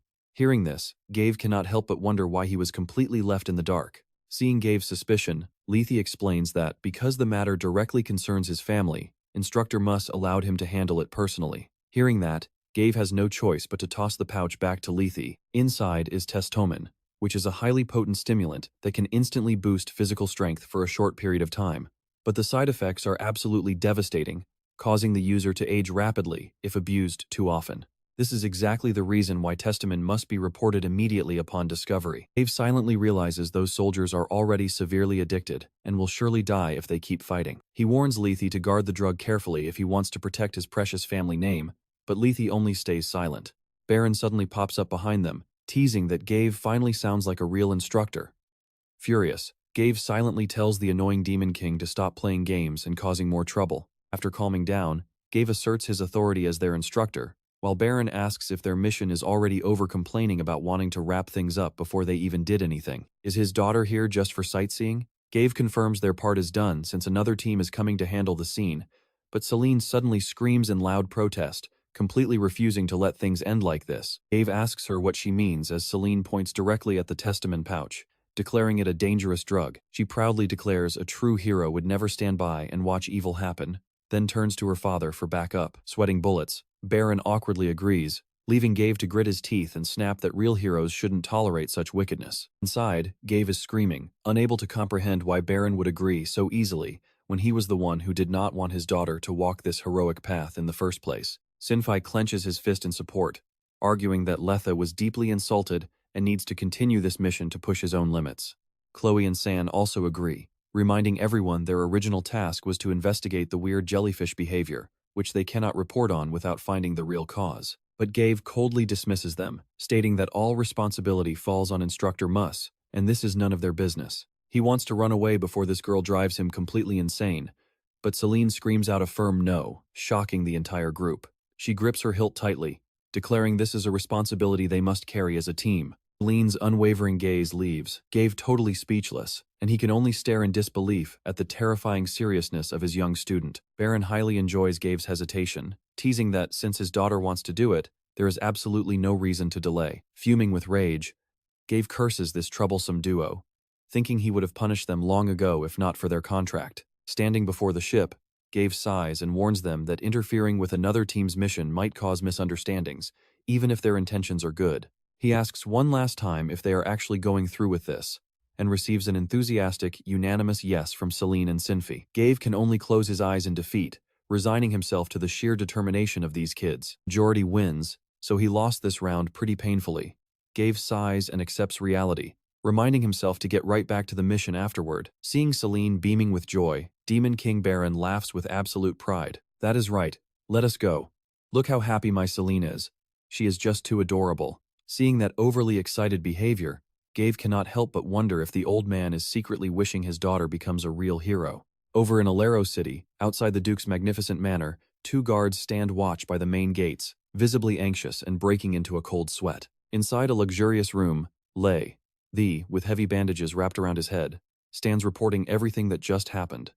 Master Mu Sat speaks up, asking if the mission has ended in failure. Lei, quickly denies this, telling his master to rest assured because he will complete the mission no matter what. He is reminded that cadet missions hold the exact same weight as any official Hero Guild task. This means the Hero Guild cannot punish criminals if the cadets find them first. The grits his teeth with absolute determination, swearing that the ones distributing testamen will definitely face the proper justice they deserve. After receiving permission to leave, Le decisively walks out of the room, and the door slams shut behind him. Stepping out of the Duke's room, Le coldly states that the mission is not over yet, and as long as the end result is good, everything is fine. Suddenly, a guard mentions a waiting guest, leaving Le quite puzzled. Heading down the stairs, he freezes upon seeing a bright blonde man waiting for him. The man flashes a smug smile and says it has been a while, little brother, and he is glad to see him well, a classic noble family reunion filled with tension. Le's eyes turn cold as he demands to know what his brother is doing here, but the guy just plays hurt, mockingly asking why he is being so cold to family. He casually claims he does not need a reason to visit his beloved little brother. These eyes burn with anger as he growls that his brother should never have come here. With a smug smirk, he notes that Le still seems upset with him, but then proudly declares that either way, he is the one who will inherit this territory in the end. Furious, Le shouts back, unable to believe that a future heir could do such horrible things. His brother still plays innocent, asking what he could possibly have done, before flashing a deeply sinister smile. So, he is talking about the drug. He casually mentions the substance that has been giving both him and their father a massive headache lately, shamelessly adding they were so relieved to hear Le was investigating it. Talk about a shameless jerk making his brother clean up his mess. He declares that out of pure trust, he is handing the whole matter to Le. But suddenly, a massive surge of magic erupts. An earth-shattering explosion erupts, obliterating the surroundings in a blinding flash. Someone makes a heavy landing after completely demolishing the outer wall, and Demon King Baron starts cheering and clapping in pure excitement. Wow, my daughter is absolutely magnificent. Did you guys see that? She took down that giant wall with just a single sword swing. Watching this unfold, Coach Gave and Sinfi can only break into a nervous sweat. They silently wonder if destroying a whole wall was really necessary for this. Right on cue, a squad of panicked manor guards rushes over, yelling out to ask who they are. We are the champions of justice here to uncover the truth. The still heavily bandaged, appears alongside his brother with a completely shocked look, demanding to know what they are doing here. Standing nearby, the brother recognizes their uniforms and notes they look like Hero Academy cadets. Le looks at the smoking pile of rubble and roars, asking if this is their doing. Selene just waves cheerfully, telling Le that they came to help him, even though they look more like a pack of illegal trespassers. Le grits his teeth in pure frustration. The firmly states that this is his own personal mission and demands that the group does not interfere. Selene blankly asks if that is really true, though this feels more like an unwritten custom than an actual rule. Le is so angry that veins are popping on his face, giving them an ultimatum to back off now if they want him to overlook this. But Selene turns completely serious, looking him dead in the eye and declaring that a true hero cannot stand injustice. Sure, she is all about demanding justice, but she literally just blasted a family home to pieces. I mean, who is going to demand justice for that poor wall? Stunned, Lady asks what she is talking about, but Selene firmly insists that injustice is happening right here, and they came to stop it as true heroes. Sinfi also chimes in to support her. That is right, Le. Selene stares directly at him, asking straight up if he is actually trying to stop the dangerous testamen drug from spreading any further. Le can only look away in silent embarrassment while his brother stands right behind them with a highly sinister smirk. Still, Le insists this task belongs to his squad, and Selene has absolutely no right to interfere. Right then, Brain steps forward with an incredibly fake smile, noting she must be his little brother's classmate. He gets way too close to Selene, teasingly telling her that she looks incredibly cute up close. This immediately infuriates Baron, who is standing right behind them. He growls, wondering if this punk realizes he is standing too close, and warns him not to mess with his precious daughter. Selene blankly asks who this stranger even is. He proudly introduces himself as Brain Annis, but Selene completely mishears it as Blue, making the whole atmosphere incredibly awkward. Someone quickly explains that he is The's older brother and the future heir of the Annis family. Even so, Selene still calls him Bug, forcing Sinfi to shout that his name is Brain, not some insect. Ignoring the correction, Selene cheerfully greets him, saying it is nice to meet him, Bug, and introducing herself. Brain just scoffs in contempt, thinking she is incredibly rude and lacks any basic manners. He looks disgusted that his little brother has to study with a brat like her. Selene immediately shoots back, stating she is not a kid and calling Brain an idiot, leaving him completely stunned. In the middle of the argument, San suddenly steps closer, observing Brain with incredibly sharp and cold eyes. Seeing her friend's strange expression, Chloe worriedly asks if she has noticed something out of the ordinary. A thoughtful San confirms she can smell the strong scent of testamen radiating directly from Brain himself. which means the culprit behind this whole mess is definitely this annoying bug of a brother. San asserts that the scent on him is identical to the soldiers working on that shipwreck. This shocking revelation leaves everyone around them completely stunned, but with determined eyes, Le firmly declares that this has gone far enough. Le coldly orders everyone to withdraw, reiterating that this is his own private mission. Meanwhile, Baron stands right behind Selene, practically radiating an overwhelming amount of intense killing intent. He silently swears to immediately obliterate the scumbag who dared touch his daughter. Meanwhile, Le firmly reiterates that this is his assigned mission, and they have absolutely no right to interfere in it. Sinfi is stunned by the distant and cold attitude of her old friend, but Selene casually brushes it off, saying that it does not matter.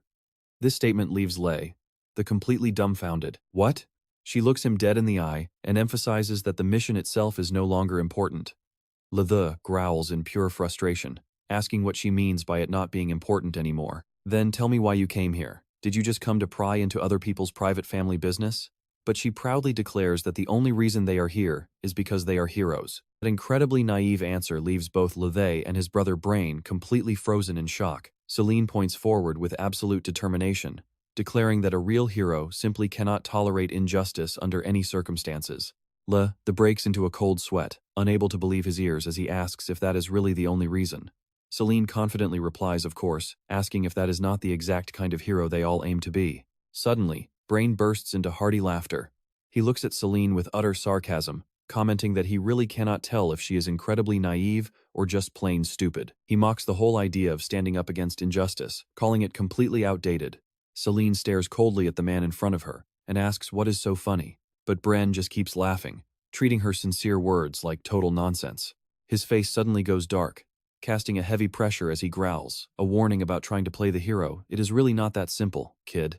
Bren coldly brushes off all their arguments.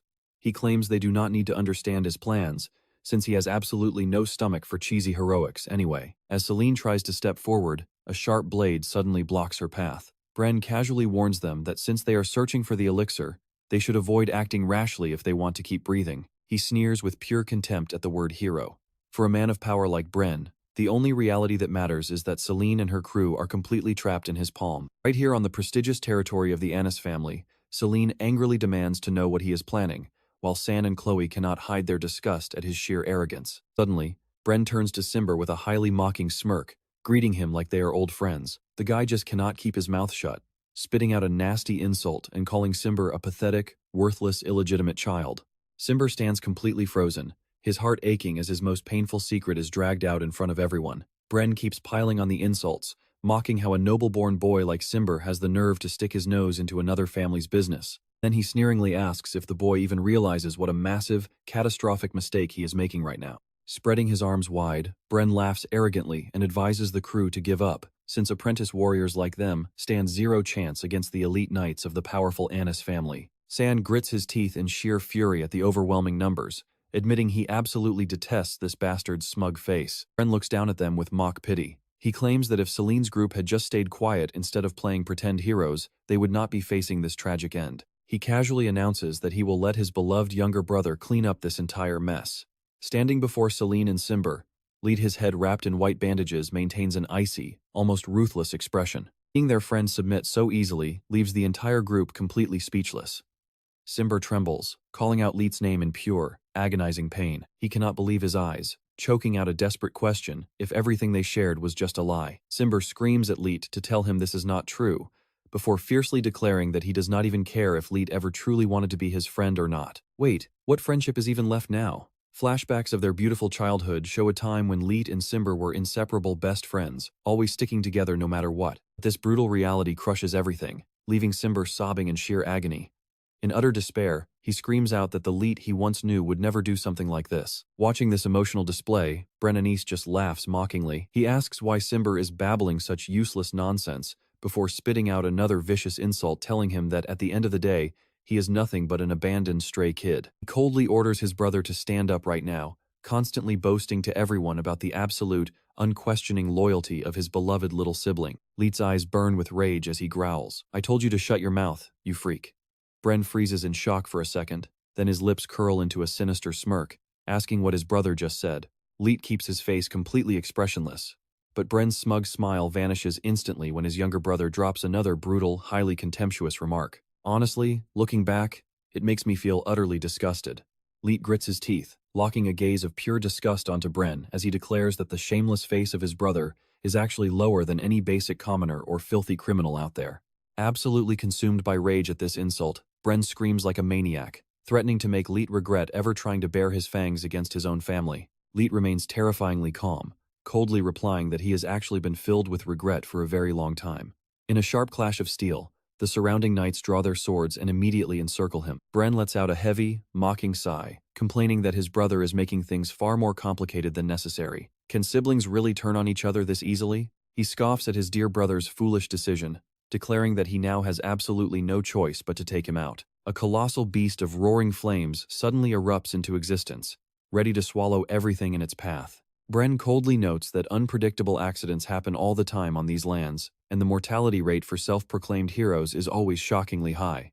He lets out a dark, sinister laugh. He casually adds that if a duke's son dies as part of that 30% hero mortality rate, no one will suspect a thing. Leet grits his teeth in pure disgust, calling him an absolute degenerate who has finally shown his true colors. Bren callously grabs his brother's chin, mocking him that this is simply the price for being jealous of such a generous older brother. He shamelessly claims he really wanted to forgive him, but as the fateful sword swings down, a bloody tragedy unfolds in an instant. This is sibling betrayal at its worst. Horrified by the brutal sight, Selene and Simber can only cover their mouths in absolute shock. As fresh blood drips onto the floor, Bren casually asks if his brother has learned his lesson yet, promising to let him live so he can keep playing hero. Suddenly, Leet swings his blade right against his brother's neck, coldly stating not to get him wrong. He is just realizing how pathetic he was for letting others see him with Bren. Bren keeps his smug smirk, claiming Leet has spent way too much time around low-class trash to have such foolish thoughts. Wearing a completely fake expression of sorrow, he declares he has no other choice now and bids his beloved little brother a final farewell. Just as Bren prepares to deliver the final blow, glowing purple magic chains suddenly materialize out of thin air, binding his body tightly and leaving the shocked Grand Duke completely frozen. It is not just Bren, the entire squad of surrounding knights is also pinned down by the purple chains, screaming in panic as they find themselves completely unable to move. Just like that, the loudmouth bullies are completely silenced. Talk about instant karma. Leet looks around in utter shock, wondering if this is somehow another sick trick of his brother's. While the bystanders whisper in confusion about the frozen knights, Selene and Simber watch the situation with growing concern, suspecting this is the work of a dark, terrifying curse. From a distance, a mysterious blue-haired woman quietly observes the chaotic scene with an incredibly knowing look. Seeing that the elite knights of the Honest family are totally neutralized, the blue-haired woman suggests that they should really take advantage of this golden opportunity right now. Selene immediately jumps in with absolute excitement, clenching her fist and loudly declaring that they need to capture the bad guys first, even as the injured Leet struggles and yells for them to stop. Leet protests that this is his responsibility, but Selene is already springing into action, snapping back that nothing belongs to anyone here, because she is a hero too. After a brief moment of chaos, Bren's entire squad is tied up in a messy, helpless pile on the ground. Witnessing this ridiculous end, Leet lets out a tired sigh, reluctantly admitting he never expected to thank them. Selene flashes a bright, cheerful smile, saying she does not mind at all as long as those bad guys get the proper punishment they deserve. Yeah, everyone was incredibly sick of their smug faces anyway, so no favors are owed. Leet coldly turns his back on them, giving them a stern reminder that just because they cleared the same quest does not mean they are friends. Simber can only offer a confused, awkward nod, but as Leet starts to walk away, his steps suddenly falter, and he slowly lowers his head to admit a simple truth. He actually respects their foolish determination. Hearing this rare praise, Selene and Simber exchange a warm, satisfied smile before Selene excitedly waves to the rest of the crew to move out. Watching the group drag the tied-up criminals away, Coach Gave stands in a dark corner, reminding someone of their promise not to get involved. Meanwhile, Demon King Baron, currently in a disguise, completely loses his mind in absolute, roaring fury. Gabe angrily warns that he'll get arrested if he keeps meddling so openly, snapping that he's a giant pain of a Demon King. Baron still grumbles in annoyance. He insists the only reason he is mad is because that insolent brat dared to threaten his beloved Selene. Gabe immediately throws cold water on him, asking if he wants his identity exposed. If his identity gets out, how will he look his daughter in the eye? Gabe explains in a low voice that someone like Leith would never listen to a simple human. Baron stands there frozen and frustrated while Gabe stares him down with a cold, solemn gaze. The air suddenly turns heavy as Gabe drops a massive question on him. Demon King, what exactly did you do to your daughter? Baron's eyes narrow as a chilling silence falls over them in the fading light. Down in the dark cellar, Blen Annis is tied to a chair under a brutal interrogation. Leith leans over the table, demanding if he is finally going to speak, but Blen just sneers back. Blen scoffs that his words are strictly reserved for the family, unlike a turncoat who completely changed like Lethe. From the shadows, Master Musat watches the scene silently. The arrogant fool continues his insults, mocking Leith for becoming a loyal dog of the Hero Association after his time at the academy. He sneers at his brother's foolishness for turning on his own family, warning him that the elders will never forgive this. But Lethe just turns his back, coldly stating that no matter what, he has absolutely no intention of letting him go. Lethe firmly declares that for the sake of everyone and the Ani's family, trash like Blen belongs behind bars. With a sudden movement, he slams a bag of bright red testomen pills onto the table. Lethe demands that his brother tell him exactly where they came from and how he got them. But Blen plays dumb, claiming he has never even laid eyes on those pills. This guy's mouth is shut tight. Anyone got some ideas to help break him? In a desperate bid, he starts spinning a wild conspiracy, claiming the pills on the family ship were planted to frame him. He points the finger at the second-in-line heir, who was always jealous of the firstborn status. Lethe's eyes flash with cold fury at the shameless accusation. Blen smirks, completely oblivious to the bitter irony of his situation. While he keeps preaching his innocence, his own body shows clear signs of severe drug abuse. Lethe stares at him. How do you explain those marks then? With a dirty smirk, Blen smoothly offers a cunning excuse. He claims he could easily say he was forced to take them, since plenty of enemies envy the growing power of the Annis family. Blen scoffs at the idea of taking them willingly, then turns to mock his brother. Isn't that right, Mr. Hero? Watching from the dark, Master Musat keeps a stern eye on him. Honestly, this shameless jerk needs some real force. He can try to deny it all he wants, but his filthy nature is already plain as day. No matter how many times they interrogate him, a stubborn fool like Brain is not going to spill a single word. He probably thinks his silent treatment is some grand display of loyalty. But let's be real. He is just incredibly dense. He keeps trying to make Brain see just how pathetic his situation actually is. Right then, Master Mossad turns on his heel and leaves, throwing a cold command back to Lethe to finally show him the truth. Brain is still sitting there completely clueless, asking what the old man even meant, but Lethe instantly crushes his hope by making it crystal clear that there is nowhere left to run. Brain just lets out a mocking laugh, fully believing the family elders will make Lethe pay for this. But Lethe is not even flinching as he quietly bends down to gather the bright red testament pills scattered across the floor. He explains that this particular drug is incredibly rare throughout the kingdom of Laut and Hyos. According to Lethe, the powder is made from crushing deep red flowers that only grow in the thickest tropical rainforests. Brain just sneers and mocks his little biology lesson, but Lethe stays focused. He points out that since these flowers only grow in such specific areas, their supply chain is ridiculously easy to trace. He points out that merchant ships rarely ever visit those remote corners, and the number of people allowed near them is practically zero. Lethe warns him that exposing the truth is only a matter of time, and once they track down a single witness, the game is up. Brain just laughs it off arrogantly, asking what his brother is even getting at, and mocking the very idea of surrendering. He growls a warning to Lethe, telling him not to play those cheap bluffing games. But Lethe does not even argue. He simply hands over a newspaper with a massive, shocking headline. The eldest son of the Duke has been caught smuggling contraband and has taken the entire fall alone, completely shielding the family. Lethe calmly points out that the very elders Brain trusted so much are actually the most cold-hearted of all. Of course, they would throw someone under the bus to save themselves. Staring at the paper, Brain starts to shake, unable to believe his eyes as he stammers out, "How could this even happen?" Lethe ruthlessly points out that his own family cut him loose, just like a lizard shedding its tail to survive. Facing this brutal reality, Brain completely loses his mind and starts screaming, claiming it has to be fake because of his absolute loyalty. He desperately yells out, "How could they just abandon me like this?" Lethe looks down at his utterly defeated brother and coldly tells him that sometimes blind loyalty gets you absolutely nothing in return. Overwhelmed by panic, Brain glares at Lethe, accusing him of framing him out of pure jealousy for the inheritance. He screams at his younger brother, calling him an absolute bastard for plotting to drag him down. The truth is, it was Brain's own selfish greed that dragged the family name through the mud. You cannot ruin a reputation if you do not do bad things, right? Now, Brain is turning completely pale as Lethe's eyes flash with a dangerous threat. He warns Brain not to get it twisted. The only person who dragged their family name down is standing right there. Lethe firmly declares he is only here to clean up the disgusting mess his brother left behind. He looks down on him, pointing out that Brain's so-called loyalty was never about family at all. It was just about his shallow greed for money and status. For Lethe, the honest family is his ultimate pride, and a sacred duty handed down to him.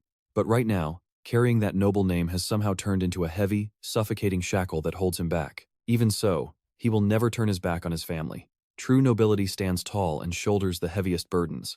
Lethe's eyes burn with pure determination as he declares that he will personally carry that weight, no matter what. From now on, he will purge parasites like Brain from the household and restore the Annis family crest to its rightful glory. Turning back to the bright red Testament pills, he delivers a sharp question. He demands to know exactly who supplied him with the drugs, but seeing Brain's panicked, sweating face, Lethe realizes his brother still has not wrapped his head around just how deep of a hole he has dug. He reveals they actually analyzed these pills not long ago, only to discover their chemical makeup is quite different from normal Testament. When Lethe presses him about where that key difference lies, Brain can only stammer back, completely clueless about what is actually inside them. Lethe scoffs, mockingly pointing out that Brain is just a mindless errand boy who followed orders without a single thought. Brain grabs his face in sheer horror as the realization hits he smuggled a cargo he knew nothing about. Lethe drops the bombshell. The mystery ingredient is actually crushed magic stones. Honestly, talk about a mindless pawn doing all the dirty work without asking a single question. Brain gasps, asking why on earth there would be magic stones in the drug. Lethe explains it massively boosts the potency, but honestly, that is not even the most terrifying part of this mess. Lethe raises his voice. The real issue is that this exact magic stone powder was used by the terrorists who just attacked Ark, the legendary hero city. Brain's eyes go wide as the sheer horror of his crime finally sinks in. The drops the hammer. In other words, he warns in a dark tone that Brain bringing this drug into the kingdom could get the Annis family charged with high treason. He stresses that denying this will not solve a single thing when Brain's selfish actions are putting their entire family's survival on the line. The shoves the pills right in front of his brother and Jia Len, so think very carefully before answering my question. Who did you get this medicine from? Lewin starts shaking and sweating, stuttering out excuses. Just spit it out already instead of stammering. After hesitating, Lewin finally trembles and blurts out the mastermind. From the Demon King. Lethe freezes, his eyes filling with intense tension at the shocking news he just received. Meanwhile, in a luxurious room, Archduke Luan slowly sips his tea. He remarks on how the Annis family cut off this troublesome tale, thinking they are not incompetent, just terribly unlucky this time. Looking at the newspaper reporting the Duke's eldest son finally confessed, Luan notes sarcastically that pinning everything on their foolish eldest son is actually a pretty clever way to handle things. Even with the Testament supply cut, he believes finding a new smuggling route is just a matter of time. Standing up with a calculating look, Luan stares at Selene's photo. The number of obstacles in our way is growing. Oh, growing?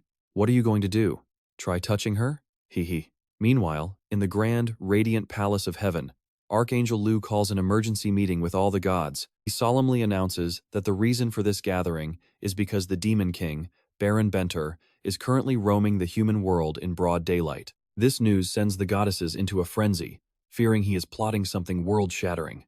One goddess mockingly recalls that silly rumor about how the dumb demon actually prayed sincerely to goddess Iron just to become pure. Archangel Lu asks everyone to keep their calm so he can explain the situation clearly. He confirms that while the Demon King has stopped attacking humans, he has no intention of returning to his palace. Even weirder, he is currently going on adventures side by side with mankind. This shocking revelation leaves the gods staring at each other in total disbelief. They cannot comprehend a Demon King teaming up with humans, though it seems he has no evil intentions for now. Well, he is just totally obsessed with his little princess. Haha. Still, Archangel Lu remains highly alert, declaring that he is still the Demon King and cannot be left to run wild outside his territory. His words spark a heated debate among the deities. They are convinced that a Demon King will always be a Demon King, and must be plotting something highly suspicious. Some even suspect his prayers to Iron were just a cheap act to deceive heaven. To uncover the actual truth, Archangel Lu decides they need to approach him in secret. But if a devout deity gets too close, the Demon King will sense them instantly. Facing this dilemma, one god suggests whether they should assign this dangerous mission to a mere human instead. Archangel Lu immediately dismisses the idea, stating this cannot be left to mortals. He reasons that humans would surely lose their cool the second they stand before a real Demon King, and if they find out the truth, it will only spark pure chaos. This vital mission requires someone who can stay completely composed while making the Demon King lower his guard. Under the curious eyes of the goddesses, a major question is put on the table. Is there any deity who holds a divine title but looks and acts completely different from a typical god? Turns out, gods are just as diverse as humans. Hee. Right in the middle of this solemn divine gathering, a loud, obnoxious snore completely shatters the quiet atmosphere. The dolphin goddess is face down on the table, sleeping so deeply that she is actually drooling, completely ignoring the judgmental glares around her. Waking up in a daze, she wipes her mouth and asks innocently, why is everyone staring at me like that? Is there something on my face? Sahio is actually just a young goddess who recently climbed up to heaven. Since her divine power is still undeveloped, she is the perfect candidate to spy on the Demon King without getting caught. Seeing the council's silence, Kaheo scratches her head and laughs, asking if they need her for something. A few gods still worry about trusting such a crucial task to someone who seems completely clueless and cries at the drop of a hat. But Archangel Lu holds on to hope that she will be their ultimate secret weapon. Sehio cheers with excitement upon hearing she got the gig, asking what is going on. Meanwhile, back in the human world, Demon King Baron is glaring at Coach Gave. Are you saying how I treat my daughter is wrong?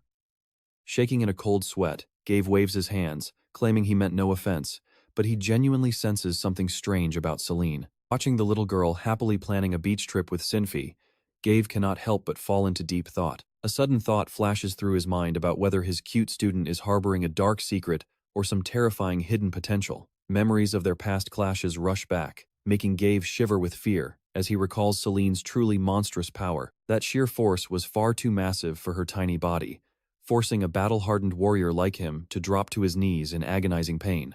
Gave realizes that beneath her carefree exterior lies a burning desire to become a hero, stronger than anyone else. Though Selene can be a bit goofy and strangely oblivious, her rock-solid sense of justice in the face of unfairness genuinely amazes him. Pretty ironic for a Demon King's kid to be so obsessed with justice. He asserts that Selene is nothing like an ordinary teen, especially with her monstrous strength that easily lifts a full-grown adult. Hearing his daughter praised, Baron blushes with pride, practically squirming with joy. My Selene is just that special, but Gave cuts him off before he can get lost in his delusions. Clearing his throat, Gave tells him to drop that silly face and explain his actual plans as he ponders Selene's insane power. He figures there are only two possibilities. Either she had a highly unique upbringing, or it is in her blood.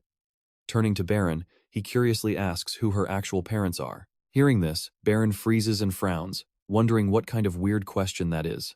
Puffing out his chest with absolute pride, he immediately declares that of course Selene is his daughter. Seeing the Demon King's arrogant attitude, Gave can only facepalm, wishing he never asked. Baron suddenly switches to a dead serious tone, announcing that since the mission is over, there is one crucial thing they must do right now. Classic Demon King privilege, changing his mind on a whim. Gave sweats bullets, dreading whatever crazy stunt he is planning next. Suddenly, a gleaming, razor-sharp blade is drawn. But completely defying his previous killer intent, Baron happily puts on a polka-dot apron and shouts that they must prepare a victory dinner for his beloved daughter. Leaving the noisy bickering behind, the scene shifts to a bright, sun-drenched beach. Under the crystal blue water, Selene and her friends are fully enjoying their vacation in vibrant swimsuits. Contrasting with all the fun, Sinfight sits curled up on a mat looking gloomy, sighing with exhaustion. Seeing this, Chloe approaches and asks if he is still worried about Laytha. With sad eyes, Sinfight admits he feels disappointed thinking he might never get the chance to meet Laytha again. In Sinfight's mind, Laytha might be a bit rough around the edges, but he possesses an incredibly strong belief in justice. He fears that if Laytha exposes his family's corruption, the elders will not let him off easy, making it impossible for him to return. Right then, Selene stands before him and reassures him to leave everything to her.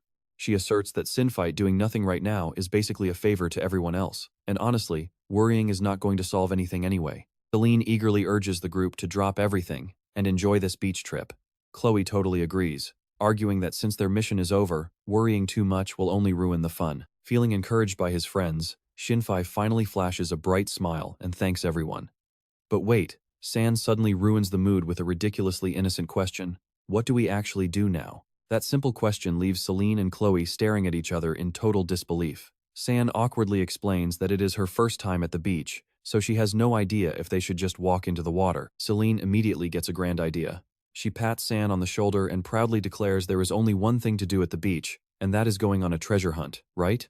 Her eyes spark with pure excitement as she envisions chests of gold under the ocean. While Chloe and San stand there completely lost, Selene grabs Shinfei and drags him away, ignoring Chloe who just wants to sit and relax. How does she even come up with these ideas? A treasure hunt. Selene eagerly drags Jinfei right into the ocean, fully convinced that a massive jackpot is waiting for them just ahead. After a lot of splashing around, Jinfei is coughing up seawater and begging for help, while Selene remains wildly energetic. Watching from the shore, Chloe praises her enthusiasm, but San thinks she is just wasting energy. Under the water, Selene even starts chewing on raw seaweed, leaving Jinfei absolutely horrified as he tries to stop her. But out of nowhere, a massive creature with a terrifying aura appears on a rock, freezing them both in pure terror. Next thing you know, they are drifting on a tiny boat.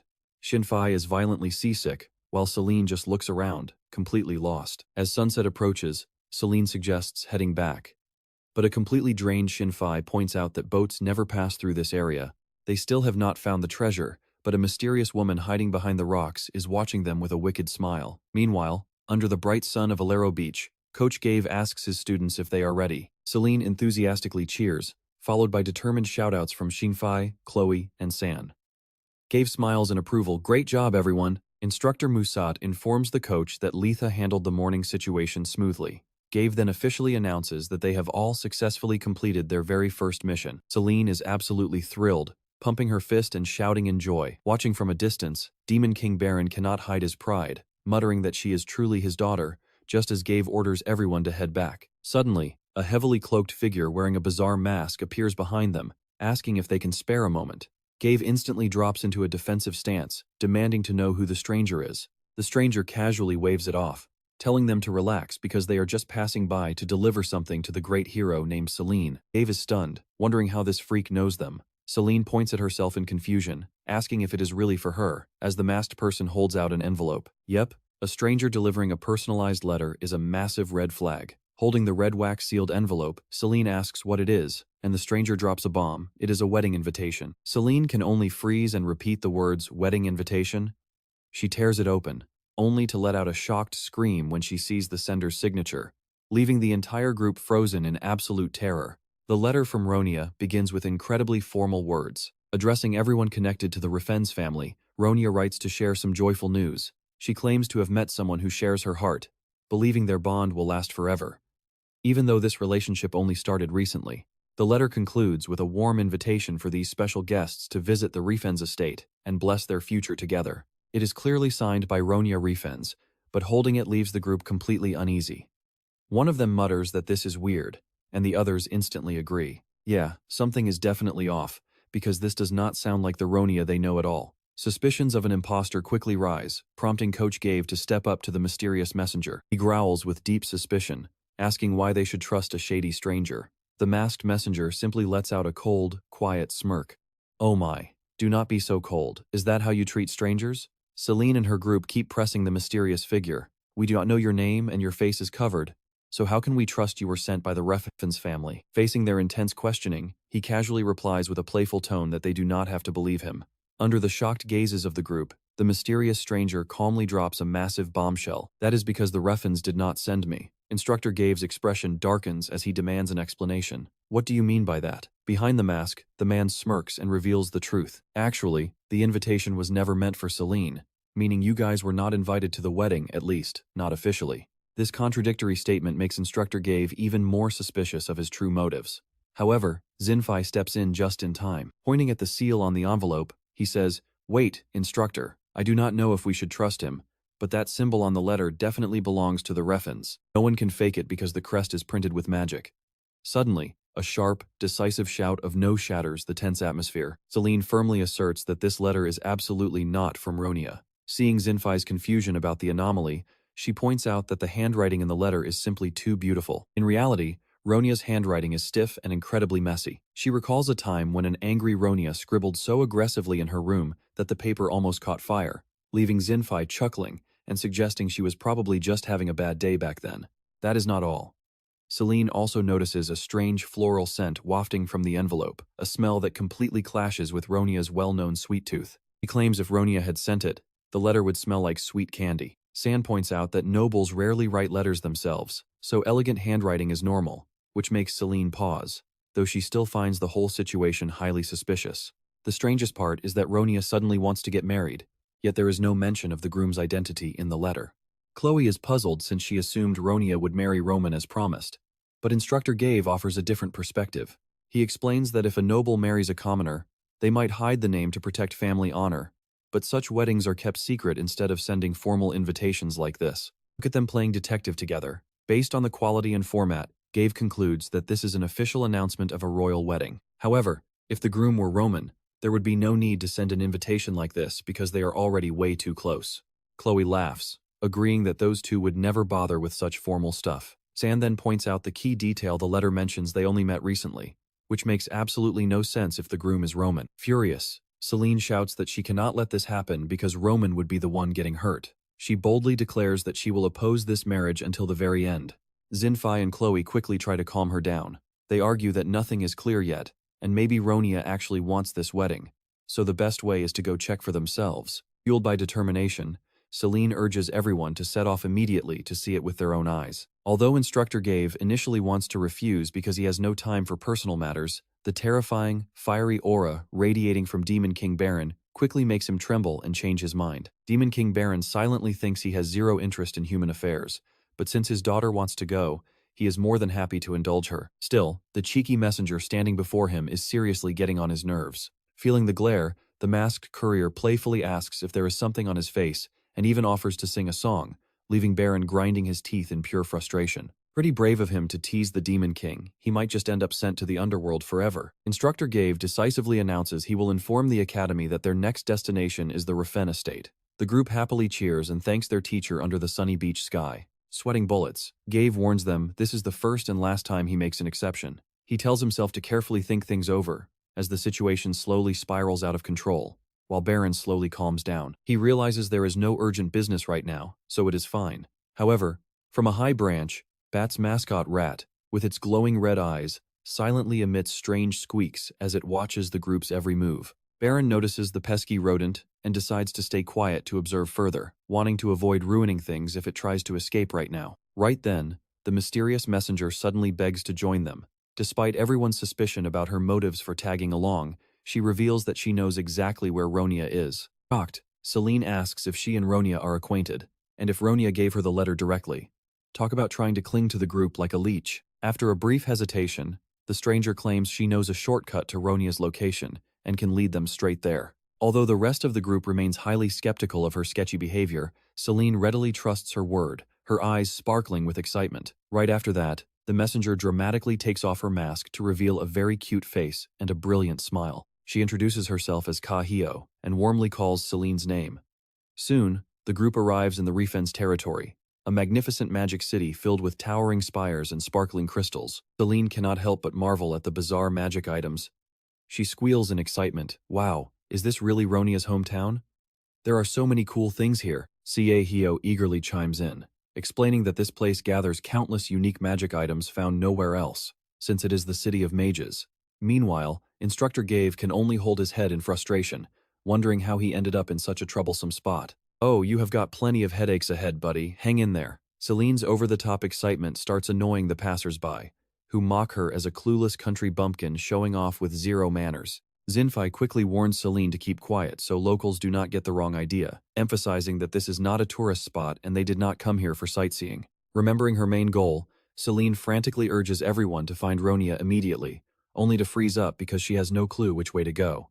Suddenly, a shocking piece of news hits them. Lady Ronia is currently placed under indefinite house arrest. Selene gasps in utter shock. Ronia is under house arrest? Just then, the angel girl Sahio suddenly introduces herself through the adventure diary of the world's most adorable little sister. She describes herself as someone tasked with sharing exciting adventure stories with all travelers. Expressing her gratitude to everyone who has been listening, Sahio announces she has got some highly juicy gossip to share today. And honestly, who does not love a good piece of drama? This news is actually a highly critical, top-secret mission assigned to her by the Heavenly Elders. Dressed up like a detective, Hio solemnly announces her duty is to monitor the Demon King, who is suspected of plotting terrible things against humanity. According to her, the demon threatening vulnerable humans is none other than Boss Bleg, a truly terrifying, brutal monster sitting majestically on his dark throne. He is a cold-blooded fiend who never sheds a tear, widely considered the most brutal piece of trash on Earth. Sehio is absolutely horrified to be given the crucial task of spying on this terrifying monster. She is merely an apprentice goddess who has not even spent 200 years in heaven. Sehio deeply fears that the moment her cover is blown, she will be instantly crushed into dust in his hands. The mere thought of a lonely grave makes her shiver, wanting to escape this mission at any cost. Honestly, her dramatic personality is a perfect match for the Demon King and his daughter, but as terrified as she is, a low-ranking goddess cannot just run away. A high-ranking angel with a thick beard loudly declares that Hio is the only one fit for this dangerous job. That is because she can get close to the Demon King without raising any suspicion. Faced with her boss's polite but firm pressure, Hio can only sweat bullets and force a smile, completely helpless and filled with anxiety. The angel keeps pressing her, arguing that even if it is dangerous, she cannot run from this forever if she wants to save the world. Our poor little goddess Kaho bitterly realizes she is just a sacrificial scapegoat, but her protests are completely ignored. The big boss loudly orders her to descend to the mortal realm immediately and expose whatever dark schemes the Demon King is secretly cooking up. Her sister goddesses tearfully send her off, wishing their sweet youngest sibling a safe return and promising to shower her with the ultimate divine blessings. Seriously, even deities pull rank and bully the weak, guys. Accepting her sad fate at the absolute bottom of the celestial food chain, Kaho goes tumbling down to the human world from the clouds. It turns out heaven is just another unfair corporate ladder where the weak have to obey the most ridiculous orders. With this massive burden dropped on her shoulders, Kaho officially kickstarts her highly dangerous mission in the mortal world. She vows to risk her very life to unmask the Demon King and keep everyone safe. But the second she lands on Earth, Kaho starts her grand journey by whining loudly in pure, unadulterated despair. Strumming her lute, Kaho sings out in the middle of the streets she wants to quit. She really, really wants to quit, and she literally does not care if the world burns. This rookie goddess just wants to find a hole to crawl into and vanish from this absurd mission forever. But harsh reality is about to hit her hard with a highly critical issue staring her right in the face. Kaho, showing up in her bizarre cosplay outfit, makes a passing kid point and yell, "Look, Mom, look at that person. She is wearing such weird clothes." Panicked mother quickly drags her kid away, telling them to keep quiet and never, ever talk to weird strangers. At this point, Kaho is facing her biggest, most frustrating puzzle: how to approach the Demon King naturally, without raising any suspicion. Suddenly, a brilliant spark ignites inside Kaho's clever brain. She proudly declares to herself that she has just cooked up an absolute masterclass of a plan. Instantly sneaking over to the kid, she offers, "Hey there, little guy, want some candy?" The child squeals with pure excitement at the shiny blue candy in her hand. But the protective mother instantly slaps the candy away and yells out, "Do not feed my kid random trash, you highly suspicious weirdo." Brutally rejected, Kaho is left stunned, but she suddenly realizes that the Demon King is actually raising a human child openly as his own beloved daughter. She squeals with joy after finding the perfect loophole, of course. If she just gets close to his daughter, she can easily keep an eye on the Demon King. Incredibly smug about her intellect, Kaho is certain she is a real genius for finding such a perfect win-win plan.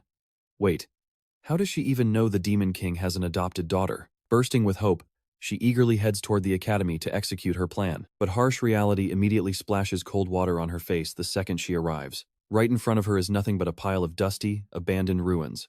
The once prestigious school had already been completely demolished to the ground. Her perfect plan vanished into thin air on the very first step, leaving her utterly devastated. Kaho is left sitting dazed on the rubble in the middle of the construction site, strumming her lute and laughing maniacally in total despair. Nothing goes right in this world. Haha, everyone can just drop dead. Even though her grand plan crashed and burned right away, Kaho refuses to lose heart. She tells herself she is still on track and loudly cheers to never give up. Right as she is pumping herself up, a grumpy cleanup worker barks at her to scram because she is blocking the site. And just like that, Kaho sparks another genius idea. If she cannot find Selene, why not try to look for one of her close friends instead? Ignoring the worker's angry, grumbling shouts, Kaho smugly praises herself as a true, unmatched genius. "Sure, you are the absolute best, girl." The new plan in mind, Kaho eagerly sets off in high spirits. She is so distracted, she even forgets her lute, forcing the worker to yell at her to take her trash back. After reclaiming her lute, Kaho makes her way to a grand mansion to meet the cute maid she was looking for. Spotting the stranger, Ronia crosses her arms defensively, demanding her identity and stating she has never seen her before. Kaho flashes an incredibly bright smile, introducing herself and making absolutely sure to call Ronia an adorable mage. This fluffy compliment only irritates Ronia, who snaps back and demands she stop calling her that. Getting straight to the point, Kaho asks about Selene's whereabouts, and Ronia says she is probably on a quest for the Hero Guild, but she still cannot help but wonder why this total stranger is looking for her friend. Kaho leans in close, her eyes sparkling with mystery, asking if Ronia knows exactly where Selene is. Seriously, Asking for information like a cop interrogation might get you beaten up on the streets, goddess. Ronia's gaze turns incredibly sharp and suspicious, demanding to know why Kaho cares so much. Kaho casually explains she heard Ronia is one of Selene's best friends. Hearing the words best friend, Ronia immediately blushes and pouts in the most arrogant way. She snorts coldly, calling it absolute nonsense. Kaho presses on, praising their exceptionally close bond since their old academy days, and asks if Ronia is also a legendary hero like Selene. This sudden question makes Ronia freeze, her eyes instantly turning silent and reflective. She turns away, her voice sounding distant and sad as she asks a hero. That means absolutely nothing to me anymore, because I am no longer a hero. She reveals she is getting married soon, and will not be working as a warrior anymore. Kaho stands quietly, lamely complaining about her bad luck as a traveling goddess witnessing this tragic scene. No wonder the senior gods dumped this highly annoying, difficult job on her, haha. But right before she can declare her plan a complete failure, she notices Ronia's face. It is a totally forced smile, making Kaho wonder if she is actually happy about this upcoming marriage. With her naturally kind heart and mission to ease human suffering, Kaho cannot bear to let her walk away with that sad face. She runs after her and suddenly asks, "Can you invite me to your wedding?" Ronia is completely stunned. What? Why would I ever do that? Kaho quickly explains she has some major entertaining talent and wants to liven up the atmosphere for the guests. Seeing her intense enthusiasm, Ronia blushes in embarrassment. Surprisingly, the young mage agrees right away without needing much persuasion. Kaho cheers with joy, so happy that luck is finally starting to smile on her. That is exactly how she scores an invitation to approach Selene and the Demon King under the guise of a messenger. This is the absolute perfect cover to avoid suspicion, because if she gets exposed, she is dead meat. Hehe. Looking at radiant Selene, Kaho can't help but marvel at the beautiful daughter of the Demon King. She thinks a sweet kid like this shouldn't be left with that old Demon King. Selene enthusiastically holds up a weird, creepy object shaped like a stone head and asks Kaho what it is for.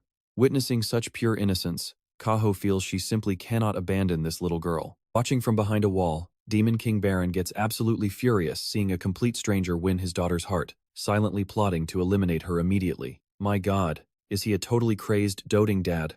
The whole group completely freezes after hearing that Ronia is currently under house arrest.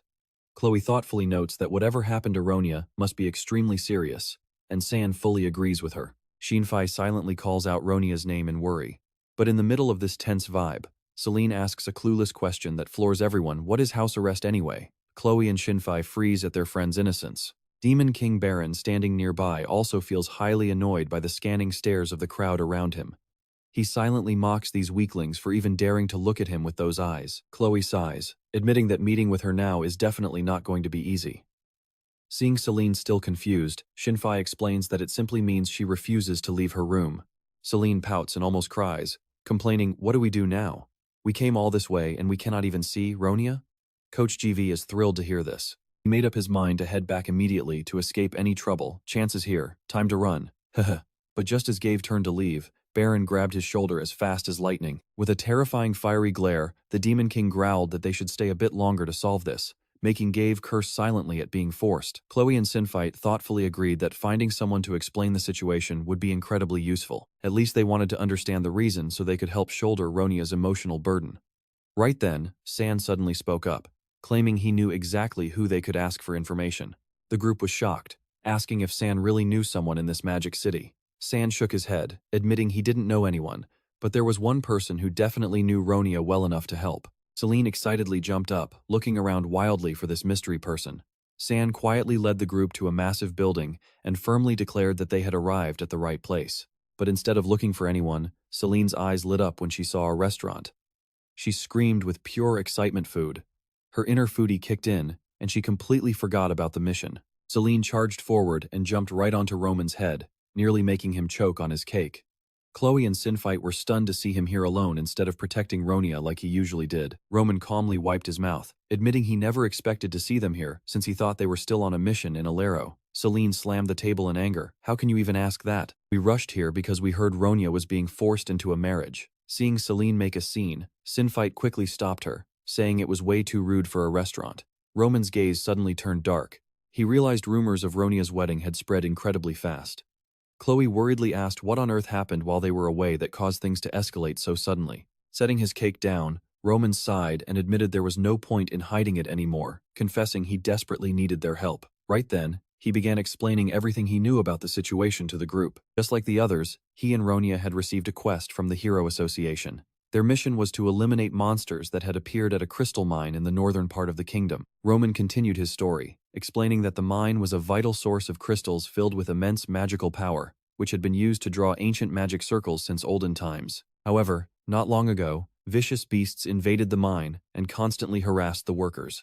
Deep inside the dark tunnels, a massive spider with glowing red eyes suddenly emerged, throwing the miners into a state of absolute panic. They fled in terror, cries for help echoing through the cavern as they faced the horrific creature. For Roman and Ronia, this was supposed to be a standard monster extermination quest like any other. The two quickly packed their gear to set out.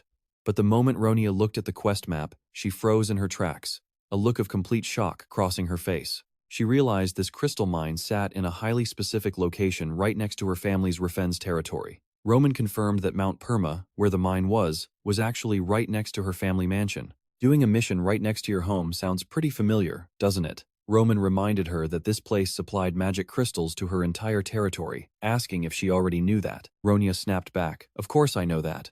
But she insisted that wasn't her point, finding it highly suspicious that her very first mission after graduation was located right next to her house. Roman had to admit this coincidence was too perfect.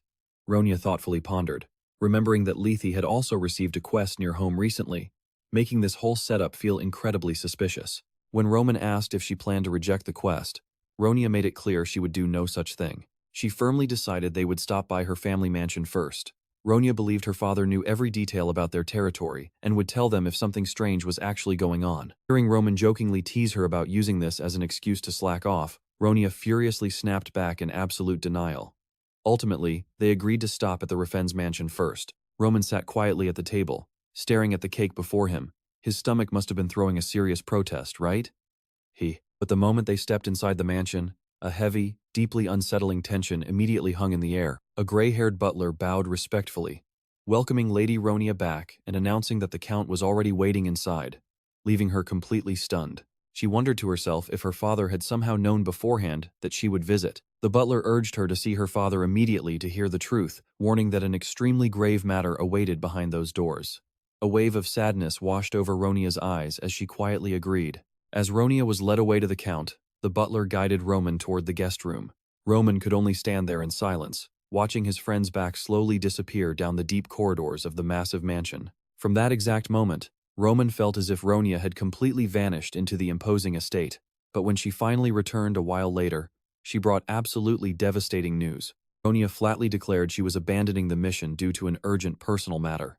Staring at the cancellation paper stamped in bright red ink, Roman stood there completely shocked. He cried out in absolute shock, "What are you talking about? Why would you suddenly abandon the quest like this?" Clearly, this family was hiding something shady.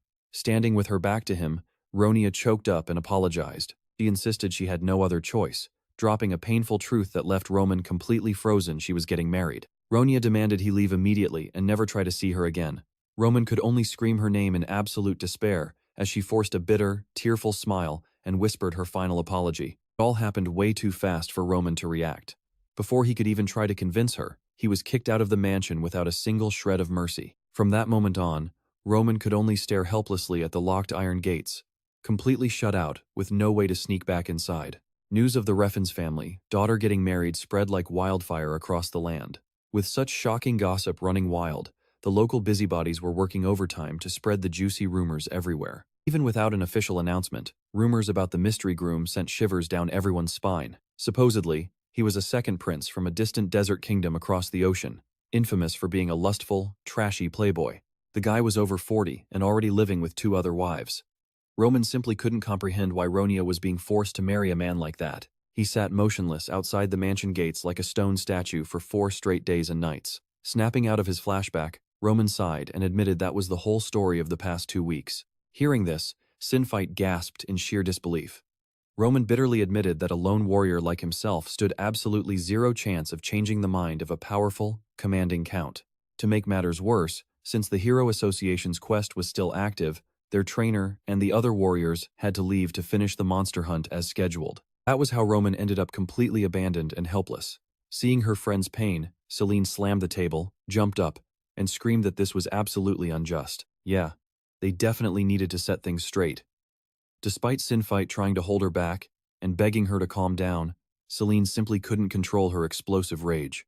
She was absolutely certain Ronya was in deep trouble and refused to sit around for another second. Eyes blazing with fierce determination, Selene declared that the entire group had to rescue their friend right now. A true hero would never turn their back on a comrade in trouble.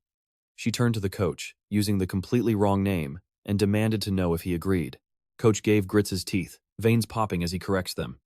"It is Coach Gave, thank you very much." He silently fumes, wondering why they even bother asking for his opinion when they already made up their minds. If it was not for the Demon King, he swears he would have torn them to shreds.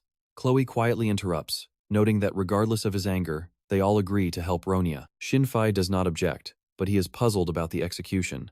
Roman rubs his chin, pointing out the obvious. How exactly are we doing this? If we want to save Ronya, we need to sneak into the castle first. Right then, Seihyo raises a finger with a mysterious smile. She tells them she might be able to help with that. Selene's eyes instantly light up with excitement, asking if she is serious. Selene asks if she has a plan, and Seihyo proudly nods. Of course she does. That is the whole reason she showed up in the first place, promising she can get them to Ronya. While Selene is completely sold, the others are still highly skeptical of this stranger's true identity. Looking over the complex castle layout, San remains extremely cautious about this mysterious woman they just met on the road. Smart move to stay cautious, you can never be too careful around strangers these days. Looking at the layers of heavy guards, San questions how they are supposed to slip past such insane security. How exactly? Seihyo smirks, throwing back a highly unexpected question. Why on earth do we need to sneak in anyway? San is completely stunned by her response, stammering in sheer confusion. Well, because we are not allowed through the front door, obviously. Seihyo wiggles her finger, proudly telling them they are dead wrong. She explains that only regular commoners are restricted, meaning not everyone is banned from the castle. Since Ronya is marrying a prince, they are bound to host a massive crowd of highly important guests before the big day even starts. Hearing this, Selene's eyes light up with pure excitement, while Shinfei nods along in total agreement. He admits that even in high society noble weddings, meeting people beforehand is absolutely mandatory. These visitors are usually close relatives, siblings, or anyone sharing a direct bloodline with the family. But Shinfei quickly points out the obvious catch. They have absolutely zero family ties to the prominent Rifen's clan. Selene begins to whine dramatically, crying out that they are way more than just acquaintances. They are heroic comrades who literally survived life and death together. Shinfei deeply understands her frustration, but he has to realistically remind her that being comrades carries absolutely zero weight when dealing with the snobby nobility. Nobles only care about status and family background. While Selene whimpers, Shinfei thoughtfully asks if there is anyone else besides relatives that Ronya is absolutely required to meet. Seihyo beams with a bright smile, suggesting a very specific, special figure. The priest who will deliver the official blessing at the wedding. She explains that a wedding is a sacred ceremony where two souls make their vows under heaven, making a blessing priest absolutely essential to officiate and bestow blessings upon the couple. Hearing this, Selene screams in pure excitement. She throws her arms around Seihyo and keeps showering her with praises, calling her an absolute genius. Seihyo laughs happily, telling Selene she is exaggerating. However, Chloe suddenly cuts in to crush their high hopes, declaring that this entire plan is completely absurd. She seriously points out that a priest holding such a massive, sacred responsibility would have already been carefully hand-picked by the bride's family a very long time ago. Chloe remains highly skeptical, arguing there is no way some random, nobody priest would be allowed near a noble wedding of this caliber. Seihyo simply chuckles in a very smug way, pointing out that only applies to basic, ordinary priests, not her. She immediately whips out a glittering golden card, proudly presenting the master pass of the Tuasui Duum sect. Selene, Chloe, and San all stare at each other blankly, having no clue what this pass even is. Shinfei suddenly has an epiphany. He realizes that if they can pass themselves off as priests of this specific sect, sneaking in might actually work. To satisfy Selene's curiosity about the unfamiliar name, Shinfei explains that this is a religion of constantly moving nomads. He adds that they worship the guardian deity of travelers' safety. Since they travel across so many nations, they have established deep connections with nobles everywhere, meaning high society folks rarely hold any negative bias against them. Shinfei points out that because nobles travel constantly for leisure or business, they cannot really hate a god who protects travelers, especially not when they still have a fancy honeymoon to go on after the wedding. Seihyo chuckles, highly flattered by Shinfei's words. However, San is not buying it, keeping her gaze incredibly cold and suspicious. She locks her eyes on Seihyo, demanding to know if she is actually a real priest or just a low-level cleric. Seihyo hesitates, right on the verge of revealing her true identity. But suddenly, her face pales as she panics, remembering that the terrifying Demon King Baron is still in the room. She quickly looks around the dining table, but his figure has already vanished without a single trace. Seo silently notes how incredibly mysterious the Demon King is. Meanwhile, Roman whispers into Shinfai's ear that this girl looks highly suspicious, getting a solid nod of agreement. On the bright side, Saheo is deeply relieved by Baron's sudden departure. She tightly clenches her fist with determination, finally having a free hand to try and impress Selene. Selene excitedly asks if they can use that golden MasterCard to walk right through the front gates and meet up with Ronia. Saheo awkwardly admits she already tried that once, only to get instantly spotted by the guards and thrown out mercilessly. Luckily, she still managed to snag a wedding invitation. Selene stares back at her with a highly judgmental and doubtful look. She points out that if the plan failed once, a second attempt is clearly going to bomb. Talk about a major buzzkill after all that bragging. But out of nowhere, Saheo gets another bright idea. She suggests that if they cannot reach the bride herself, they can simply target the groom instead. Instantly, the scene cuts to an incredibly luxurious and flashy chamber. This is where Amido Brahim Lebeska, second prince of the Desert Kingdom and Ronia's groom, is chilling with beautiful women. Seeing these random strangers crash his party, the chubby prince demands to know who they are. Selene is about to speak, but Roman instantly covers her mouth to prevent her from ruining the plan. Chloe steps forward with a dazzling smile, introducing them all as humble priests of the Tuasu Duum sect. She smoothly explains that they were passing through the city and heard a noble lady is marrying a prince from a distant land, so they wanted to drop by and offer their sacred blessings. The prince's sleazy eyes immediately lock onto Chloe's body. He smirks, noting that he understands completely. "Yeah, understand our foot, you absolute creep." He chuckles happily, saying his third wife is incredibly lucky to receive such blessings from priests of a distant land. Chloe keeps up the act, claiming that witnessing such a grand union is their duty. But since the bride is tied up with etiquette lessons, they had to seek the prince instead. Amido clears his throat, quickly turning them down. He explains that in his kingdom, a princess's absolute virtue is paramount, so they cannot let anyone disturb her under any circumstances. Refusing to back down, Chloe keeps pleading with him as a friend. She begs the prince to let them meet Ronia before the official ceremony, asking if it is really that difficult. Amido hesitates, saying it is not exactly hard, but the bride's intense training process is extremely strict and critical. He asks what happens if she misses her class because of them. Chloe quickly bows, promising she will make sure that does not happen. Meanwhile, Roman and Shinfai are whispering in the back, looking highly worried. Suddenly, loud footsteps echo. Ronia slowly steps down the magnificent staircase amidst floating flower petals. However, her eyes are glowing with a very strange, eerie red light. Seeing her friend, Selene excitedly shouts out that they came to save her. But her warmth is met with a completely blank face and an icy gaze. What is going on here? Did she actually have a change of heart? Just like that, a wave of bright red magic violently erupts. A giant demonic eye appears right behind Ronia, releasing an intense, terrifying pressure that sends the whole group stumbling backward. Selene roars in utter shock, while Dolphin panics as it hits them that they are in massive trouble. San's face goes pale with fear, realizing something absolutely terrifying is looming right in front of them. Could this evil power actually be magic from the Demon Clan? Meanwhile, elsewhere, Demon King Baron is absolutely fuming after losing track of his daughter, roaring at his guards to tell him where on earth she is. A powerful stomp shakes the entire ground, terrifying the Count's guards. Even though they are trembling, they still try to yell back, asking how he dares to cause trouble on the Count's land. They ask if he is not afraid of the consequences. But Demon King Baron just roars back in pure fury, telling them to shut up, get out of his way, and find his daughter. A red dark pressure radiates from him, leaving the guards completely frozen in terror. Meanwhile, Coach Gave is sneakily slipping away behind a fence, sighing in relief that he managed to escape in time. He knew something was fishy from the start. Luckily, he got away, so now he needs to figure out what is going on. He better move those legs and help search for the girl, or he is toast. Looking back at the ruined site with guards lying scattered all over the place thanks to Baron, Gave just clicks his tongue and decides to make a run for it to save his own skin. The Demon King is literally on fire now, squeezing the red mouse tightly in his grip and shouting out for Selene. But the mascot is not having it, screaming back that she has absolutely no idea where his daughter is. While the Demon King is losing his mind over his missing daughter, Archduke Luan is calmly flipping through a newspaper in a luxury room.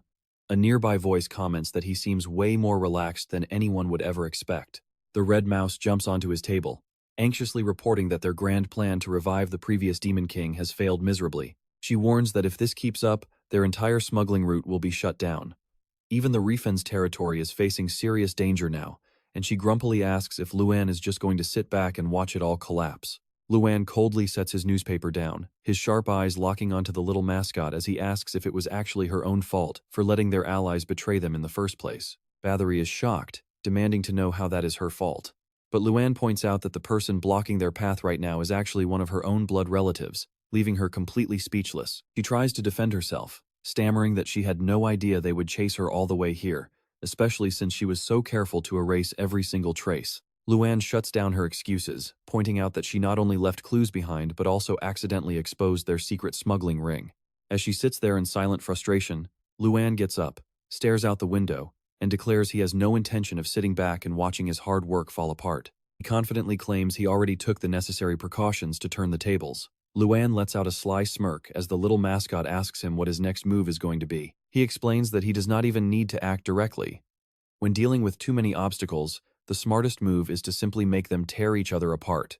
Luan looks at a poster announcing the wedding between the genius mage of the Rafens family and a foreign prince, proudly declaring that they just need to arrange for those two to meet. Then one side will definitely be wiped out. So this whole wedding is just a wicked scheme. Meanwhile, the little mascot is panicking as a giant hand grabs her while she is trying to spy on them. She blames herself for being so incredibly careless, wondering how she got into this mess, when she only wanted to gather info and run. Just a moment ago, from a cliff, she was silently watching every single move of Selene's group. Seeing a strange girl laughing and chatting so closely with Selene, she starts to suspect that this might be a secret spy sent by Luan without her being told about it. She wonders if that jerk lost trust in her and sent this goofy-looking girl to replace her.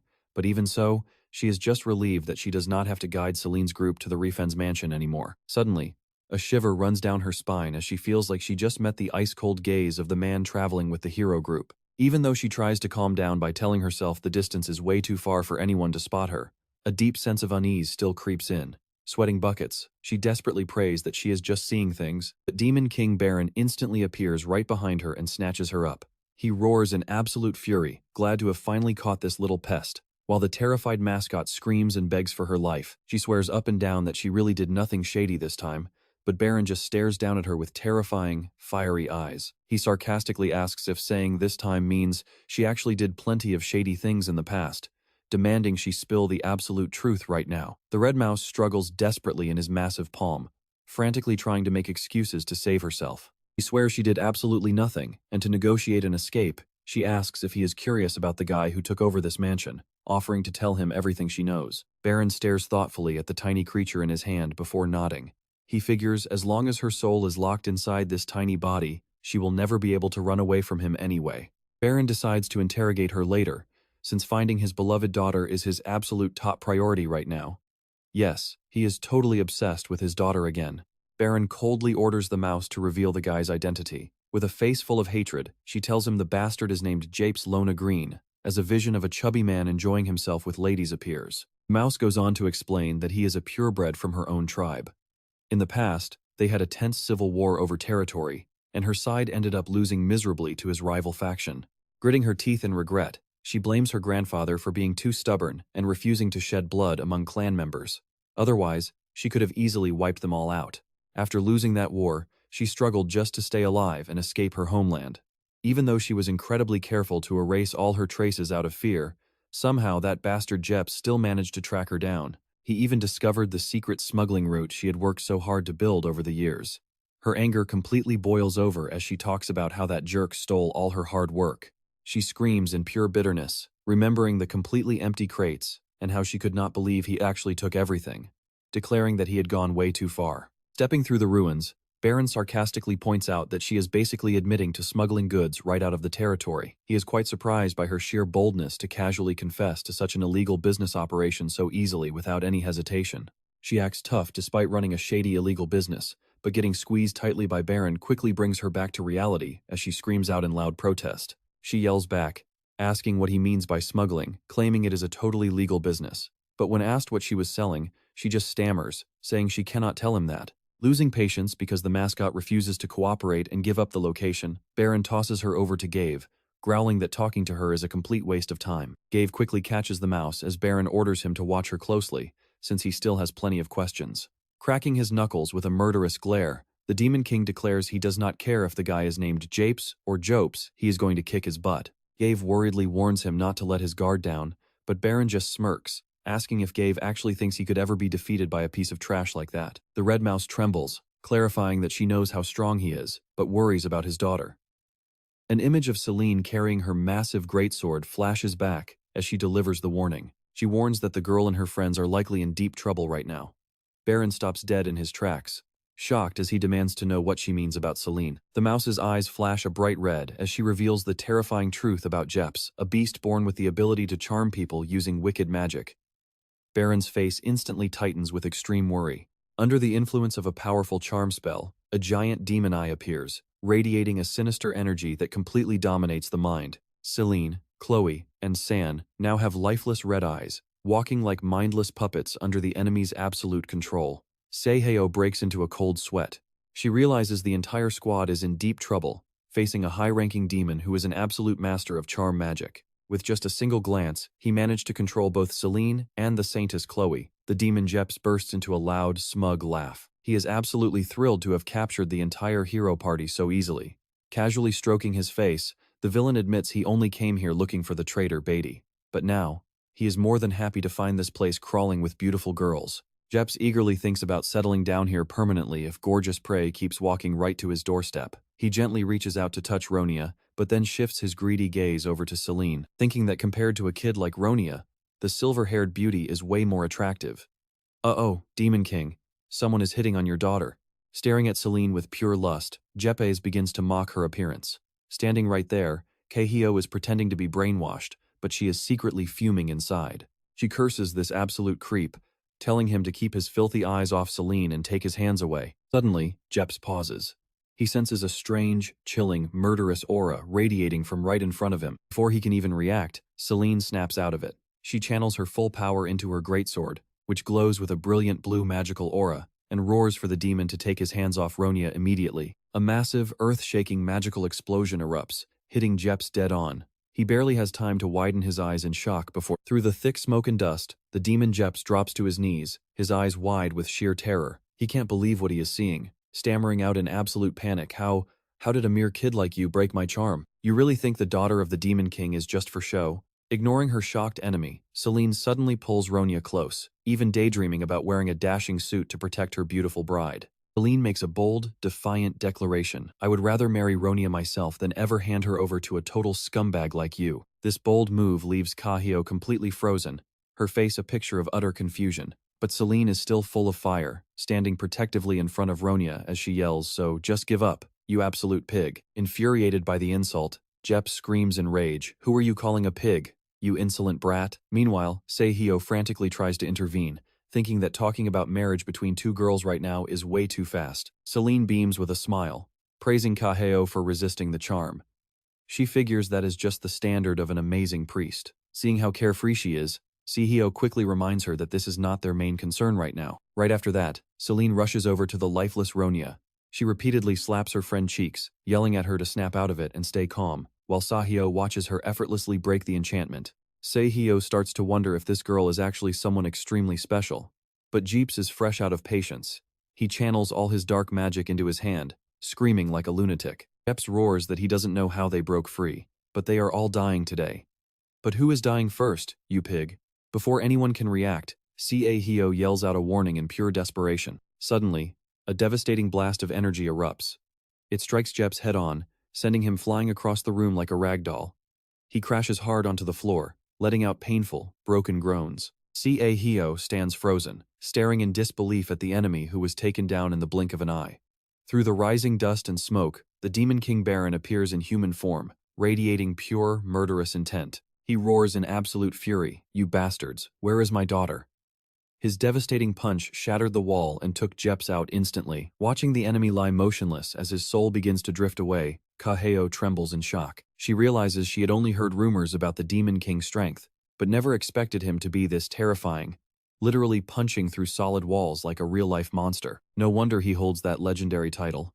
Baron eyes burn with such intense fiery rage that Sahio is utterly paralyzed with fear. She sees how incredibly protective he is of Selene, lay a finger on his daughter, and you pay a heavy price. Staring into Baron blazing eyes, Sehio pulls her cloak tight, telling herself to never make eye contact with this mad dog if she wants to live. She anxiously wonders if, after taking down their enemy, the Demon King is about to do something even more terrifying. Just as the murderous aura peaks, Selene calls out to her father. Instantly, Baron cold expression melts away, replaced by a doting dad with floating hearts all around him. He rushes to hug Selene, sobbing anxiously. "Oh, my precious daughter, there you are. Did that absolute scoundrel do anything to you? Are you hurt anywhere?" Selene beams with a smile to reassure him. "No, I am completely fine." But the others, yet the moment she mentions others, Baron's face instantly turns completely indifferent. Others? Selene points toward the motionless Ronia, whose red eyes are totally blank, wondering, look, is she sleeping with her eyes wide open? She isn't even snoring. How strange. Baron steps closer to inspect her and realizes it is charm, a specific type of bewitchment magic used to manipulate minds through unique witchcraft. He sinks into deep thought, sensing something highly suspicious about a cowardly cultist using this kind of magic, and wonders where on earth he could have learned it. Baron pats Selene's head, thinking that as long as his daughter is safe, nothing else matters. But Selene is still burning with anger, insisting that the scoundrel definitely did something horrible to Ronia. Seeing his daughter act so weirdly, Baron panics and grabs her shoulders, asking if she is really okay. Selene just stares back with sparkling, innocent eyes, insisting she is perfectly fine. In fact, she feels super alert and refreshed instead of tired. Talk about a plot twist, dear old dad. Baron notes with growing worry that even if it is faint, Selene has definitely been hit by that weird charm magic. He recalls that people with strong mental power sometimes go hyperactive when hit by mind control. They basically act like they are on some high-grade stimulants. Selene happily admits she feels a bit weird, but says it is not bad at all. Right after saying that, she suddenly faceplants onto the floor, making Baron scream her name in terror. But a second later, Selene pops right back up like nothing happened, wondering why she randomly fell over. Her gaze suddenly shifts, locking onto Ronia, who is standing completely frozen nearby. Baron stands there completely baffled when his daughter suddenly starts praising Ronia's beautiful dress out of nowhere. Selene walks right over, saying Ronia looks just like an adorable toy doll, exactly like the stuffed rabbit she always cuddles at home. She even innocently reveals that she always gives that doll a kiss before bed. Every single night, Selene gently lifts Ronia's chin, leaning in super close to give her a kiss out of habit. Seeing this wild, shocking sight, Baron's eyes pop out in pure horror as he screams for her to stop immediately. Right after her father's shout, Selene's eyes go blank, and she completely loses consciousness, collapsing straight into Baron's arms. Carrying his passed-out daughter, Baron's face darkens with a terrifyingly dangerous rage. Witnessing this shocking display, Gabe can only gasp in utter horror while the devil Jeps groans on the floor. Baron grinds his teeth in rage, absolutely refusing to let the jerk who just made his daughter faint lie there so comfortably. Gabe rushes forward in a panic to stop him, screaming for Baron to calm down and listen to him first. Warning him is completely useless. Baron has totally lost control. Even the red mouse. Beatty tells Gabe not to get in the way of the Demon King's rage. It is just too much trouble. Baron casually blows Gabe away with a cold shout. Beatty just clicks his tongue.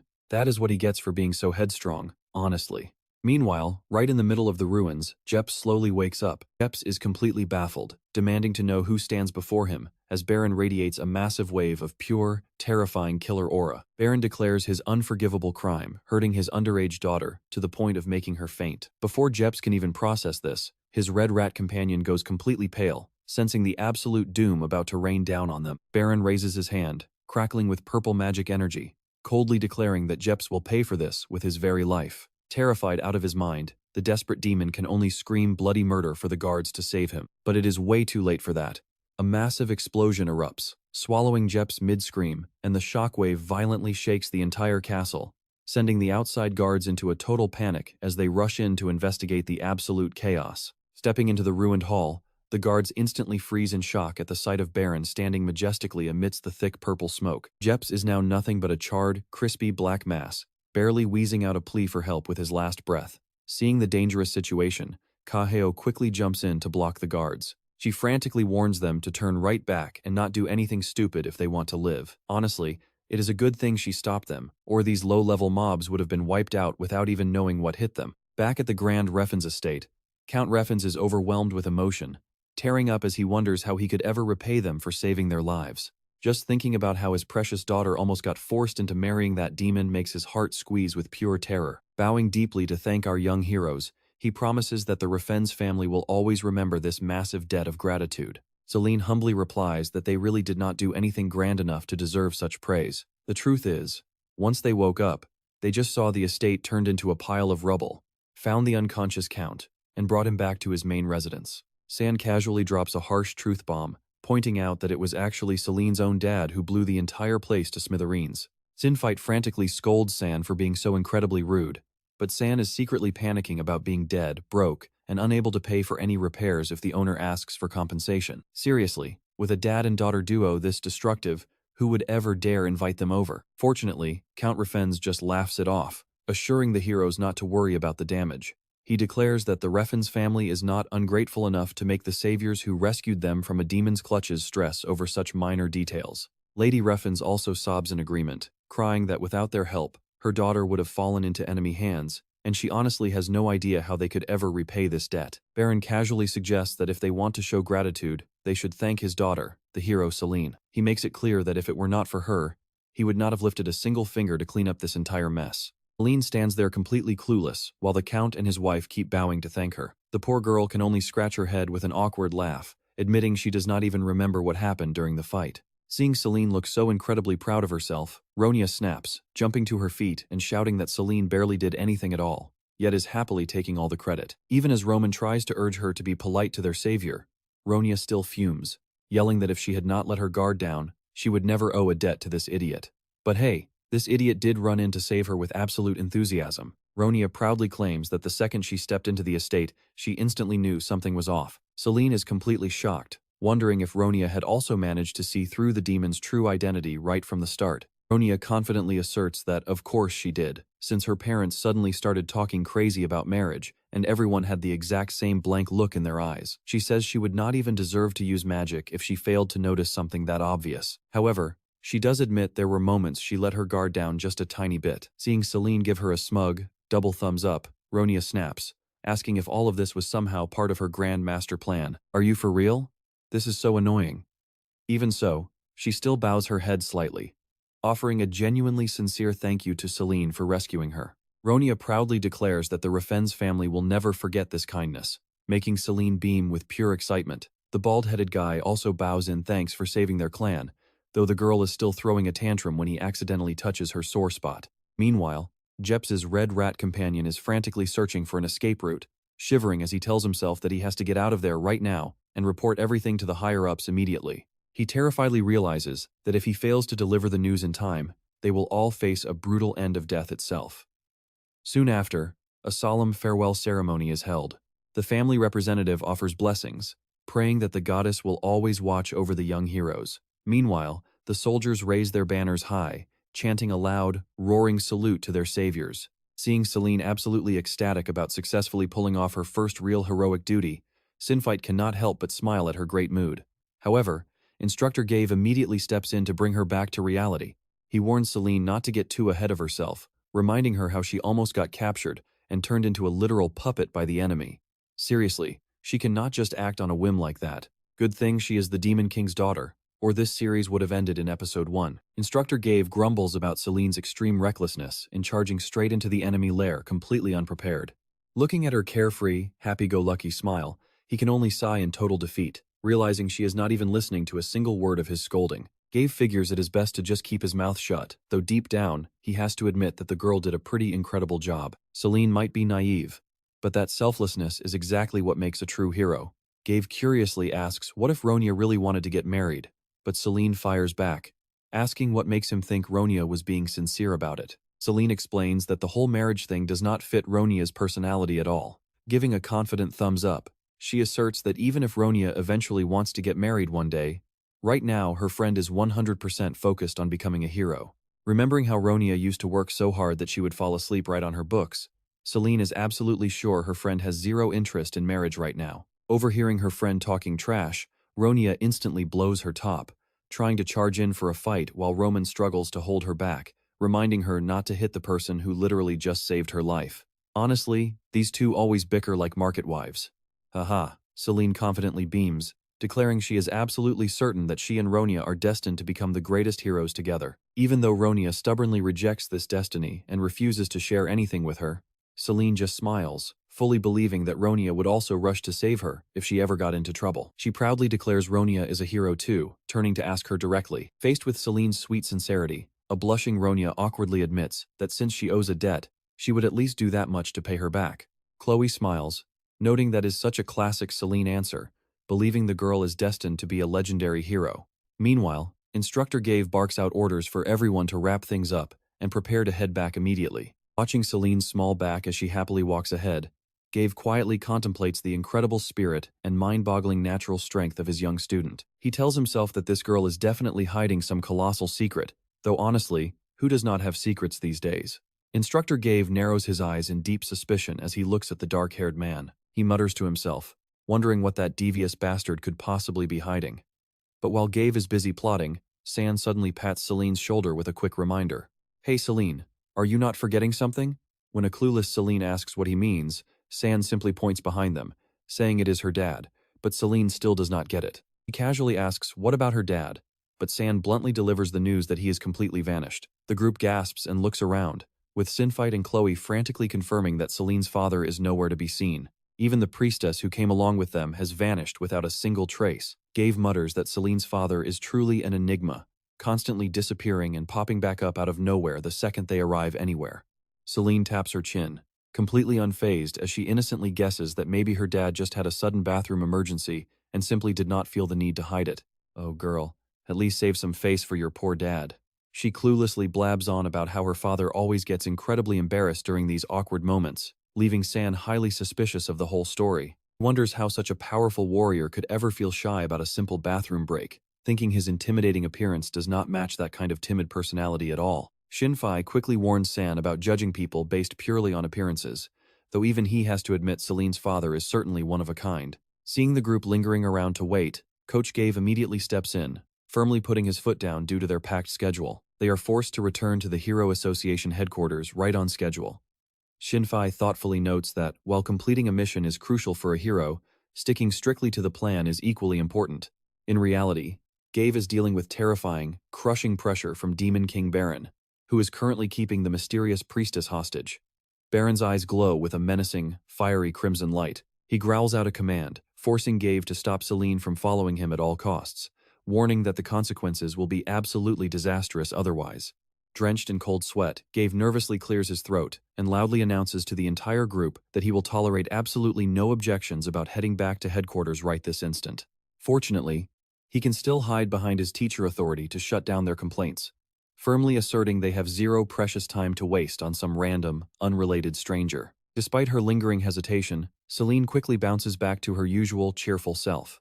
She is completely confident that her father is incredibly strong, so there is no need to worry. Gave quickly nods along in agreement. He urges the team to hurry back to the academy since it is getting incredibly late. Selene happily waves goodbye, but San quietly watches them from behind, her crimson eyes narrowed in deep suspicion. She can clearly sense that something highly unusual is going on. San quietly wonders to herself if they should actually be worried about that strange woman who just vanished. Suddenly, a loud crash echoes as the mysterious woman is pinned down with brutal force. Baron glares at his captive with absolute, terrifying intensity, gripping her shoulder as he growls out, demanding to know who on earth she actually is. Oh boy, when did he even catch her without anyone noticing? 15 years ago, in a tiny village close to the Demon King's frontline base, a fierce battle raged amidst the ruined wasteland. A surge of purple magic tears through space, bringing the silver-armored knight crashing down, his breathing ragged and exhausted. Demon King Baron looks down at the defeated warrior at his feet and scoffs, asking if he is seriously still breathing. Though his body is completely broken, the knight grits his teeth, insisting he cannot fall just yet. He forces himself up, his trembling hands gripping the hilt of his sword as he declares that he must survive for the people he protects. Baron calmly asks if the knight really wants to continue this hopeless struggle, but the warrior replies with clear conviction, telling the Demon King that he has it all wrong, as this is not a choice, but his responsibility. Staring into those unyielding eyes, Baron cannot help but ponder the sheer hypocrisy of humans. He has seen them betray their own kind for greed without hesitation. Yet here stands a fool, willing to leap into a battle with zero chance of survival. The knight scoffs that the more he listens to Baron, the harder he is to understand, dryly noting that every race has its own weird exceptions.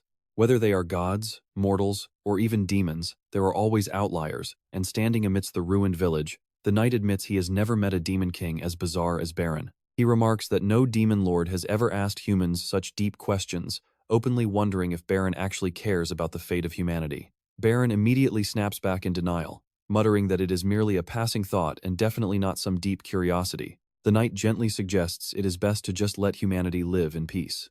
Thoroughly annoyed by all the lecturing, Baron snaps back enough. Stop with the useless babble.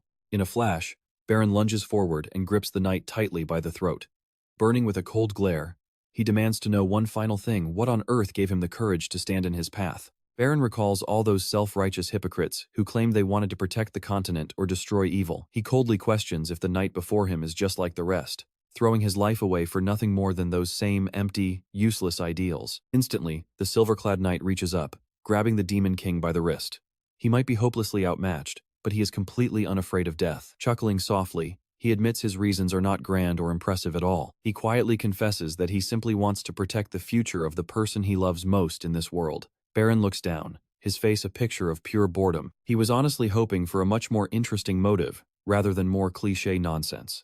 Feeling like the knight is just wasting his breath, Baron growls in sheer disappointment. Suddenly, the knight gathers every ounce of his remaining strength and locks his grip onto Baron's wrist, catching him completely off guard. Roaring that this was more than enough time for him, he detonates a massive blast of dark energy, shattering armor into a million flying pieces. Baron casually steps out from the rising dust, while the knight collapses to his knees, utterly drained, with a massive, fatal wound right in the middle of his chest. Baron calmly wipes away a small scratch on his cheek, mockingly asking if that weak stunt was his absolute, final trump card. He sneers at that pathetic excuse for divine power, calling it completely useless and meaningless. Humans are simply incapable of defying this terrifying level of power. Panting heavily, the knight nods, fully acknowledging the demon lord's absolute dominance, while struggling to gasp out his final few words that Baron is truly a monster. But if you have even a shred of empathy left, he gasps, I hope that one day you will finally understand me. Drawing his absolute last breath, the knight collapses, leaving Baron standing in silence, staring down at the fallen warrior. Out of nowhere, a warm memory flashes before him: a tiny, innocent Selene giggling happily and reaching her little arms out to him. She babbled out a sweet call for her father, yet now, the irony is that she is out to destroy him for revenge. Back in the present, Baron narrows his eyes at the trembling priestess standing before him. It suddenly hits him: he has definitely felt this pathetic, third-rate holy aura somewhere before. Being called pathetic immediately makes Ka-heo pout, whining that he is being way too mean. Baron calmly recalls an evening when he overheard his subordinates drinking and gossiping about a completely useless, rookie goddess who was good for absolutely nothing. And yep, that is definitely her all right. The demons were even placing bets on who would be the first to capture the fragile goddess and pluck every single feather right off her useless wings. They were convinced that with such trashy power, no one would ever respect her as a real deity. Hearing those harsh insults, Ka-heo loudly protests, desperately trying to insist she is not as weak as those stupid rumors claim. Still, Baron notices a bizarre coincidence: this mediocre divine aura is identical to the one belonging to that knight from his past. He steps closer, making Ka-heo jump in sheer terror from his crushing presence.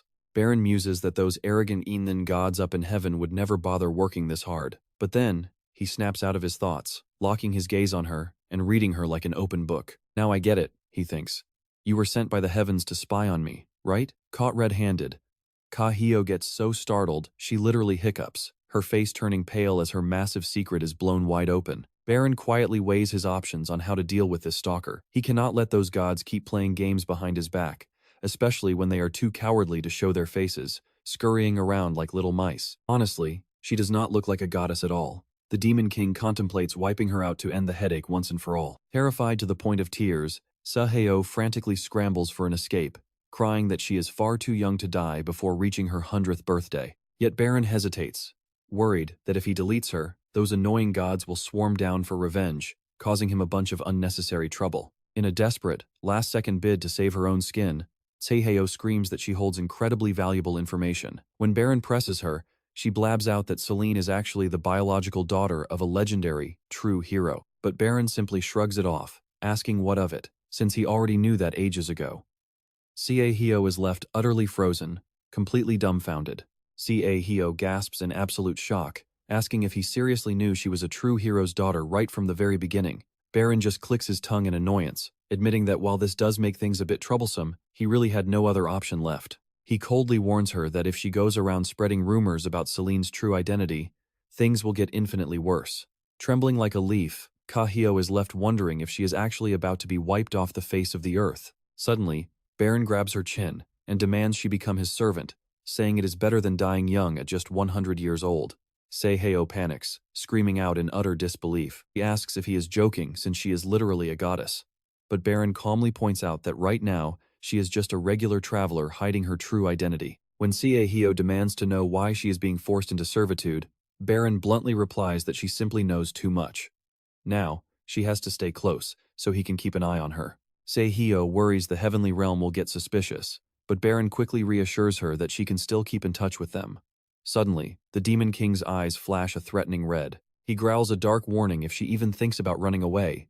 She will face the most brutal consequences imaginable. Under a bright blue sky, the magical city looks incredibly peaceful. But inside the Grand Palace, the evil Lu An smirks with approval. He praises Battery as the absolute most elite member of their entire organization.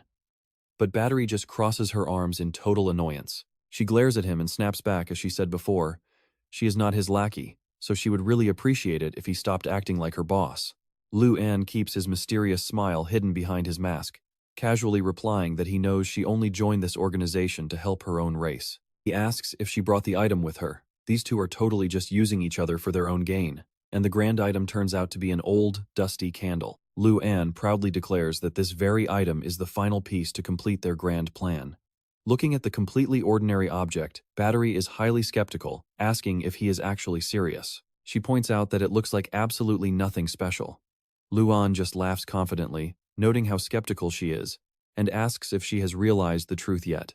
Standing up decisively, he explains that no matter how powerful their enemies are, it does not matter. With this candle, destroying the entire continent is only a matter of time. An old, blood-stained map of the continent appears on screen, signaling a dark and brutal future ahead for humanity. But putting those evil schemes aside for a moment, a commander loudly orders his group to pack up. He tells them it is time to head back to the Holy Cathedral, and the group eagerly packs up to set off. Selene smiles and says that while going on missions is highly important, coming back home completely safe is what matters most of all. This reminds her of her father's words when everything is almost over. That is exactly when you need to stay focused to finish the job. In her memories, the Demon King Baron growls, warning her to always stay alert because this world is full of nasty surprises. Selene winks with absolute, misplaced confidence, making Coach Gave sigh, because she has definitely misunderstood her father's advice. Just at that moment, an old, cloaked man slowly hobbles toward their group. The absolute moment she sees the stranger, Selene proudly announces she is a hero, eagerly asking if he has any problems he needs help with. Seriously, this girl just loves finding extra work for herself. The old man hesitantly mentions a rumor he hopes they can investigate. Selene, Sinf, and San are completely stunned, and Selene excitedly asks what kind of rumor he is talking about. Coach Gave instantly loses his mind, shouting at Selene to ask what on earth she thinks she is doing. But she refuses to back down, claiming that ignoring someone in need goes against a hero's entire code. San agrees that Selene actually has a point, advising Gave to listen to the story since it is their duty. Gave can only click his tongue in annoyed defeat. Smiling, the old man reveals a rumor about a nameless hero's legendary sword wandering the land. Apparently, it has been spotted west of the city, which is actually much closer to the Demon King's dark territory than their current location. He earnestly begs them to investigate the truth behind the strange rumor. Hearing about a legendary hero's sword, Selene's eyes instantly light up with pure, unadulterated excitement. Gave is incredibly annoyed by his students' hyperactive enthusiasm, reminding everyone they need to stick to the plan and return to the cathedral immediately. Selene quickly suggests taking a tiny detour on their way back, and then immediately dashes off, totally ignoring Gave's angry screams about her constantly picking up annoying side quests. Suddenly, the old man lowers his voice to drop a massive bombshell. That desert is the exact place where the Demon King last appeared during his brutal invasion years ago. The entire group freezes, slowly turning back to stare at him in sheer shock. He explains how the Demon King and his dark army marched south back then, leaving a trail of absolute ruin and chaos in their wake. Something highly mysterious must have happened where the Demon King was last seen, because right after he vanished, a brilliantly glowing sword suddenly appeared in that exact spot. He hints that if they find it, the legendary weapon might help them defeat the monsters terrorizing the area. Then, he asks if they are brave enough to go search for it. Talk about the perfect bait for a hero.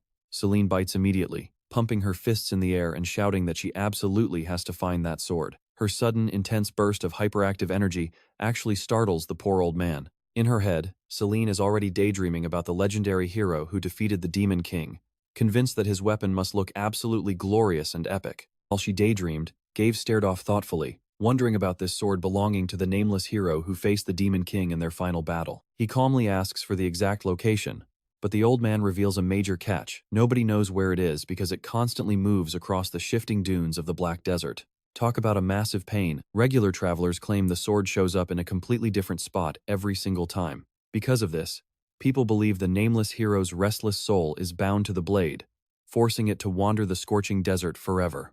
Selene squeals about how incredibly cool that is. Even though Gabe has never heard rumors about the hero turning into a wandering ghost, he actually starts considering the possibility. Seizing her chance, Selene quickly tries to convince him that this investigation is their best shot at finding a way to destroy the Demon King. She confidently insists that if these rumors are true, they will definitely find a crucial clue to defeat the Demon King themselves. Gabe carefully thinks it over and admits that this might actually be worth investigating after all. Finally, Gabe gives in and makes a decision. Since they still have a bit of time, they might as well head into the desert and see what they can find. The group shouts in agreement as curiosity gets the best of everyone.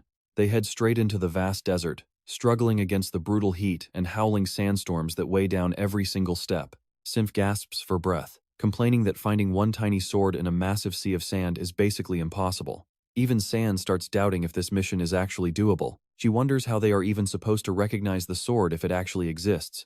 Seriously, it is not like it has a giant neon sign pointing at it. As San frets, a hand suddenly drops onto her shoulder, scaring her half to death. Gabe stands there with a dark expression as Selene and San ask where he was this whole time. Gabe looks incredibly grim, grumbling that finding the sword is not the real issue here at all. He grinds his teeth, cursing that sneaky old man who deliberately left out the most dangerous part of his little legend. Suddenly, the quiet desert ground begins to shake violently with a deafening rumble. From deep beneath the shifting sands, a colossal beast erupts into the open air. The massive, scaly monster lets out a world-shaking roar as sand pours off its rock-like body. Oh boy, it feels like they fell right into a trap set by some nasty demon. A shocking truth is finally being revealed. The identity of that wandering soul from the rumors was actually uncovered a very long time ago. The giant entity rising from the sand turns out to be an ancient world turtle, basically a walking mountain. Gabe realizes this spirit's identity was actually hinted at a long time ago. As for Selene, her jaw completely hits the floor. She can only stare up in sheer terror as she confirms the massive beast towering over them is indeed a colossal turtle. But what really catches the group's attention is the hero's sword, lodged deep inside its hard rock shell. Selene gasps in utter disbelief. What? Really? But why on earth is it stuck on a turtle's back like that? Gabe quietly realizes that sneaky old man definitely had another scheme, and the sword was never his real target. Suddenly, the ground violently shakes as the turtle starts to move, sending the entire group into a screaming panic. If that thing steps on us, we're getting flattened straight to hell. The monster's heavy footsteps head right toward the village, threatening to crush everything in its path. Chloe screams in panic that it's heading right for the village. Without a second thought, Selene draws her greatsword and charges forward, boldly declaring she will stop it herself. Sinfight frantically tries to hold her back, terrified she can't take on this giant entity all alone. He firmly orders the group to stay put while he drags that reckless girl back. Meanwhile, Selene stands directly in front of the giant turtle. She screams for it to stop immediately because the oasis ahead is full of innocent villagers. Selene grips her hilt tight, putting every ounce of strength into a powerful slash, roaring for it to just stop. The heavy blow actually makes the giant turtle pause in surprise. Witnessing this shocking sight, Chloe and Sinfight cheer happily as the monster truly grinds to a halt. Sinfight is completely blown away by Selene's insane strength, stopping a colossal beast with just one single hit. Honestly, even the turtle seems shocked by that. San firmly points out that this fight is far from over. Up on the turtle's back, a breathless Selene pants heavily, telling the beast to sit still now. In response, the turtle just growls, squirming and raising its head in defiance. Suddenly, Selene slips with a surprised gasp as the giant turtle begins to roll over and over, throwing her into a total panic. Amid the chaos, Selene realizes the hero's sword is her only way out. If she can just reach that legendary weapon, there has to be a way to settle this whole mess. She stretches her hand out, telling herself it is just a little further. Got it, she cheers excitedly, grabbing the hilt and screaming with all her might for the sword to come out. But instead of some epic power, the sword just slips right out incredibly easily. Before a confused Selene can even process what happened, she gets launched straight into the air, completely losing her balance in a pretty embarrassing way. Right then, a mysterious figure dashes past at blinding speed. Selene sits flat on the ground, panting as she points and scolds the beast.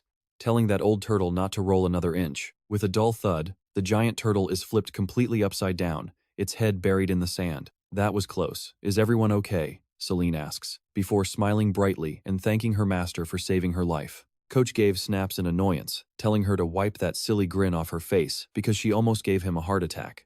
Meanwhile, Sinfight rushes over, asking if she is okay.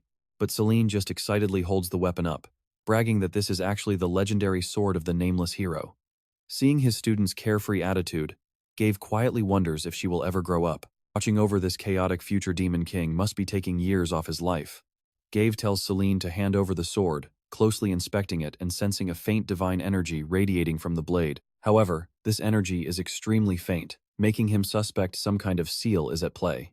Gave figures if this sword is truly linked to the Demon King, it could be a very useful tool for their journey ahead. Gave firmly takes the sword and declares he is keeping it, ignoring Selene as she whines about how unfair it is since she was the one who pulled it out. Suddenly, a man runs up out of breath, calling out for the hero Gave. Recognizing his outfit, Gave realizes he is a local militia member who is trembling as he delivers some terrible news. The Demon King's army has crossed the border.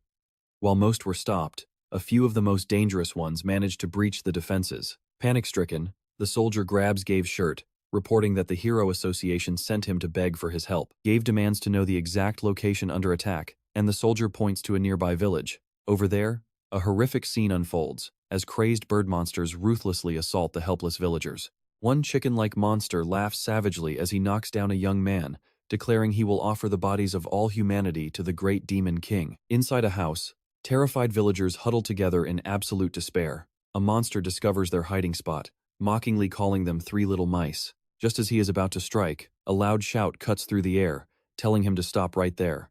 Selene's group arrives just in time to confront the beasts. The chicken monster smirks, thinking this party just got a lot more interesting. Time to turn these pests into fried chicken, guys. Seeing the victims lying motionless on the ground, a fiery rage erupts inside Selene, her eyes burning with pure anger at these monsters.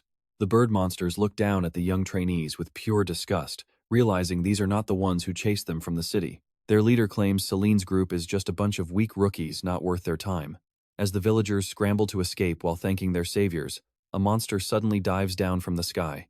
Selene gasps in shock as a huge explosion erupts right beside her, accompanied by her friends screaming her name. She braces herself, barely blocking the heavy strike of the bird monster pressing down on her greatsword. He laughs mockingly, telling her to struggle all she wants, since pathetic weaklings could never stop them.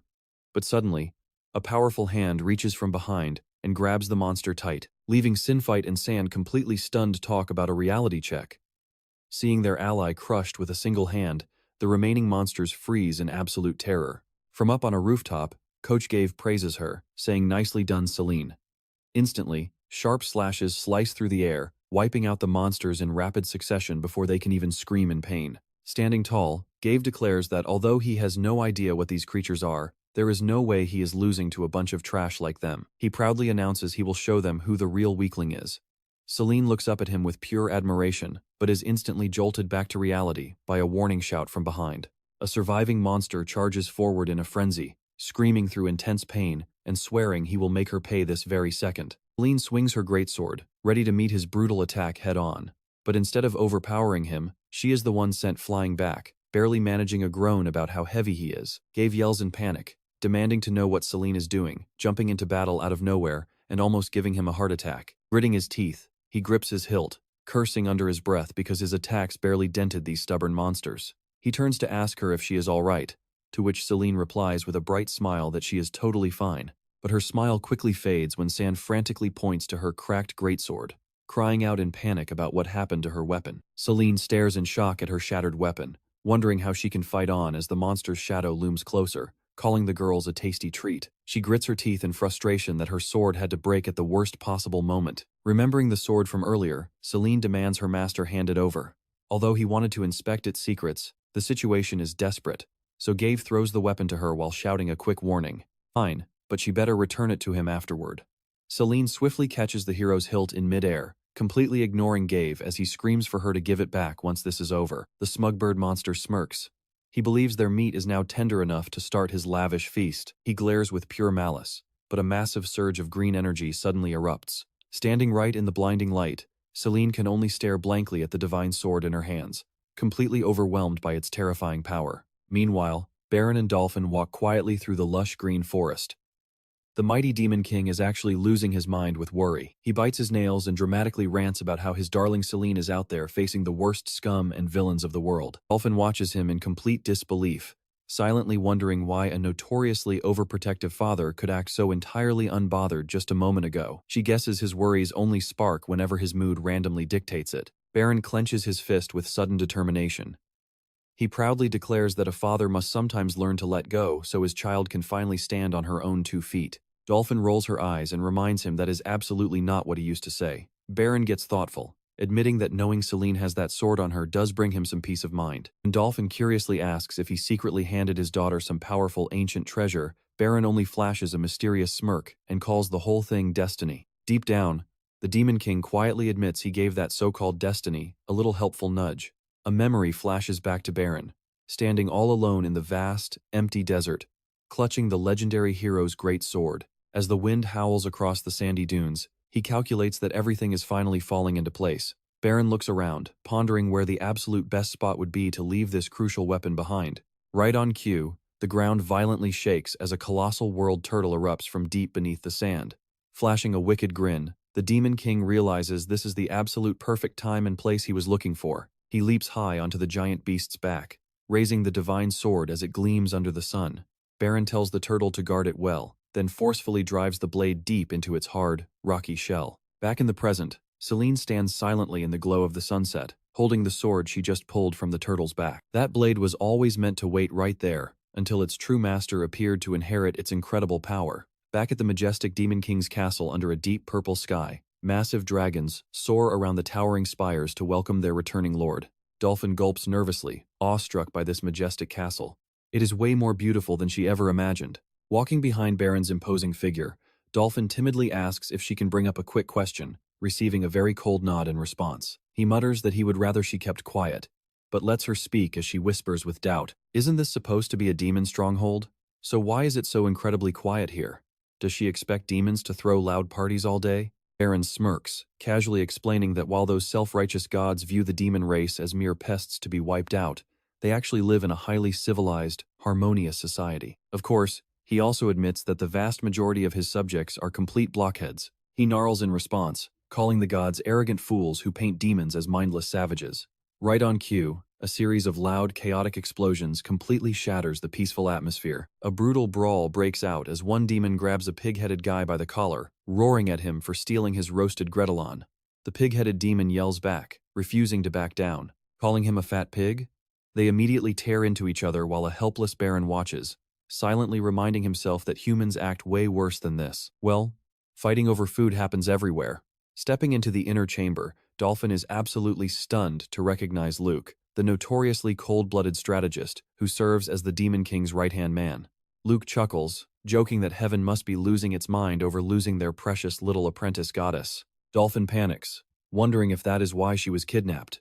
But Baron shuts down her worries and tells Luke to get down to business. He asks in a low voice if Luke has identified the mastermind who provoked the Beast Army to attack. Showing him some secret documents, Luke narrows his eyes as Baron confirms his worst suspicions. Even though Luke admits the enemy is incredibly cunning and erased every single trace to leave no concrete evidence, the sheer heavy tension suffocating the room makes Dolphin extremely anxious. She watches the grim expressions on Baron and Luke's faces, wondering who on earth this mystery threat could be. Luke suddenly drops to his knees, pleading with intense loyalty to just say the word and he will crush them all. Baron remains deep in thought. He knows that despite ruling the demon world, there are still plenty of traitors secretly pledging allegiance to the enemy. If a civil war breaks out, the gods will definitely seize the chaos to invade his territory. Luke snarls in fury, claiming those traitors do not even deserve to be called demons. Baron clenches his fist tightly. He resolves to use this opportunity to completely root out their entire faction once and for all. Knowing Baron is planning all of this just to ensure a peaceful world for Selene, Luke looks at him with pure admiration. Praising his master's greatness, Dolphin stands trembling in the corner, terrified of his immense power. Meanwhile, in a far-off place, Luan communicates through a glowing magic orb. A mysterious, dark entity demands a progress update, and he confidently confirms that all preparations across the entire continent are now complete. When questioned about the missing sacrifice, Luan only flashes a sinister grin, declaring he has already found a way to locate it. Talk about acting confident with nothing to show for it. The entity sneers at Luan's struggle to hide his movements under the Demon King's nose. It calls Luan a cunning and repulsive human. After ending the transmission, Luan coldly mutters to himself that he finds that entity just as utterly disgusting. Watching from afar, Barry overhears the entire conversation. She is shocked as the image of a brutal demon dragon flashes through her mind, a monstrous creature that lives solely for destruction and slaughter. He wanted the throne, but Baron absolutely crushed him. Barry knows he will destroy her people. He grits her teeth, determined to stop this plot. Standing on a grand balcony, Barry realizes the only one powerful enough to prevent this disaster is the Demon King himself. Pretty clear he is the best choice now, right? On a dark castle balcony, a hand sinisterly swirls a glass of red wine. A mysterious figure smirks, declaring that it will not be long before this kingdom is finally liberated from the sheer humiliation of being ruled by that pathetic excuse of a young demon king. He mockingly scoffs at the supreme ruler of the demon world, lowering his own status just to play happy family with some random human kid. With glowing, evil eyes, his voice drops as he asks if the pathetic half-demon agrees. His arrogant laughter echoes through the air, signaling a bloody coup is right around the corner. Back at the village during sunset, the ground fractures violently after the bird monster crashes down. He panics and shrieks in pure terror, demanding to know what is happening and if she hid her true power just to trick him. Selene stands there cluelessly, blaming the sword, while the furious monster charges in a total frenzy. He screams it is useless since she is just a human brat, but a loud metallic clash echoes as Selene effortlessly blocks his devastating heavy strike. The monster's eyes widen in sheer horror as he senses her overwhelming force. A powerful slash wrapped in brilliant green light tears through the air, leaving him to utter one final groan before crashing heavily to the ground. Witnessing her brilliant victory, her friends cheer enthusiastically, praising Selene for taking down that massive beast in a single blow. They believe she must have awakened some hidden potential during that life-or-death moment. Selene merely scratches her head with an embarrassed laugh, guessing that might be it. Looking at the sword glowing with a soft blue light, Selene felt a strange connection. She realized the blade was guiding her, showing her the absolute best way to fight. An incredibly familiar feeling washed over Selene, almost as if she had wielded this exact weapon many, many years ago. She quietly wondered if this was actually the legendary hero's fabled sword itself. That is a tough question, maybe she should go ask her dad. Suddenly, the instructor's loud voice snapped Selene out of her thoughts, and she quickly replied that she was coming right away. Memories of the bloody battle where she swung her sword against the red demons to protect the citizens remained vividly clear in her mind. After surviving that life-or-death struggle, Selene and her friends returned to their usual playful selves, devouring a massive barbecue feast to recharge. Later that night, under the flickering campfire, Instructor Gave quietly watched over Selene as she slept soundly under her warm blanket. With their internship officially over, the entire group returned to the majestic Holy Temple to attend the grand honorary ceremony. A solemn announcement echoed through the hall, praising how they proved themselves as outstanding heroes through exemplary deeds on behalf of the Holy Temple and allied nations. Selene stood there with a beaming smile, holding her highly prestigious graduation certificate. Her eyes sparkled with pride as she officially became a real hero. Finally, no more school for her. But her joy was cut short when Instructor Gave immediately stepped in to ruin the moment. Just because you are official heroes now does not mean you can get cocky. The entire group answered back in perfect, loud unison. Yes, sir, we understand though. Gave knew they did not absorb a single word. He seriously warned them that they would be much busier now, facing far more dangerous missions than before. Selene was bursting with energy, her eyes burning with determination. Do not worry, sir. I am ready for anything, so just give me whatever mission you want. Gave announced they had a new mission, but chose to let their upcoming teammate explain the details directly. Loud, steady footsteps echoed from the hallway, and the arrival of a familiar face left the entire group completely stunned. Everyone eagerly crowded around him to say hello after so long. But Lethe kept a serious face and quickly cut them off, saying they should save the greetings for later and let him explain the mission first. As he spoke, an image appeared, showing a supply convoy being frantically attacked by flying monsters in the middle of a desert. Lethe loudly declared their main objective. They needed to rescue a supply convoy sent to the front lines that was currently being pursued by enemies. Selene asked blankly if they were really going to save a bunch of wagons. Sinfai stood completely frozen, his face pale and his heart pounding with anxiety. Deep in the forest, the convoy was under a frantic assault, the carriages shaking violently as the escorts shouted out orders. A flying beast swooped down for a direct hit, making the Duke inside the carriage grit his teeth in pure anger as he stared down the danger. Right at the last second, a powerful protective spell erupted, forming a solid shield around the convoy and blocking the enemy's attack. Selene was absolutely amazed as she saw Sinfai's father for the very first time. She noticed they looked incredibly alike, almost like seeing a future version of her friend. Lotha quickly stepped forward, urging everyone to escape this danger zone immediately before explaining the whole situation. The Duke gave a quick nod of approval. Yeah, when things are this crazy, it is probably best not to ramble like Selene does.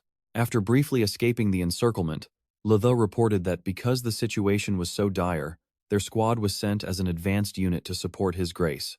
Duke Duyin smirked slightly, acknowledging Lotha and the young heroes, before suddenly turning to look at Sinfai, coldly stating that he saw his son was there too. He admitted he had heard the news, but then instantly threw cold water on Sinfai by admitting he actually worried his son would fail to graduate.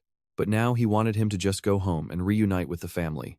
Sinfai could only hang his head, calling out to his father in total helplessness. Right then, Lotha stepped in, suggesting they prioritize regrouping with the main force to secure the supplies and their allies. Duke Duyin immediately praised this quick judgment, laughing out loud with immense pride, leaving Sinfai standing there frozen in absolute disappointment.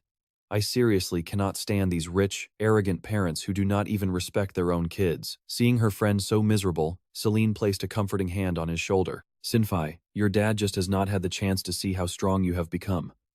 I bet he will be incredibly shocked when he realizes how far you have come. Sinfai looked up with hopeful eyes, asking if that was really true. Selene smiled brightly, assuring him she knew exactly how hard he had worked and would vouch for him, before excitedly urging the whole group to get moving. Duke Dujin asked about the health of Lotha's father. Lotha looked down quietly and replied that he was doing well, but the Duke's knowing smile made the atmosphere feel incredibly awkward. Suddenly, a loud alarm sounded as enemies were spotted, sending the soldiers scrambling to their battle positions. Duke Duyin sighed in deep annoyance at the persistent monsters and immediately ordered his troops to prepare for combat. Honestly, guys, this endless fighting is getting pretty exhausting. Inside the peaceful village, Duke Duyin once again showered Lotha with incredibly high praise. He proudly patted his shoulder, declaring Lotha had grown into a true man exactly as he expected. Meanwhile, Sinfai could only sit on the ground, staring blankly with a painful look of being completely ignored by his own father. Unable to stand this blatant injustice any longer, Selene marched straight up to Duke Duyin, completely ignoring the stunned soldiers who tried to hold her back. To the Duke's absolute astonishment, Selene stared right at him and asked if Lotha was actually his real son, since he only seemed to treat him with any kindness. Selene boldly demanded to know if he even cared to see how hard his actual son had trained to get this far. Honestly, that classic other people's kids comparison trap gets every single parent, doesn't it? Duke Duyin coldly shot back that he knew his son's abilities perfectly well, or rather, his complete lack of talent. Noting Sinfai's painful expression, the Duke glared at Selene with a freezing stare, asking who she thought she was to interfere in his family matters. Completely unfazed, Selene loudly declared she knew exactly how much Sinfai had grown, easily more than a father like him ever would. The Duke gasped in disbelief before bursting into a highly sarcastic laugh upon hearing Selene claim to be his son's close friend. He dismissed it as a ridiculous joke that could never be true. Lotha quickly bowed and intervened, assuring him that despite being a commoner, Selene possessed truly exceptional skills. Duke Duyin sneered, stating her low commoner background perfectly explained all of this rude behavior. He coldly lectured Selene to show proper manners when speaking to nobility, warning her not to ignore basic etiquette just because she held some fancy hero title. Selene immediately fired back. Fine, as long as you show that exact same respect to your own son. His words left the Duke completely speechless before he flew into a rage at being insulted in public. Just as he was about to scream, a massive giant bird monster swooped down, snatched Duke Duyin in its claws, and flew off into the sky as everyone watched in absolute shock. The screamed out in panic, calling for the Duke. Selene instantly ordered Sinfai to chase them down and save his father, though honestly, letting him dangled in the air might teach him a lesson in humility. Sinfai stammered a quick agreement and ran after her, while Lotha let out a heavy sigh. He realized that whenever Selene's group was involved, things always spiraled out of control in the weirdest ways. Still, he could not just stand there, so he quickly dashed after them, shouting for them to wait up. The giant bird flapped its wings, carrying the screaming Duke over the village rooftops toward the distant mountains. Below, Selene and the rest of the gang gave chase, running like absolute maniacs. She screams in absolute fury, "Freeze right there, you bad bird." Watching their target slip away, San anxiously realizes the beast is already flying way too high. At this ridiculous distance, even her sharpest arrows will not stand a single chance of hitting it. She thinks to herself only Selene's absurd strength can turn the tide now. Hearing her name, Selene excitedly asks if San has actually come up with some brilliant plan yet. Even with a jet engine strapped to their backs, they would never catch up. There is no way they can outrun a flying monster on foot, so they need to throw something to force it down to the ground. Selene cheers in absolute agreement. Oh right, that is a flawless solution. Right away, she grips the hilt of her giant greatsword and excitedly makes a wild proposal. How about we use this? Shocked by her friend's crazy idea, San frantically asks what she plans to do with that heavy weapon. Selene just flashes a confident grin, telling her not to worry because she is definitely hitting the target. Selene channels all her strength, lets out a loud shout, and hurls the massive greatsword straight at the giant bird. But instead of hitting, the weapon grazes past and plummets right into the forest below. Selene screams in absolute despair, "Oh no, my sword!" Watching the epic fail, Latha can only mock her, coldly scoffing that such a brainless move was never going to work in the first place. Selene begins to sob over her lost weapon, prompting Latha to step closer and ask what on earth she is actually doing. He then snaps, demanding to know where Duke Dai-in is. In the distance, Sinfai panics, pointing at the fading silhouette of the bird and yelling for his father. "My dad is flying away with that bird." Selene quickly turns around to head back. She tells the group to keep moving forward while she fetches her sword and catches up. Gritting her teeth, she vows to make that bird pay for daring to laugh at her. Watching his chaotic friends, Latha holds his head in pure disbelief. He honestly cannot believe these fools graduated at the top of their class. Running after them, he loudly yells for those bird brains to wait up. After a relentless, exhausting chase that leaves them completely out of breath, the entire group collapses onto the green grass. Panting heavily, they realize the bird has finally stopped, but they had no idea they had run such an insanely long distance to get here. Looking up into the canopy of the ancient trees, they spot their target. I think that is the nest right up there, but the sight waiting inside leaves everyone completely frozen in shock. Duke Dai-in is bound tightly by tangled vines, his mouth gagged, leaving him to make nothing but helpless, muffled whimpers. Sinfai screams out for his father, rushing to save him, but Latha grabs him tight and demands he wait. Suddenly, a slow clap echoes through the trees, followed by a mocking laugh. Haha, what an unexpected encounter. A stranger dressed in white, wearing a mysterious mask, slowly steps out of the shadows. Who is that? Is that the same annoying bird from earlier? The snaps, demanding to know who he is. Deep down, she senses an incredibly sinister energy radiating from him. He is strong, whoever this guy is. They definitely cannot let their guard down. The stranger smirks, calmly suggesting that while he should introduce himself, asking their lovely saintess over there might actually be a much better idea. His icy gaze locks onto Chloe, leaving her utterly horrified. Selene spins around to look at her friend in shock. Chloe trembles, uttering the name Luan An, the exiled bishop. The entire group repeats in utter disbelief, "A bishop?" Facing their complete shock, Luan An chuckles with pure mockery. Well, exiled?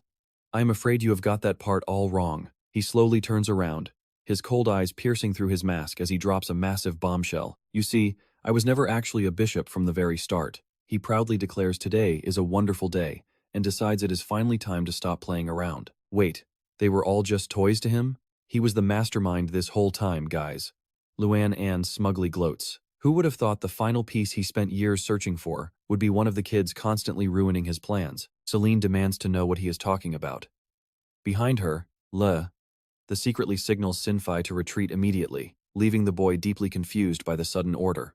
Luan An clenches his fist, which is now burning with a sinister flame.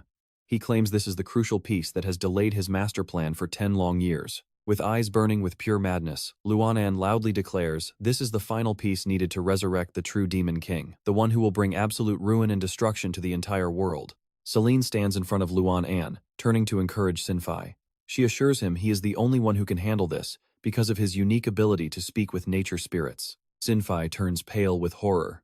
He cannot comprehend why Luan An wants to revive the Demon King. Luan An simply smirks, mocking their struggle and calling any resistance from Selene's group utterly useless and pathetic. The freezes under the overwhelming pressure as Luan An suddenly charges forward at unbelievable speed. He loudly declares his true target is the only sacrifice currently standing right in front of him. Like lightning, he grabs San, leaving her with only enough time to scream in pain and anger. Even under his oppressive magic, Selene struggles to move, surprising Luan An with her sheer willpower. Though her body is completely battered, Selene grits her teeth, swearing to stop his evil plans at all costs. Luan An merely looks down in disgust at the girl, collapsed at his feet. He finds her persistence laughable since she cannot even stand up. But amidst the chaos, Sinfai excitedly announces he has rescued his father and moved him to safety. Yet, the wicked grin spreading across Luan An's face points to a much harsher reality. You walked right into my trap, you fools. Meanwhile, Selene lies completely paralyzed on the cold ground. She realizes too late that they completely misjudged their enemy's true target. Luan An casually picks up the unconscious San, mocking their terrible deduction. Selene screams out in pure despair as her friend is snatched away right before her eyes. Gritting her teeth in bitter rage, she vows she will never let that bastard take San away so easily. Luan An laughs arrogantly, tossing the old duke aside since he now holds something far more valuable. He flies up into the sky with San, leaving behind a chilling threat of a future filled with nothing but ruin and suffering across the land. Luan An madly declares this world will soon fall before the power of the one true demon king. Selene can only watch his dark silhouette vanish into the sky, feeling completely helpless and devastated. Man, watching your friend get snatched away while you are totally helpless is brutal. As night falls over the camp, a white-haired man approaches Selene's group and asks what went down. Sensing the heavy tension, he asks them further. It looks like you managed to rescue Duke Diane, so why does everyone look so utterly depressed? Selene and Chloe remain silent, their faces clouded with grief and regret over losing San. To break the heavy silence, Litha steps forward to explain they will fill him in on the details of rescuing Duke Dai. In later, deep down, they are still haunted by how easily San was taken right from under their noses. Sometime later, in a grand banquet hall, the group gathers around a table loaded with delicious food. Despite the sorrow, Selene is absolutely stuffing her face. She shoves food into her mouth with an angry pout. Hey, you cannot fight evil on an empty stomach, right? The doors swing open, and Duke Diane enters with an easygoing attitude. He smiles, saying he hopes they are enjoying the feast, and thanks them deeply for saving his life. He walks over, placing a hand on Sinfai's shoulder, and proudly declares that above all else, he is incredibly proud of his beloved son and heir for coming this far. Laughing heartily at how heroically his son saved him, the Duke admits he was wrong to worry about the boy being weak or shy. Under the heavy pressure of these compliments, Sinfai keeps his head down and whispers for him to stop. Seeing his father completely miss his quiet plea, Sinfai suddenly stands up and yells out, "I said stop it, father." This sudden outburst leaves the Duke stunned, as it is the very first time his son has ever dared to raise his voice at him. Sinfi tearfully reveals the harsh truth: their teammate, or rather, their close friend, has been kidnapped by one of the Demon King's subordinates while trying to rescue their father. The room instantly becomes incredibly tense, forcing the silver-haired man sitting nearby to step in and say, "Enough. I am sure Duke Duan has absolutely no intention of taking your friend's kidnapping lightly." He firmly commands, "Sit down, Sil, that's it, calm down first, because yelling at a parent like that is definitely not a good look." Dave advises Duke Duan to go easy on the kids since they just lost a dear companion they have been close with since starting at the academy. After the door slams shut, he quietly wonders to himself if this is the very first time these children have ever experienced such a painful loss. While everyone is still drowning in sadness, Selene suddenly slams the table and stands right up, leaving Gabe completely stunned. She loudly urges the group to get moving and pack their things instead of sitting around crying over their bad luck. Seeing Sinfi's confusion, Selene insists that wallowing in useless self-pity will not save their friend. Chloe steps in to remind them that their enemy is Luan, an excommunicated bishop with terrifyingly massive power. But hey, giving up before the fight even starts does not exactly sound like hero behavior. Chloe reveals that according to the Holy Order's investigation, Luan is the mastermind behind the stolen sacred relics. Selene naively wonders if that just means he is incredibly smart, rather than actually powerful. But Chloe firmly shuts that down. Clenching her clothes, she explains that Luan was highly famous long before joining the church. As Selene gasps in surprise, Chloe drops his real title, the Ash Wizard. Dave crosses his arms and adds in a low tone that he used to be a legendary hero just like him. This shocking news has Selene and Sinfi screaming out in absolute horror. Selene guesses that the name might mean he uses fire magic, but Sai quickly corrects her, explaining that the Ash Wizard actually specializes in deadly curse magic and high-level healing spells. Taking a sip of tea, Gabe mentions that Luan abandoned his hero title for some mysterious reason, and even he never expected the guy to join the church to become a bishop. Talk about a bizarre career change. Chloe explains that Luan actually joined the Holy Order in order to make amends for the terrible sins he committed back in his past. Selene looks completely confused and highly skeptical, asking, "Sins? But I thought he was once a hero, so how could a hero ever commit crimes?" Because he ruthlessly slaughtered absolutely anyone he personally deemed to be evil. Selene is so shocked she literally stumbles back, unable to believe he did not even target actual criminals, but just whoever he decided was bad. Gabe nods to confirm this. His nickname, the Ash Wizard, comes from the fact that wherever he walked, the only thing left behind was cold, lifeless ash. Selene firmly declares that is definitely not something a hero would do. Gave smirks in agreement, noting she is right, before clenching his hand so hard the tea glass in his grip shatters into tiny pieces. Dave speaks with absolute authority, stating that Luan was never a true hero. Even so, he must warn the group that the man possesses massive, terrifying power, and after several decades, he has surely grown far more dangerous. However, you are right. Selene, a real hero, never abandons their friends in times of danger, nor can they stand by while the Demon King's lackeys run wild. So, now that we are full, let's go bring our friend home. Pretty simple, right? Gabe looks directly at Selene with eyes burning with fiery determination, telling her that from this exact moment on, he will no longer be just their casual guide. This powerful declaration moves Selene and her friends to tears as they collectively cry out, "Instructor!" Meanwhile, over in the gloomy castle of the demon realm, Luke is busy scheming and analyzing the immense power of that legendary warrior, while also wondering how on earth he ended up in this crazy situation. As darkness blankets the silent night, a colossal entity roars in absolute fury amidst the gruesome, bloody remains of the fallen soldiers. Witnessing this absolute mess, Luke respectfully replies, "Yes, Your Majesty," while feeling completely overwhelmed by the terrifying pressure radiating from his angry master. Demon King Baron's eyes glow with a deadly red light as he roars in absolute fury, demanding to know how these lowly, pathetic insects dare to challenge their grand ruler just because he was away for a brief time. Watching the Demon King's rage, the rebellious soldiers can only shiver in pure terror. Baron smirks, letting out a ruthless grin, muttering, "Fine, very well then."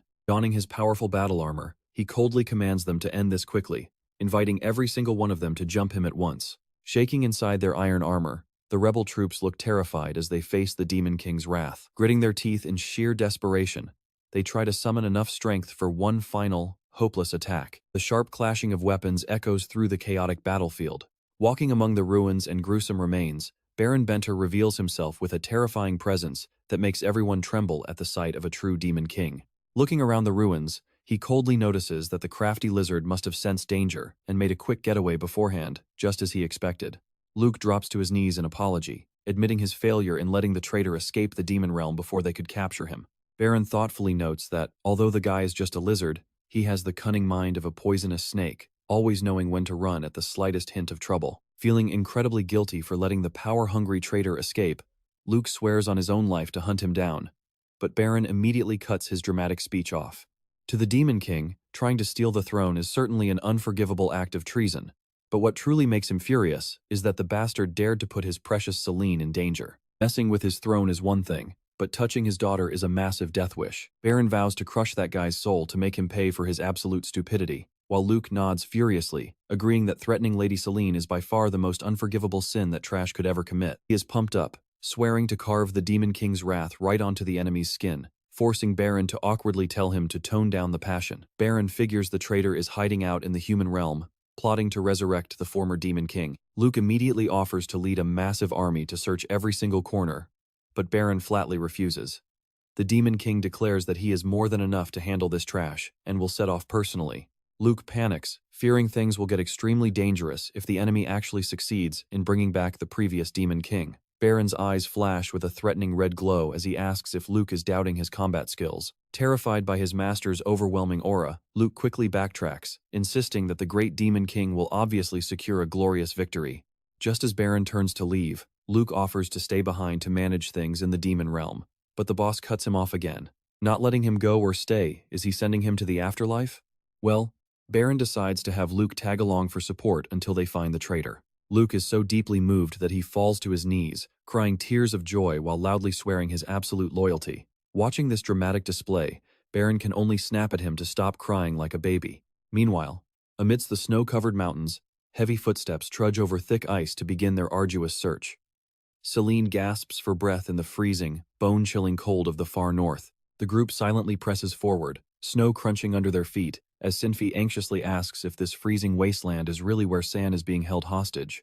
Lethe confidently confirms that this is the exact location provided by the Hero Association after tracking down Bishop Luan. He adds that the extreme, brutal environment makes this harsh place the absolute perfect hiding spot on the continent. Chloe agrees that this biting cold provides the ideal cover, since nobody in their right mind would want to visit. Lethe deeply adds, if Luan genuinely wants to perform a ritual to resurrect the former Demon King, an isolated wasteland like this is the perfect venue. Talk about a chilly spot, it is literally freezing as hell out here. Out of nowhere, a thunderous roar shakes the entire snowy mountain range, causing Chloe to turn pale with worry.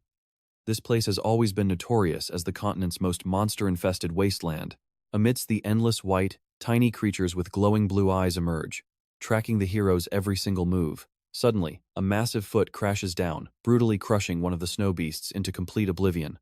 Baron roars with absolute authority, insulting the tiny creature as a pathetic insect for daring to block his way. Luke quickly interrupts his master to report that he just annihilated all of the traitor Luan's useless lackeys for trying to stop them. Staring at the mountain of monster corpses, Baron casually acknowledges his subordinate's extreme enthusiasm. Standing nearby, Kaheo shivers, thinking these creatures look just like ordinary monsters. Meanwhile, Luke confidently asserts that according to his intelligence network, this is exactly where the rebellious Grand Duke is hiding. He reveals the enemy is likely hiding inside the Summer Castle, located right at the center of this frozen wasteland. Baron mulls over the sheer contradiction of a summer palace existing in a land of eternal winter. Fired up, Luke boldly promises to lead the demon army and bring back that lizard's head for his majesty immediately. Talk about being a total brown-noser, right? Teehee. Head Baron coldly declares that he will handle this personally.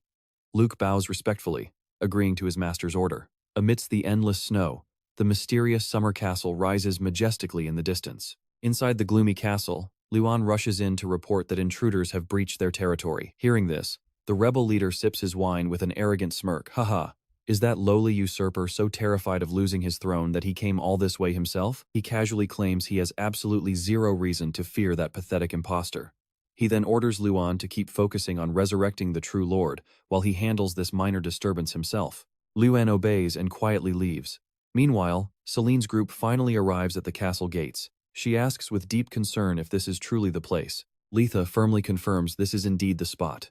Staring at the ominous structure shrouded in snow, Selene tightly grips her massive greatsword. She resolutely declares she cannot leave San in such a terrifying place, reminding everyone her sole purpose here is to rescue San. With a bright smile, Selene proudly declares that saving friends is what being a true hero is all about. I have heard that line a million times now. Still, Selene and her crew venture inside together. Suddenly, an agonized scream echoes through the corridors, forcing everyone to halt in their tracks. Grand Duke smirks as the uninvited guests finally show up at the far end of the hall. Selene stops in disbelief upon facing her enemy. Wait, is that Grand Duke Dragonflame? He arrogantly beats his chest, mockingly praising her for recognizing him, saying he expected nothing less from a servant of worthless gods. That is taking it a bit too far, old man. Dragonflame proudly declares himself the master of all demon beasts. Selene sharply cuts him off, stating she does not care about his grand titles. She glares directly at her foe, demanding he return her friend immediately, regardless of whatever monsters he claims to rule over. Dragonflame chuckles, realizing that the tiny creature he captured is actually her beloved friend. Resting his chin on his hand, Dragonflame admits to the kidnapping, but claims he has no reason to return the captive. Selene furiously warns him that he will regret not cooperating, but he only responds with a mysterious laugh. He notes that Selene is clearly no ordinary human, especially when considering her father's true identity. This revelation catches her completely off guard. Her father? Dragonflame mocks how Demon King Baron must have hidden his identity perfectly, desperate not to scare his human daughter. Selene screams in absolute fury, demanding to know what nonsense he is talking about. This shocking truth is going to break her. Sinfight anxiously calls out her name as things begin to spiral out of control. Standing tall on his platform, Dragonflame coldly asserts that her beloved father has been lying to her this entire time. Selene brushes it off, calling him a wicked demon trying to distract her with cheap lies. She proudly declares her father is a hero she admires more than anyone, but the moment he hears that word, Dragonflame laughs like a maniac. He cannot believe the almighty Demon King chose to wear the skin of the very humans who want him dead. Dragonflame sneers in disgust, calling him a pathetic disgrace who degraded his own high status. He claims Baron is the most pathetic and lowest demon king of all time. Selene freezes mid-step, whispering the words in pure shock, while the sinister Dragonflame confirms her worst fear. Indeed, humanity's ultimate mortal enemy, the world's greatest terror whom you heroes must destroy at all costs. Suddenly, precious childhood memories of her father piggybacking her and smiling warmly come flooding back, only to collide with this brutal reality. Now, everything shatters into pieces under his cruel declaration her beloved father is none other than the Demon King. Suddenly, the ground trembles violently as the Grand Palace begins to collapse amidst panicked screams. Speak of the absolute devil, and he shall appear, right? Dragonflame laughs triumphantly as a massive shadow lands directly in front of him. "So you have finally arrived," he bellows with insulting rage. "Come on out, you absolute disgrace to the demon realm. The one who dragged our title through the mud by adopting a human child." A colossal explosion rips through the hall, filling the air with thick smoke and debris. Amidst the ruins, Selene stumbles and collapses, coughing in agonizing pain. Through the devastation, worried voices start calling out to check on each other. "Is everyone okay?" "I am fine." "Me too. But where is the enemy?" Selene slowly opens her eyes, her gaze trembling. Out of the rising dust, the majestic figure of Demon King Baron emerges among the debris. He stands tall, his cloak fluttering in the wind as he radiates a terrifying pressure that leaves Selene completely frozen. Footsteps crunching on dry gravel draw closer and closer. Sinfight gasps in utter shock, while Lethe's face goes completely pale with sheer terror. Selene trembles, whispering the word Demon King. She looks up at her familiar father, now revealed as a terrifying tyrant, her eyes filled with absolute disbelief. Talk about a total mind-blowing plot twist. Baron panics the second he realizes his precious daughter is standing right there. He quickly reassures himself that if he had not arrived in time, there is no telling what that old lizard would have done to her. Amid the rubble, Selene stirs in complete shock. Suddenly, Luke steps forward to block her view and firmly orders her to halt. He declares that from now on, this is no place for human children, asserting this is strictly demon realm business and demanding they all leave immediately. Selene protests, stating they came to rescue their kidnapped friend and will not leave without him. Seeing the young lady's cold and unyielding gaze, Luke can only sigh. Luke coldly turns away, stating their reasons are none of his concern. Besides, looking around, there are no other humans left in this place, aside from the 5 of them. Letha realizes with dread that if there are no other humans, San must have been relocated by Dragonflame earlier.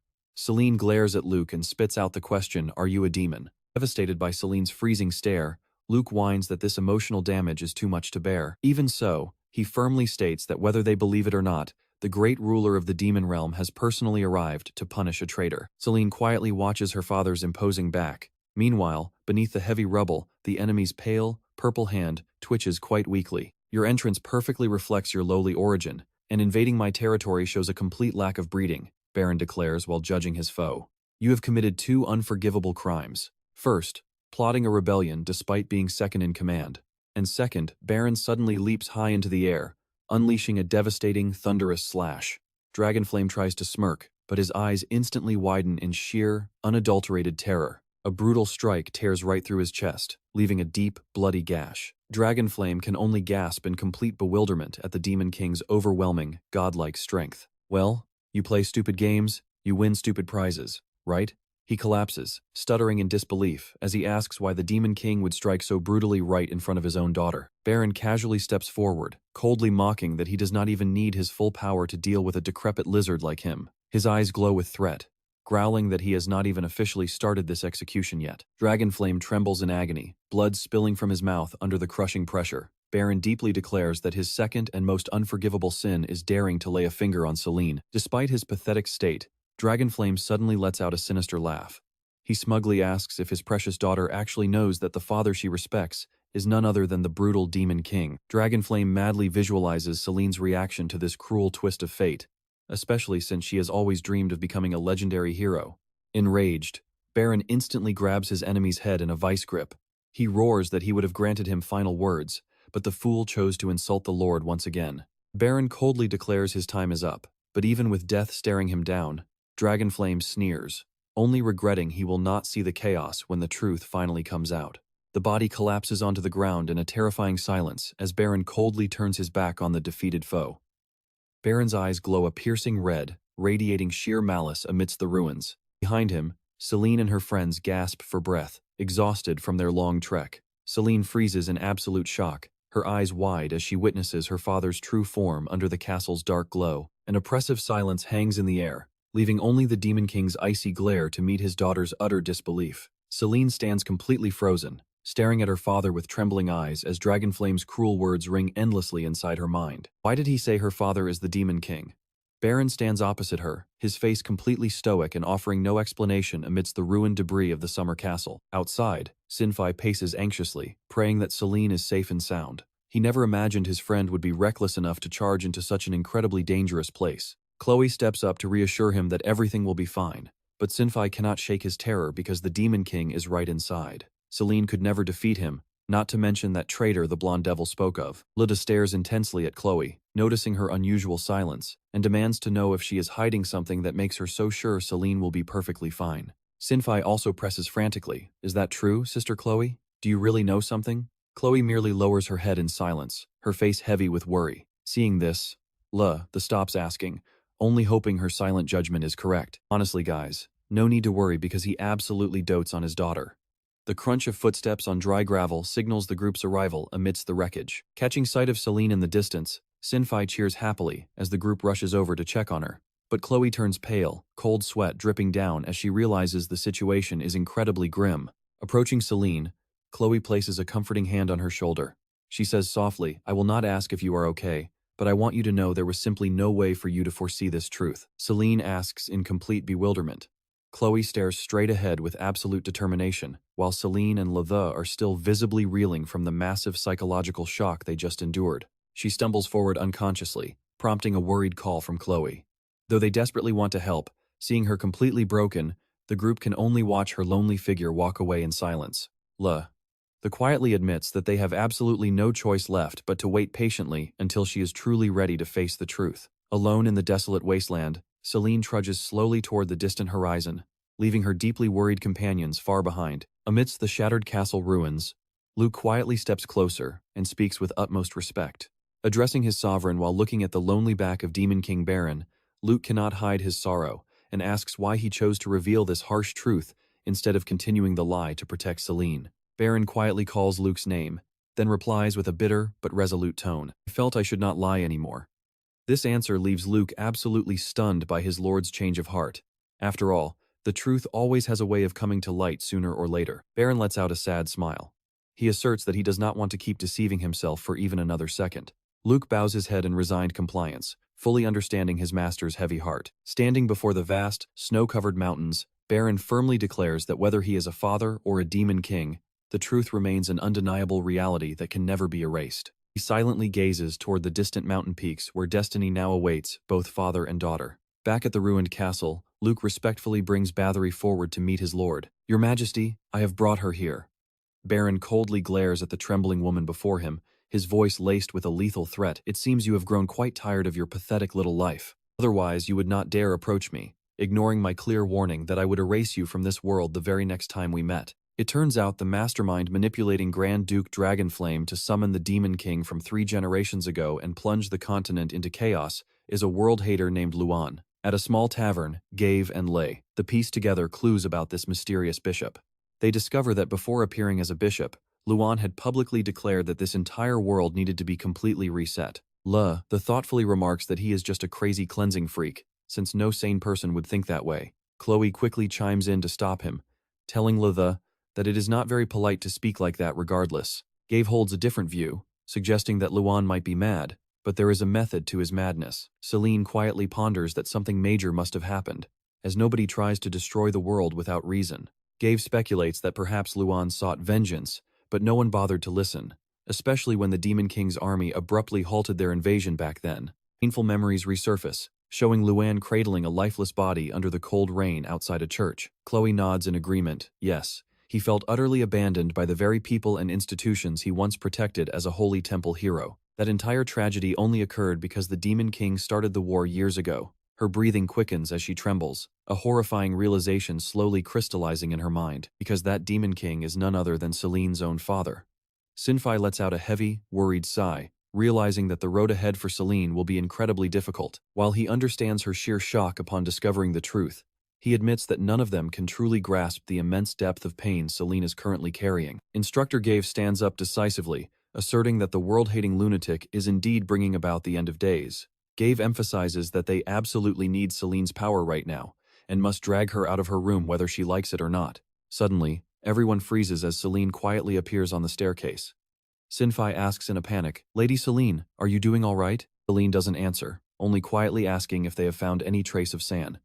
She believes that with their sharp minds, they must have uncovered a lead on where she is being held captive. Meeting Selene's expectations, Lathe and Chloe can only flinch awkwardly. Gave steps forward, bluntly informing her that they have found nothing yet, and even if they did, she cannot go with them in her state. Selene questions him since he just said they needed her strength, but Gave firmly asserts that with her mind shattered over her father's true identity, she will be of absolutely no use to anyone. Selene snaps, cutting him off. Stop. She coldly declares she will handle her own family issues while their top priority is saving San. Her weak attitude is more than Latha can bear. He slams his hand on the table and yells, "I've had enough." Latha steps closer, mockingly calling her a spoiled child. He demands she take a good look at herself, as she no longer resembles the fiery girl who stormed into his mansion to lecture him about right and wrong. Faced with the harsh criticism, Selene softly replies with deep bitterness, "You would not understand, because your father is not the Demon King, and he has lied to me my entire life." Those painful words leave Lei, the completely speechless, feeling a sharp pang of pity. Selene quietly shoulders her heavy greatsword.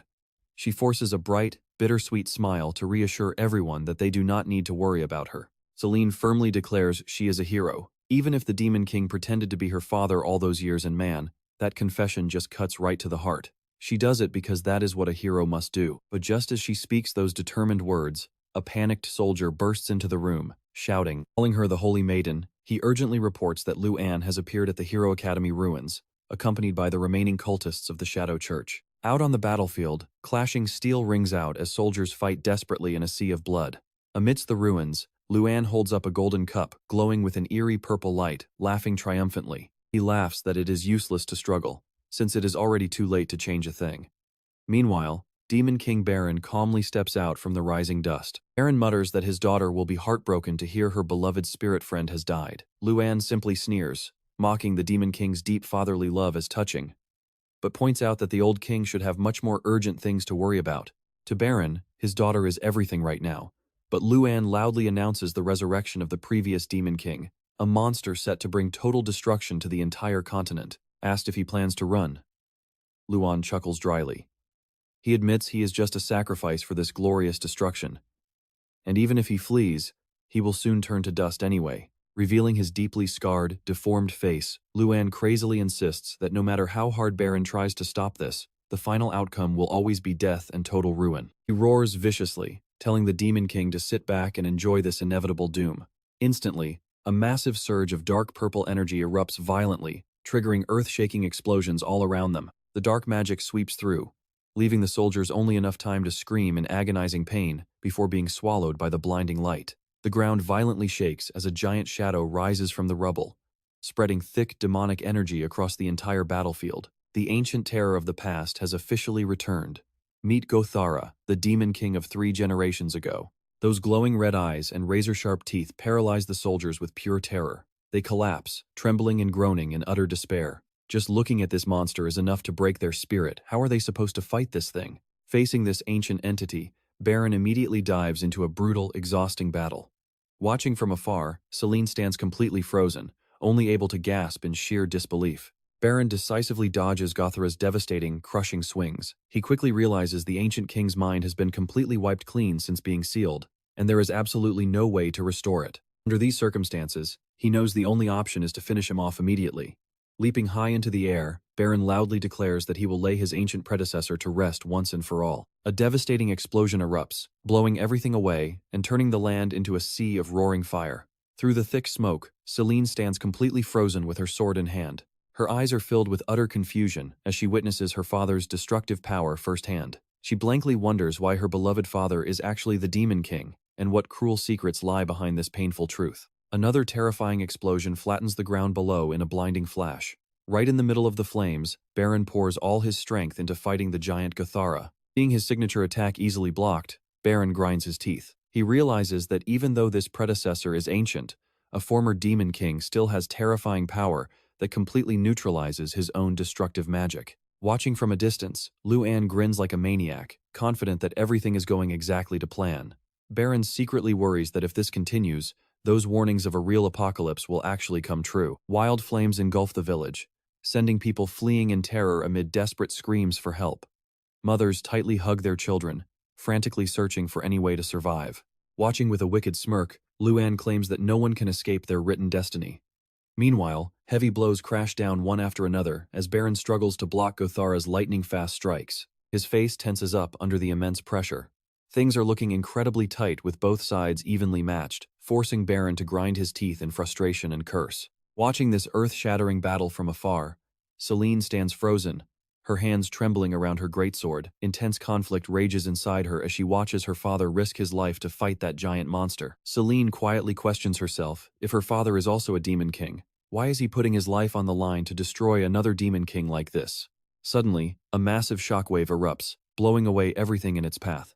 Selene tries to shield herself with her sword, but the overwhelming force knocks her back, forcing a painful gasp from her lips. She realizes with horror that the entity is simply too strong, wielding the true power of a demon king that can easily shatter the earth. From the rubble, Baron towers forward, shielding his daughter from the blast. Images of the ancient demon king who once devastated humanity flash through her mind. Now, that same dark threat has risen again to tear the world apart. I guess even demons have their own internal drama. Years ago, Demon King Baron saw a terrifying vision of the future, one where a heroic warrior would plunge a sword straight through his heart. To escape that cruel fate, he decided to track down that destined hero and raise her himself from the time she was just an infant.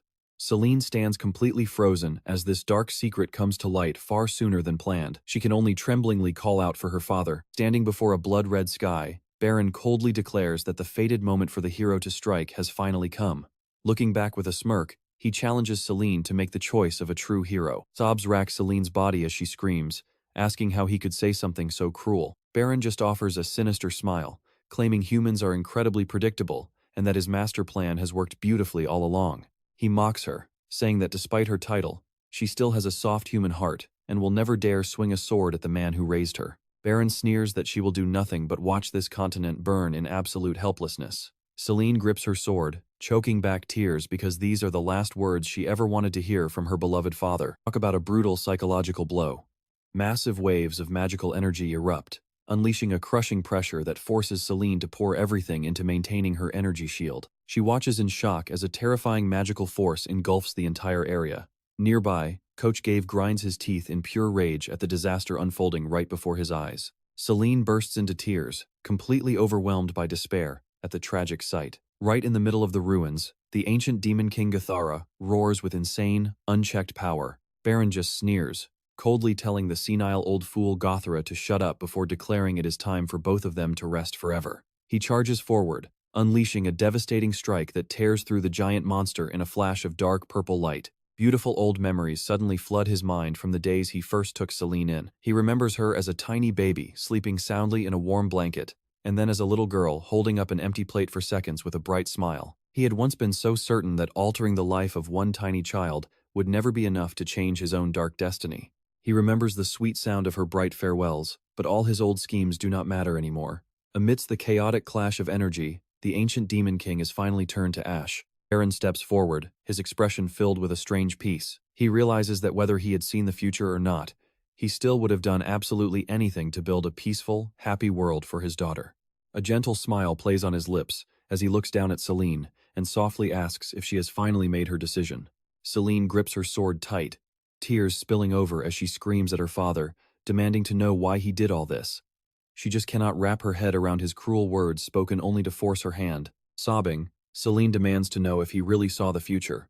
Why did he not stop any of this? After all, he is the ultimate demon king. Baron looks at his daughter with pure affection, answering softly. The only thing a father can never let go of is the time spent with his girl. He truly, deeply loves her. Selene can only sob in absolute shock. What kind of demon king is he anyway? His power was used only to protect the world she would live in. Through her agonizing pain, Selene can only choke out his name. Baron opens his arms wide, ready to embrace his fate. He firmly encourages her, do what you must. Selene shuts her eyes tight, plunging the blade of destiny straight through her father's chest. Even in his final moments, Baron feels incredibly happy. He gently pulls Selene into an embrace, whispering that everything is finally okay. Meanwhile, the soldiers look around at the ruined battlefield in absolute shock under a dark purple sky. Amidst the rubble, Selene collapses beside her father's body, the holy sword lying abandoned on the cold, tragic ground. A devastating disaster has swept across the entire continent, taking countless innocent lives, and the demon clan was no exception. Back in the demon world, a new order is established. Crowds of minions kneel in unison, hailing their new king sitting majestically on a crimson throne. Out with the old, in with the new. As time passes, the Hero Academy is grandly rebuilt, sparking fresh hope of raising a brand new generation of warriors once again. Standing at the school gates, an instructor sighs, wishing for the same. But Teacher Mussat smiles optimistically, assuring that starting this year, excellent new instructors will take over the training. He points them out excitedly, as familiar figures finally approach. Selene and her old comrades, now grown and radiant, return to the academy as the new teachers. There is no doubt they will make the best instructors ever. Meanwhile, at the silent cathedral, the Holy Maiden prays sincerely before a crucial meeting. Hearing the guard report that it is time, she firmly asks if representatives from all kingdoms have fully gathered. Well, look at them holding their own version of a United Nations summit. Getting the guard's nod, the Holy Maiden smiles in satisfaction and confidently enters the hall. Elsewhere, space-cleaving slashes easily take down giant rat monsters in the blink of an eye. He clicks his tongue, deeply disappointed by how weak they are. Looking at the white-haired man watching from behind, Litha rejects advice on basic sword skills, claiming he does not need any guidance. Meanwhile, bright morning sun filters through the canopy, starting a brand new journey for the world. Baron wakes up in the middle of a sun-drenched meadow, utterly lost. He jumps in shock as a sudden scream echoes right next to his ear. Standing before him in a blooming garden is a beautiful goddess. She demands to know who he is, leaving Baron clueless as he asks about his own situation. Where is this? Who am I? Classic amnesia trope. The goddess gently explains that because Baron chose death to buy happiness for everyone else, his incredibly noble sacrifice has actually qualified him to become a deity himself in this new world. Baron is shocked to realize he is in the divine world, though it looks pretty simple with nothing but green grass.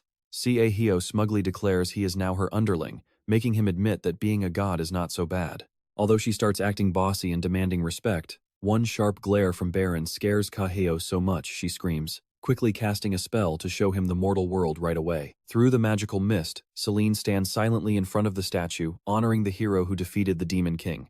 Seeing that his daughter is doing well, Baron smiles with absolute relief. Meanwhile, Selene seems to have just made a massive decision. Filled with absolute determination, she clenches her fist and proudly declares that this time, she will become a demon king just like her father. This shocking declaration sends Seiheo screaming in absolute horror. Talk about a family business. Selene confidently steps forward into her new journey, forever proud to be the daughter of the Demon King Baron, wrapping up their story.